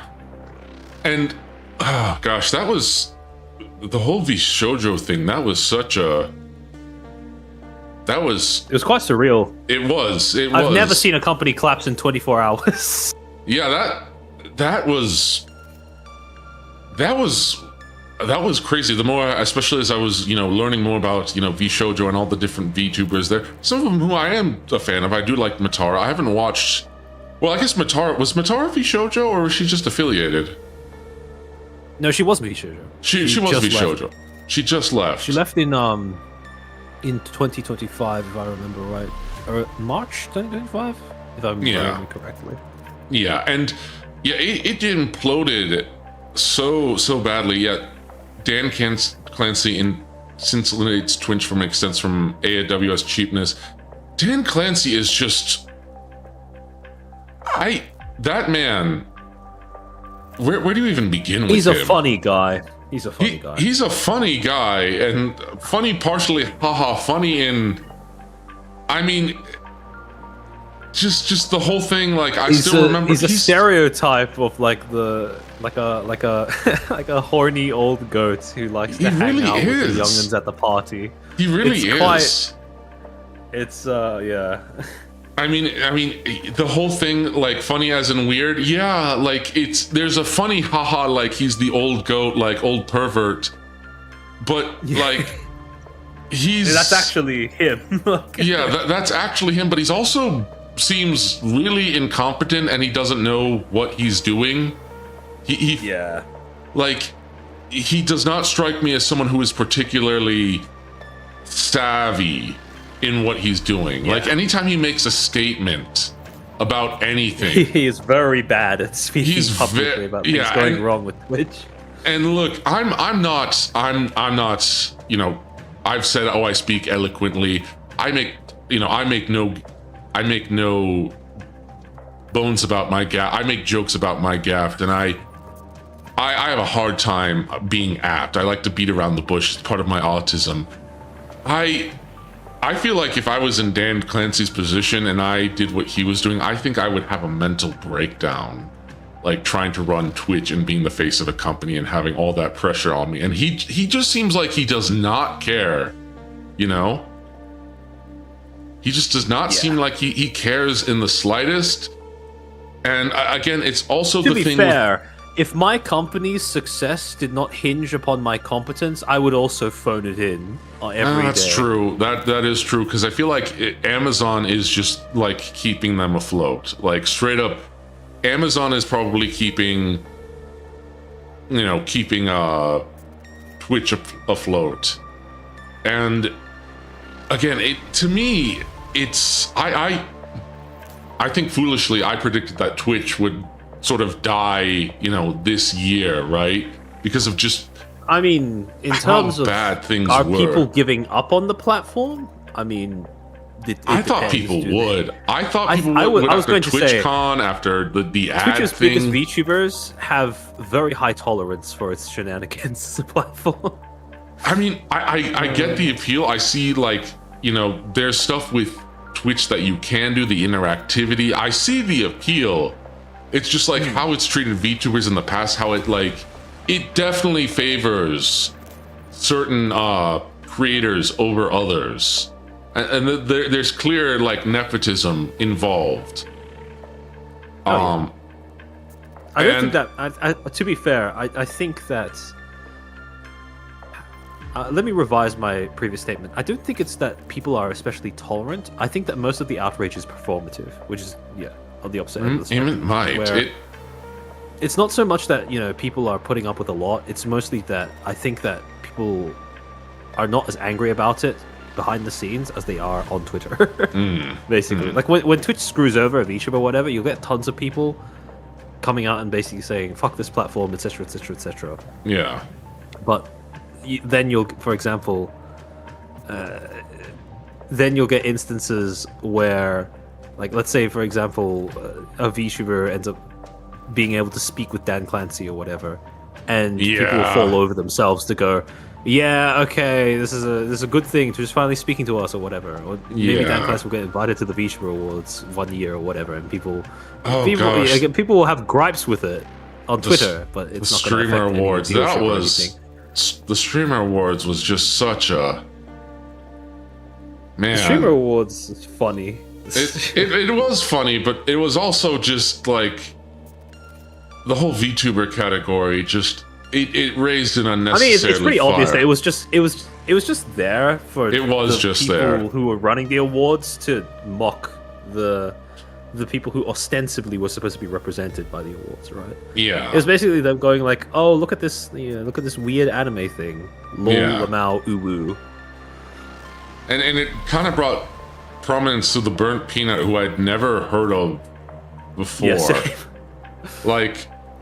I feel like Burnt Peanut would be fine if you were just to consume his content independently of it being regarded as VTubing content. That was the only issue that people had. People didn't hate him as a person. No, I disliked the fact that he was being paraded as a VTuber. That and some of the interactions with his fans were very obnoxious. Well, his fans were his fan base was and I don't even necessarily not the type to mix with VTubing. I don't dislike him or necessarily all the people who are watching him. It just seems like anytime anyone was critical of him, they really they really went after people, and that just seemed really it was annoying. It was annoying, and it seemed really uncalled for. And it's and now suddenly there's two peanuts now. It's crazy how all this has happened. Yeah, I saw that. Apparently someone else is using the same sort of shtick to try and get big. So Yeah, That's fun. Oh gosh, the other Double one is the value. double the value. You know what? The other one is so funny. Could they at least have like? Could the other person at least done a different nut? You know, like you could have been a macadamia, legume. You could have been a cashew. I love cashews. Oh yeah, the other guy got doxxed. Ooh, that's the frosted maca as opposed to the burnt peanut. The frosted maca. That's a good one. That's a good one. The cool maca. The cool maca. Legume. The chilled cashew. The chilled cashew. Oh, his entire shtick is copying other streamers. Really? Okay. But I might go on to Twitch. The thing is, I'm still figuring all this streaming stuff out. Like I still have to set up all my alerts. Oh, there's so much I have to do. And the thing is, I'm doing it all by myself. I don't have an agency or anything. So it's kind of just me. It's kind of just the Dark Lord and all his faithful demongrels who like to egg him on. Which I still love you all for that. I like how you say cashew. It's funny. Cashew. Cashew. Cashew. How are you supposed to say it? Is it supposed to be a cashew? Is it cashew? A manager? I think it's cat. I think it's cat. I've seen more people don't suggest a manager. You need a manager. Oh well, it's funny because they were like I was watching my friend. Speaking of Twitch, Ukes, my other collaborator, I've mentioned it a few times. Like, because she was talking to me about relationship advice. And almost all of her chat, when I was looking back on her site, it's like, we really need to get Demonstrous a girlfriend. Were they saying that because you need a manager? Well, no, it's just like there was a lot of stuff that I basically have not ever really had a girlfriend. I've been on dates. Okay. And so you're relationship. Mormon, so you aim to date to marry, right? Oh yes, but there have been my sister, both my sisters dated before they married. You really have to. It really depends. Dating to marry. That's what I'm doing. I want to find someone that I want to marry, and I want to be a husband. But it was just talking about stuff, and she made a joke of like, oh my gosh, you've never been with a woman, have you? And then I was like, no, I really haven't. Like, 'cause she was talking about like I was like, wait, people don't go into the shower together just to have sex? I thought they were having like shower sex, like what? They actually wash together. Like there's a reason. I am so out of my showering. depth. Yeah, like I'm so out of my depth. Showering. So. No. She's clearly, she is clearly like had much more experience with relationships. Listen, guys, listen. Okay, the shower sex thing. Listen. You didn't even go that much in detail. Listen, guys, listen. I make it is truth, but also a bit that I am a virgin, and I'm okay with that. Okay. I'm okay with being single. I will find the right woman one day. Okay. That's admirable. Yeah. I've never been on a date, so you're ahead of me there. Listen, the only woman that I will bed is the only woman that I'm gonna wed. Okay. What happens when I get to that point as someone who has never had sex? No, that's why we are human beings. We are social creatures. That's why you consult the expertise of your elders and your surroundings. Yes. You don't have to work off of just your own experience. Like that's the thing. You don't have to go online either. Just ask the people around you. Yes. No, and it was a very educational stream. I also learned that my friend Ukes likes to eat salami in the shower and have a beer in the shower. That is okay. I don't understand how people eat in the shower, to be completely honest. I just never understood doesn't the water get on the food? I don't know. The water isn't getting on the food. How are you washing yourself? You'd have to ask her that. Because I found it fascinating. Ukes is a fan. If you ever, it's not the. Hayano Yuki, you should follow her because she's a fantastic VTuber. I was watching the VOD for your collab with each other. So I was going to say that I've heard of multiple VTubers eating while in the shower, and in every single instance, I have yet to hear a coherent explanation as to why that is a good choice. Can I be honest? I don't think I need a coherent explanation, because as someone who has his own weird tics, who often doesn't think about, you know, his own coherent. Fair enough. Because here's the thing. I mean, you've gone on Twitter and said that you used to sit on the toilet backwards before. Okay, yes, but that was when I was little, and it made more sense to me. Okay, fair enough. It made more sense to me because then it's like it's easier to pee there, and like also like you can rest your hands on the top of the thing. Okay. Listen, I wouldn't be a VTuber if I didn't have some sort of weird thing. Listen, my Oshi eats dirt. True. My Oshi ate dirt and drank glue. Pippa threw up in a drawer. Okay. Yeah, fair enough. You're honestly so real for that. I try to be. Listen, I feel like maybe I was born to be a VTuber. Not just because of my autism, because I've had all these really, really weird quirks about me that make for very, very funny stories that I very much enjoy sharing and also reminiscing about. Yeah, that's fair. I mean, that's what makes for an interesting VTuber. Right? Exactly. You have to actually have stuff to talk about. Exactly. And to be fair, I'm looking back at it, especially as I'm getting older. I mean, I'm going to be turning. Well, I won't say what age I'm turning, but I'm going to be getting older come April 15th here. And so I'm reflecting on a bunch of stuff that I'm reflecting on my past and my life and being like, what was I thinking at that point as far as I can remember? Why did I think it was a good idea to stick my hand on an elevator door as it was sliding? Why did I think it was good to sit on the toilet backwards? The butter strat as I've been. Sometimes you just gotta try things. Sometimes I don't know. Actually, I am rather curious at the fact that the logic for sitting on the toilet backwards was the fact that you could rest your arms on the back of the toilet. I guess that kind of makes sense. I mean, it makes sense especially if you wanted to play on the Game Boy Color. Okay, I see. Or Do you have a hunched posture? Maybe a little bit. I'm trying to work on it.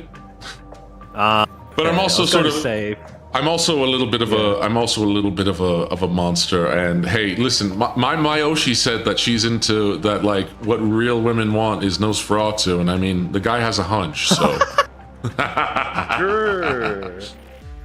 Sure. We share a birthday. Happy early birthday. Happy early birthday, Sydney. OG, listen. Men calling other men on the internet OG-san is the equivalent to men calling women on the internet hags. You are all peers. We are all peers. Listen. You can't call me Unk.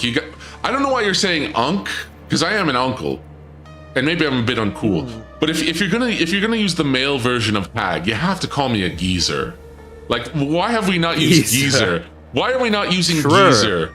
Or like, To be fair though, geezer doesn't lend itself as much to being used affectionately as hag, I think. Yeah, that's true. It's weird because hag has the more overtly negative connotation if you're actually looking at the definition of the word.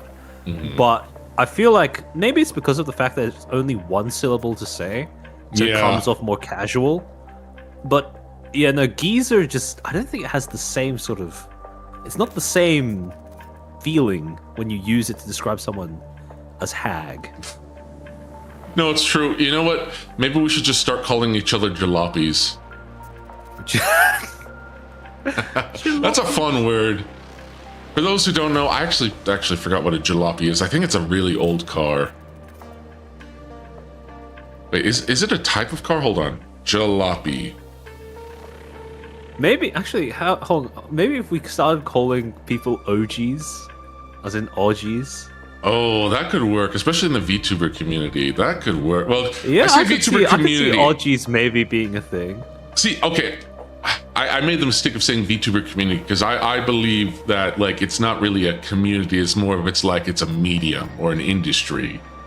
That's fair. I mean, I also don't fall into the camp of people who believe that it's a community, but I'm not gonna, I'm not going to do the nerd emoji whenever someone says that in my presence. Yeah, fair enough.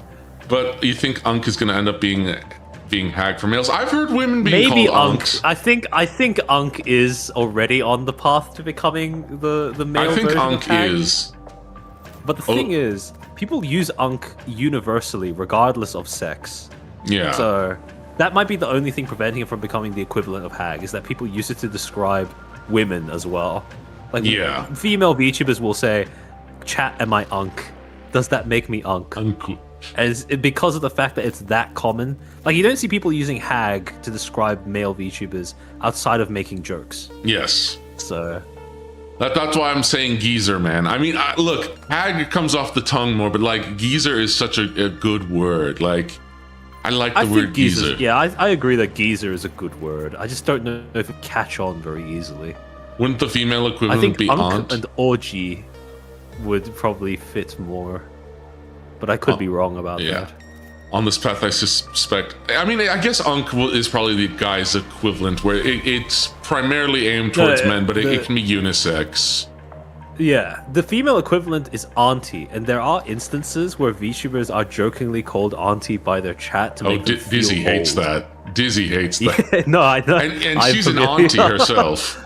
I know. Thing is, I'm an actual uncle. Like, I'm an unk and an uncle. I own that. Okay, listen. The sooner I realize like that I am an unk, that I'm getting older, the easier it will be to like not cope as much. You know? Yeah. I might as well just accept it. Auntie. Which is weird because I would always call my aunt auntie. Like, no, yeah. I think it's when strangers on the internet are calling you auntie, like and you know that they are the same age as you, like you know you're getting ribbed, I guess. Yeah. I've seen, for example, like Yui's chat call her auntie on occasion.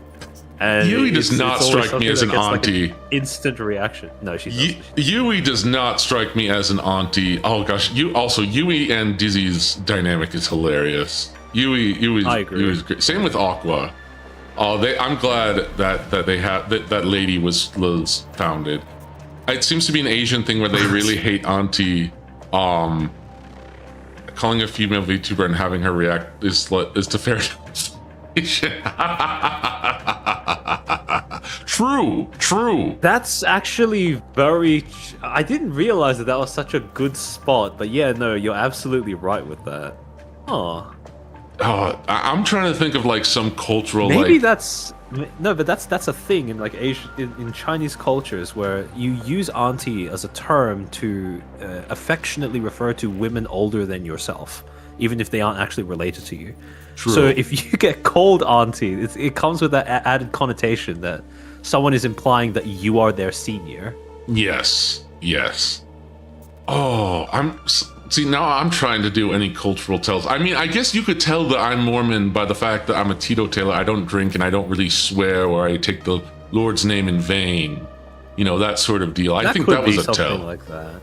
But I'm trying to think of other tells, like, I guess specifically for my culture. The thing is, growing up, I grew up very eclectic where, I mean, I wouldn't say that my family doesn't like have any cultural things, but it's like, you know, your family, from what I can tell, is very like Chinese. That like, you know.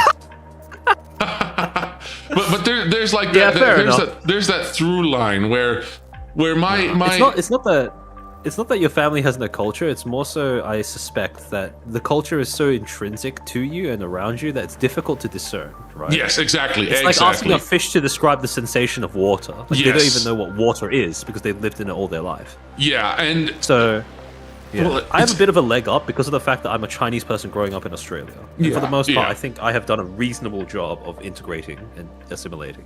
Well, yeah, for sure. I mean, you sound Australian. Like, I couldn't tell you were the Chinese for the longest time. Heck, I couldn't even tell. I couldn't tell, which is the inverse of like Himamiya Rie, where it's like, oh, I knew she was Chinese. I didn't know she was Australian too. Yeah. You were like the inverse Himamiya Rie.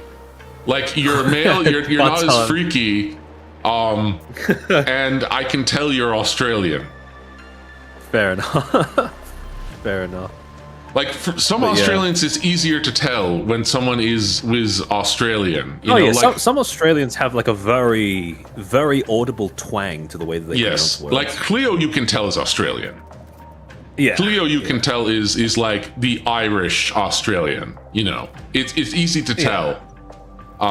My experience is that that with Mormons are 75% are straight edge along the line and 25 are hard. Yes.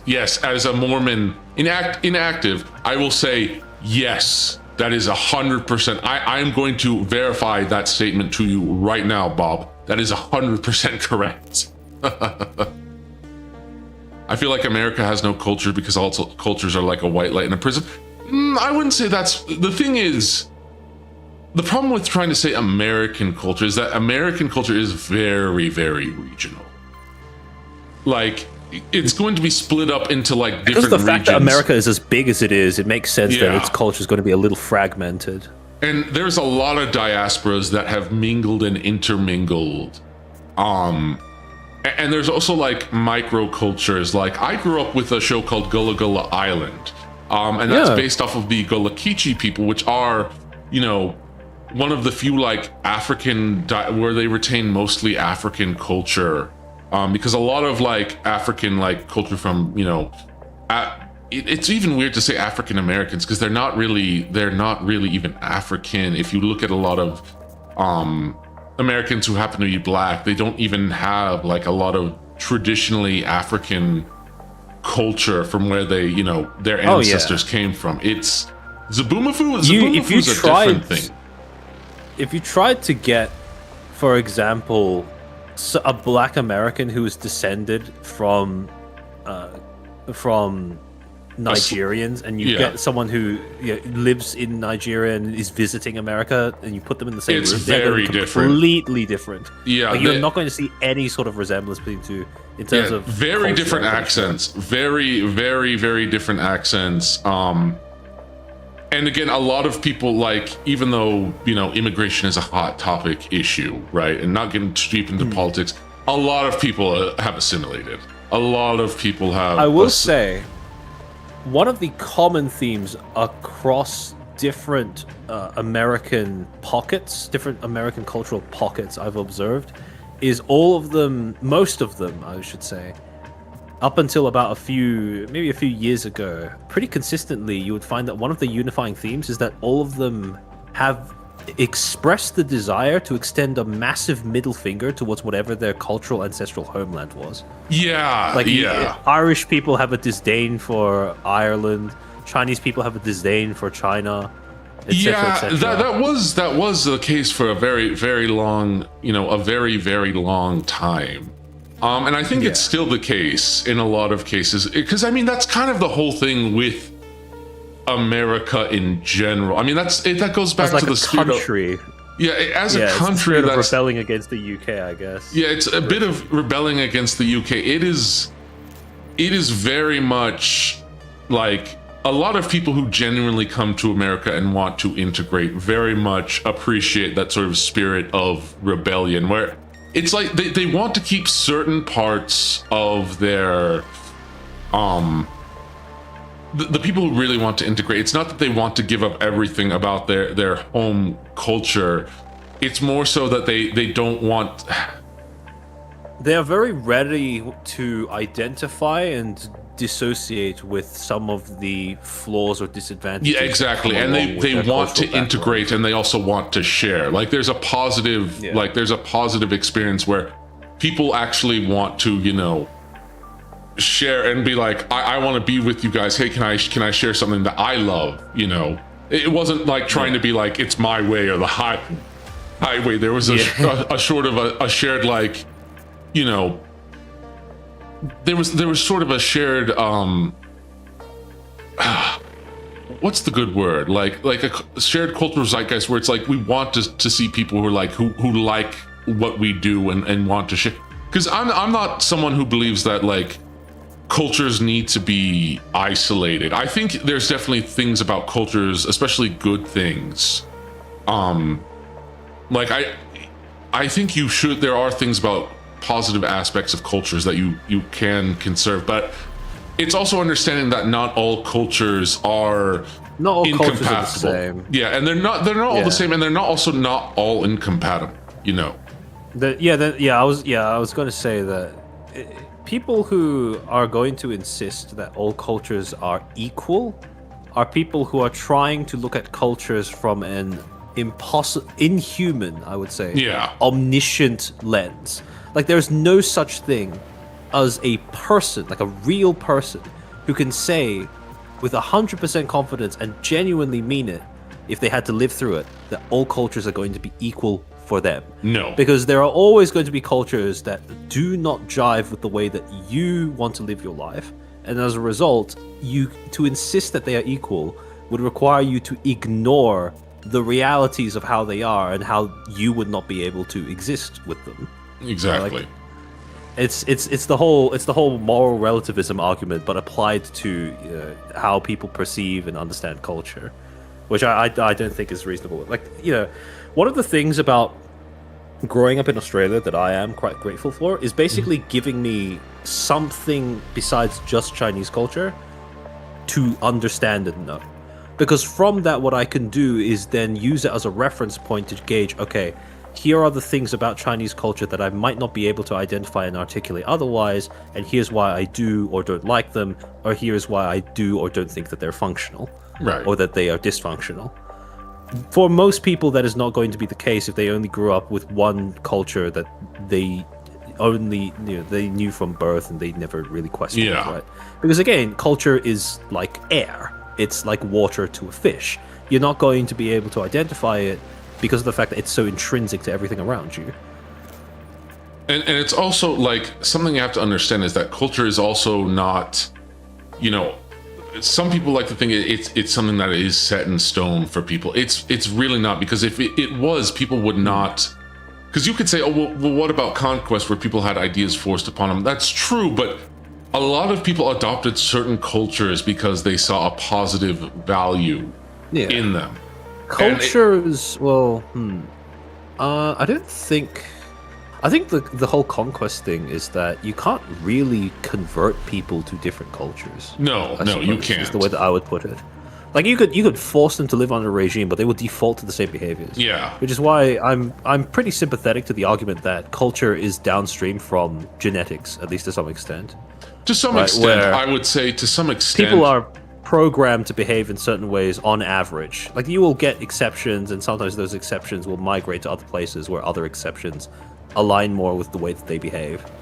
But I think the idea that culture is inherited on a very basic level that goes beyond just what we can teach, I think that holds water. I think so too, but I guess for me, because I've had such an eclectic life, right?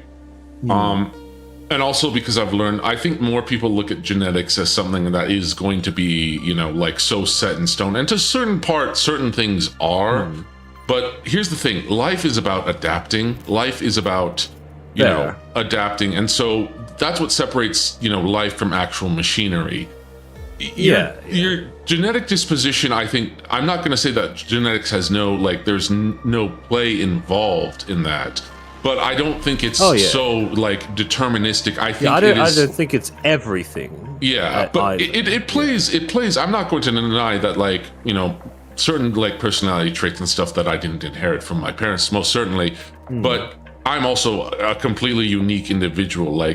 Again, life isn't about being set in stone. There is a lot of plasticity, It's one thing to be predisposed to something because of your inherited traits, but it's another if you actually choose to lean into it or not, or if you exactly. avoid it. Exactly. Like, I have some German ancestry, so I suppose I have. Well, actually, here's the thing. The problem is I'm such a Euro mutt, at least on my, if we're talking about my human side, so to speak, that it's kind of hard to really put down, which is really I'm not like Italian or German or Danish or English. I'm such a mix that it's really hard to actually put that down into one specific, culture, if that makes sense. Most of my culture comes from, my religious upbringing or my my media upbringing, and to be honest, that's sort of worked for me. I've never really felt like I don't know. Does that make sense? Where I've never felt like I needed to be. I feel you needed to be something else. Yeah, I needed to have like a set cultural thing where I don't know if I'd call myself a chameleon, but I've had such a unique experience where I feel like I can, because I've had, so many unique experiences, I don't feel uncomfortable in like certain, like, I don't feel uncomfortable with a lot of different cultures. Like I remember celebrating Chinese New Year. That was fun. I had a great time. Like I didn't feel out of place. I felt welcomed. It's funny. There's a saying amongst us that everyone likes being Chinese outside of exams, right? Like that's that's the thing, right? Like when you have cultural holidays and stuff like that, it's fun to participate in that kind of stuff. It is. The things that come to mind for me the most, and this probably comes from being part of that and growing up in that, is recognizing some of the aspects of it that may manifest in more dysfunctional ways. Yeah. Oh yeah. Because I know that just as Chinese people are, for good reason, stereotyped as being high functioning in terms of academic performance, they are also infamous for being a demographic of people. We are also infamous for being a demographic of people that displays very high rates of mental illness. Yeah, and you can see why.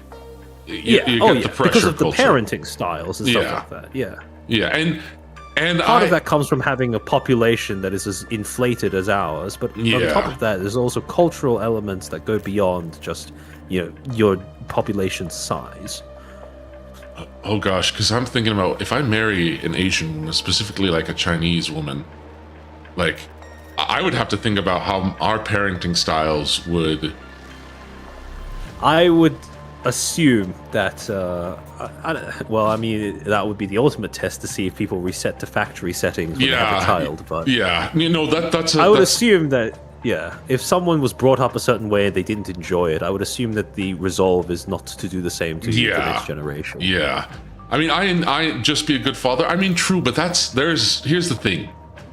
That's a very circular thing to say to someone. Like, just be a good father is Monstrous wants to be an Asian baby. No, I just have yellow fever. No, being a good father. Fair enough. That's.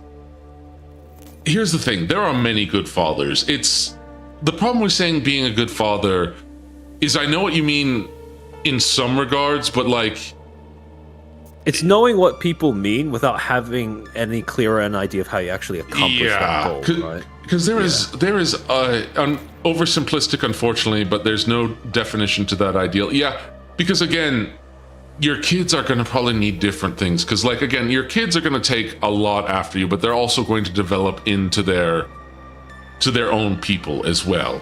We are, in my opinion, we are more than the sum of our parts. We are emergent beings.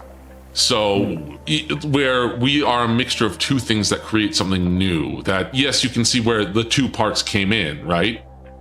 But then there is something novel. But it's this is tough because I have an amazing father figure. Now, granted, Paul Monstrous and I haven't always agreed on stuff, but again, that's kind of just being, I guess, a son. That comes with any parental relationship. That comes with any parental relationship. It's going to be, a thing. And here's the thing. I don't know what my kid is going to be like because my dad didn't know what I was going to be like. Yeah. I mean, look, my dad didn't know I was going to have autism, and he had to deal with that because he didn't have none of his siblings had autism, and my mom didn't either. You have to be prepared for a lot of different stuff, and goodness knows if I marry another woman who has autism, will we get super autism? What? Because here's the thing: you meet It's true that if you meet one person on the autistic spectrum, you meet one person with autism, you're going to see a lot of overlaps and certain tics, but it's going to manifest differently. I made a joke about this when I was playing Phase Attorney, right? Yeah. But I said Sakana and I both have autism. He's on a completely different part of the spectrum than I am, and I don't even want to go over to his part of the spectrum. I don't know what goes on over at his part of the spectrum. I don't know if I it's think quite funny. it is quite funny. He's managed to become a CEO in spite of that. I mean, I think he has the He's been a CEO multiple CEO-tism. times. He Yeah, has. he does. He has. I didn't know this. Phase is not his first. Phase is not his first business. He's had Interesting. previous businesses before Phase. Interesting. Well, at least he has experience. So, Yeah. oh gosh, so many Chinese businessman jokes I could make. You So should many. make them.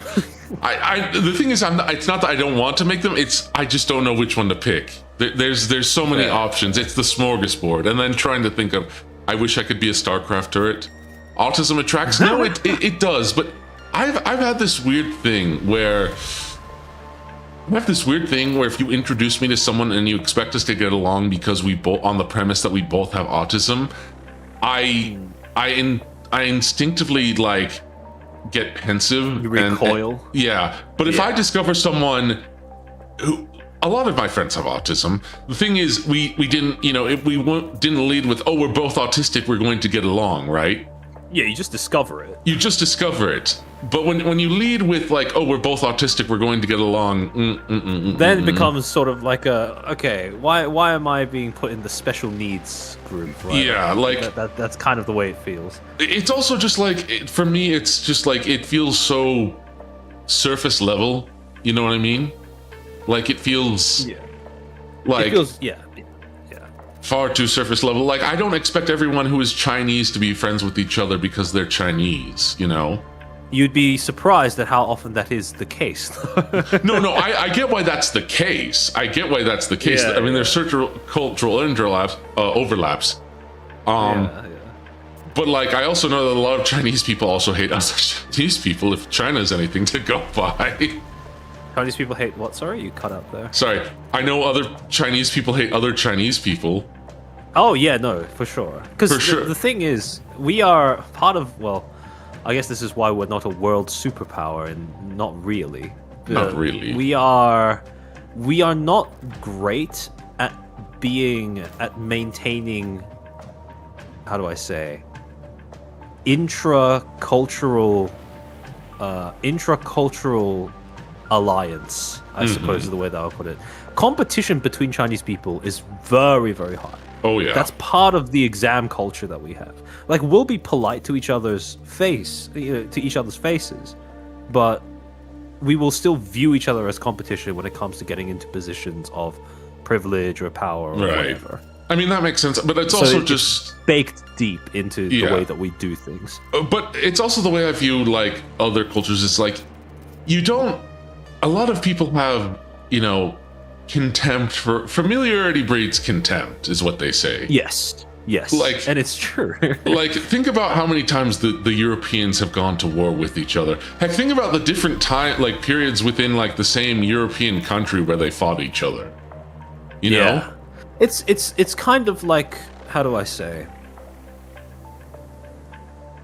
like I'll look at sometimes like I'll look at someone having a meltdown about parents that are parents that perhaps don't treat them the best or had expectations of them that were too high and crush them as a result, right? And I'll look at that and I'll go, oh, poor thing.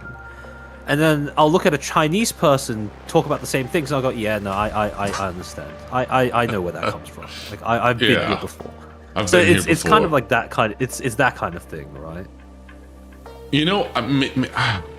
Maybe I'm just trying to think, why am I so attracted to Asian women? And I'm wondering if it's like... That's an excellent question. Why are you? Why am I? I don't know. I mean, here's the thing. I can find women of all different, like, broad ethnic groups. Was that your talk? Yeah, that's Rocky. Sorry. He's upset about something.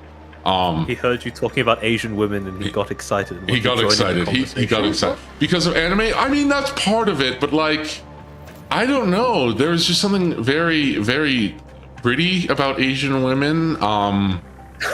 I'm not denying that, but I mean, okay, you could say that about women surely all it's over a the bit world. more than just that. I don't know. Yeah. I've tried to dig into it. Like, I've tried to dig into it because you could have been like, say, like, oh, like the submissive thing. It's like, no, not the win. Nah. No, like not when you. I feel like the whole submissive Asian women trope was a psyop that was partially perpetuated by Asian women. Because yeah, there's no way. No, I don't buy that for a second. In fact, the only time women are actually very submissive is with people that they actually trust. Let me tell you about the women in my family. Okay, they are submissive. They are submissive when they want to be trusted. When they trust someone. The women in my family are very, very capable, and they will stand for them when they stand on principle. I don't think it is the submissive. Oh, hold on, sorry, 1 second. No problem. I just realized. The innocent look, maybe. I don't know. You need to pass a lot of quick time events in order for a woman to be comfortable being submissive to / around you. In basically, from a lot of the from a lot of what I've seen and been told, like it doesn't. It's not saying generically that a group of women is submissive is generally a massive that's a massive misconception. Like it just doesn't work. Yeah, it just doesn't work that way. And like, the thing is, man, women are tough, man. Women. What do you even? Exactly. What do you even? I don't know. I don't know what it is. I just the innocent looks maybe. Innocent looks. I don't know. Maybe it's just me personally. I can't see, like, when I look at a Chinese woman, I don't go, oh, she looks so innocent. I just think she looks Chinese. Is it the aesthetics? Maybe that's a weird way of saying it. I don't know. Like the aesthetics. The aesthetics. Maybe look more serene than worried. Asian skincare? Maybe. I will say that maybe the serenity thing holds water. Maybe. Generally speaking, our resting faces tend to be either slightly bitchy or mostly unbothered. Honestly, I think it's mostly because the Asian women that I know have just been really pleasant and very fun to be around. I mean, maybe it's down to just data, right? Like personal experiences that you have. It might be personal. It might be personal experience. The feng shui. Ooh, the feng shui. The feng shui. I don't know. Maybe there's an energy about this. It's so weird to try. See, it's like I'm trying to solve a Rubik's cube that is constantly changing colors. I can't. I don't know how to someone to solve a puzzle in their head, right? Like it's usually quite difficult. I just noticed the time. It is almost midnight. It actually is midnight over here. Oh, yeah. We've been talking for a while. We've been talking for a while, but this has been a fantastic Zatsu, my good friend. Yes, I agree. Thank you. I had a lot of fun going on here. I had a blast. If you ever figure out why you are attracted to Asian women, I'm very curious to hear what the articulation of that would be. I don't think I'm ever going to figure it out. It's okay. If that ever happens. I think it will be a mystery that I will just continue to enjoy. But yeah, I realize how late it is. But thank you so much. We need to do this again sometime. So I agree. I'd love to. All right. Well, this has been fantastic. I'm 2 for 2 on Australians.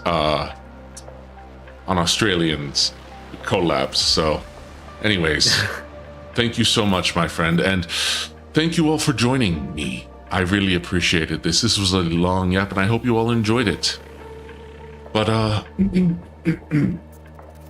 until next time, my demongrels, and I guess footstools too. Fare thee well.